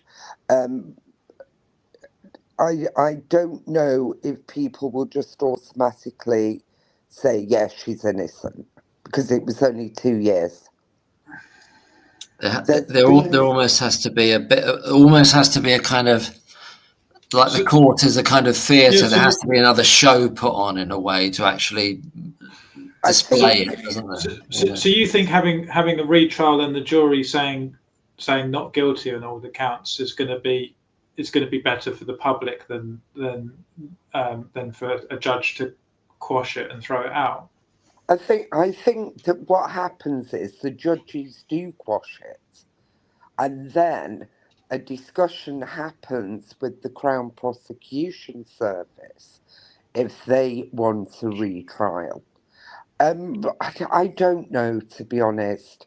I think going down the road for a retrial gives the impression that potential crimes had been committed. But I was talking from a personal perspective, but with people, because there's nothing stranger than folk. Even if God Almighty came down tomorrow and said she was innocent, there will still be people who will feel she's guilty. Yes. What about like, couldn't they put her in some sort of witness protection thing where they just give her a whole new identity when they release her? There They did that to Maxine Carr, didn't they? Maxine Carr. Which one was that again? The Sower murders. Sower murders. She was Oh, the she was the girlfriend. wife. Oh, she was the girlfriend of the Ian Huntley. But no, but didn't. I don't know anything. I thought she was involved in it as well, but obviously not. No, Okay. her involvement was perjury and Right, that's it. Yeah. obstructing, I don't know the correct term, but Perverting the course of justice, because she Okay. gave him an alibi, didn't she? Right. But with Nurse Lucy Letby, can we not compare her to Lucia de Burgh? Yeah, and the fact that she was allowed to be seen as a victim of the system. And yeah, I wasn't comparing Lucy to Maxine Carr. Oh no, absolutely I not. was just saying about witness relocation and all. Yeah, I'm just wondering. I mean, what I mean is there a way out that doesn't involve? I mean, the thing is about the Dutch system; it's a different system, isn't it? Because they've just got. It was not the adversarial system in Holland, so that's slightly different. I think, I think if her case is squashed and there's no retrial, it's squashed. But sorry. But it's there will always be people, and it doesn't matter if she had a retrial. There'll always be people who think she's guilty, and she will always be looking over her shoulder. Yeah. And that is the really saddest part of it all. Yeah. So in a way, if there was a kind of almost like the not performance, but the show of the trial to show that the new defense absolutely obliterates what the old prosecution was. That's what's needing. And we've had a bit of that so far, but it's not been in a forensic setting, is it? Like if there was a crime and then they found another perpetrator, it would be different. But because of the nature of it, like 19 says, there are going to be people who are. We're having to. What the job here at hand is to make the public believe there were no crimes, and that's what they kind of wedded. A lot of people are still wedded to the idea that there were murders, aren't they? That's what it is. Well, I think people naturally think no smoke without fire. Yeah. Where that's not always the case. But I think it is tipped over in the last few months, I think, and people. I mean, you've got this, 180,000 views from the Private Eye video recently, or maybe couple of 100,000 now. I think it's really building up into. I've counted hundreds and hundreds of comments where people are saying, "Well, this is a cover up. This is a." Yeah. I mean, there's definitely a change now when you look at anytime there's a video and you look at comments. There is, it is moving in the right direction. But it just still needs the official seal of approval. It does. It does. Unfortunately, because of our justice system, the only route to go down is to the CCRC. And we need, I think out of this case, what will come is a review of the justice system, review of how healthcare workers are investigated. I think there will be some big changes that come out of this case. Yeah, I think she's going to be one of the most important figures of our time for that. I mean, for the wrong reasons, but also for other reasons, just for a shake-up in things.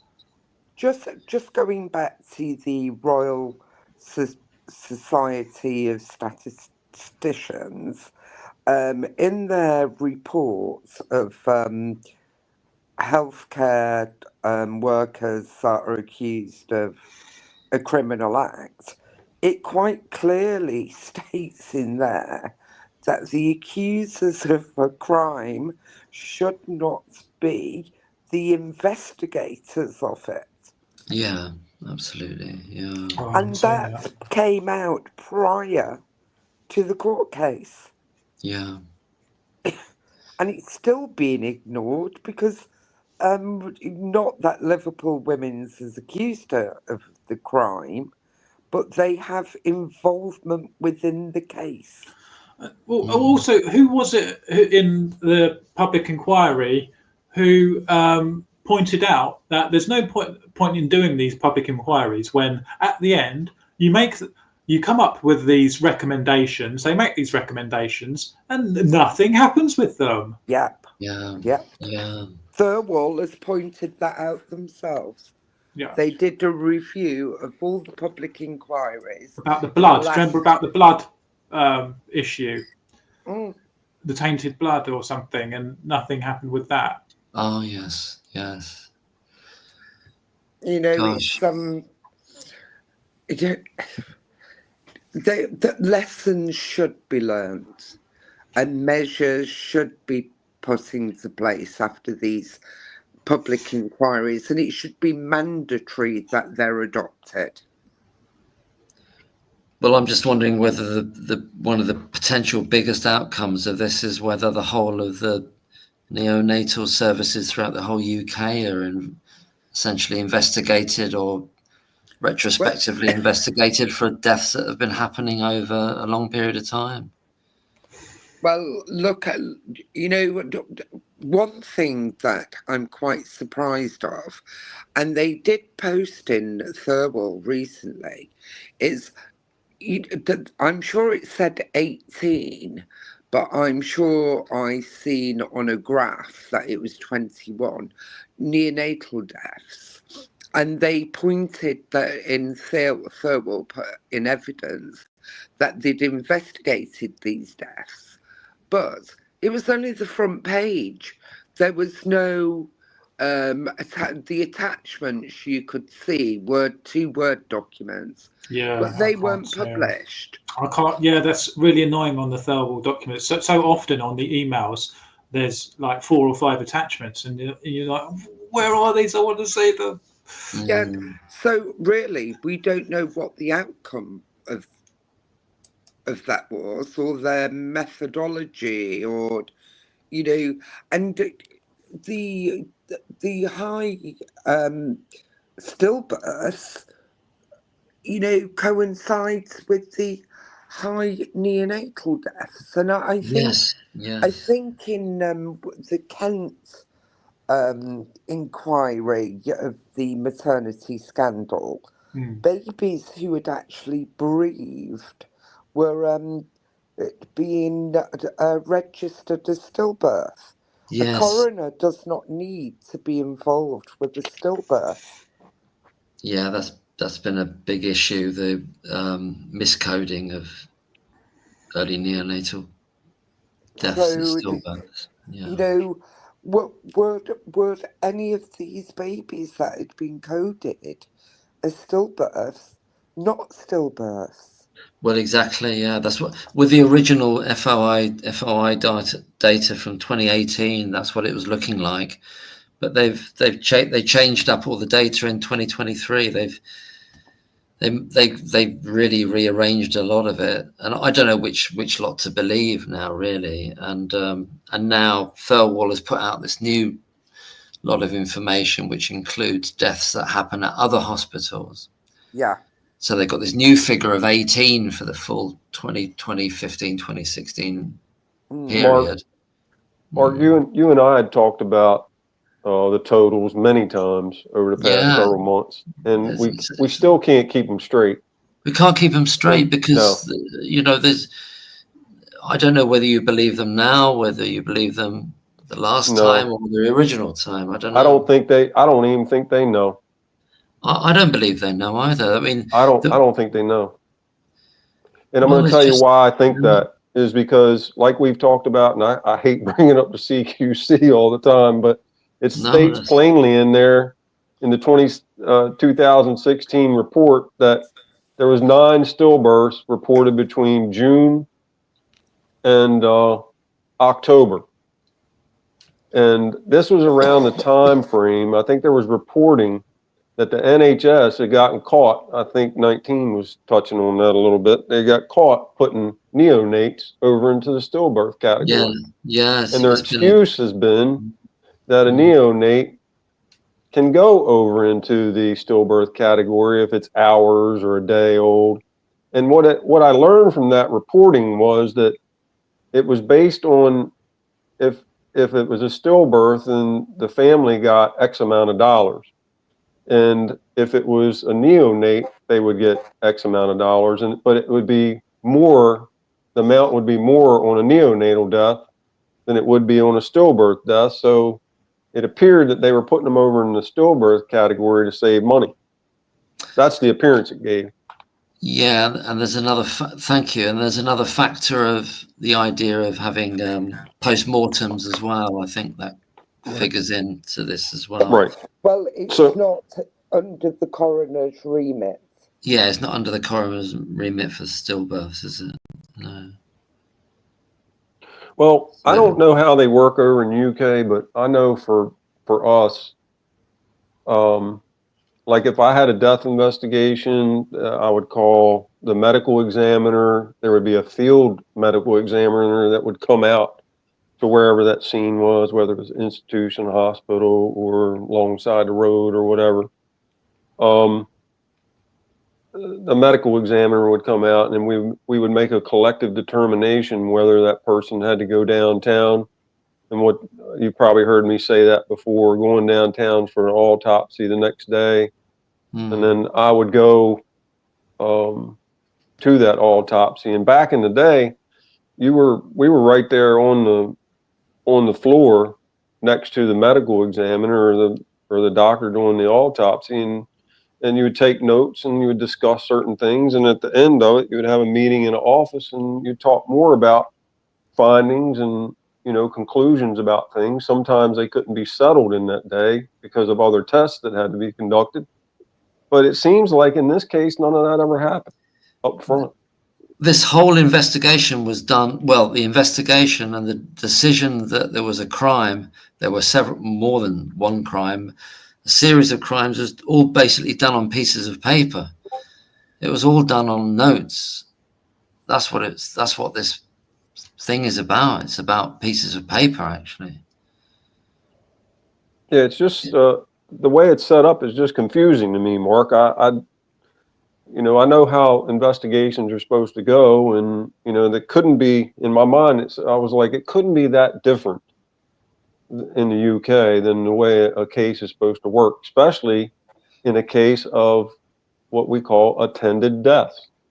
Yeah. Where they're under the supervision. When this death occurs, they are under doctor's care. And I've never heard of what's happened.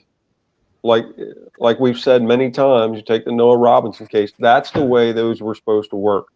Well, that's and why right. they didn't work that way, I don't know. Somebody should answer to that, though.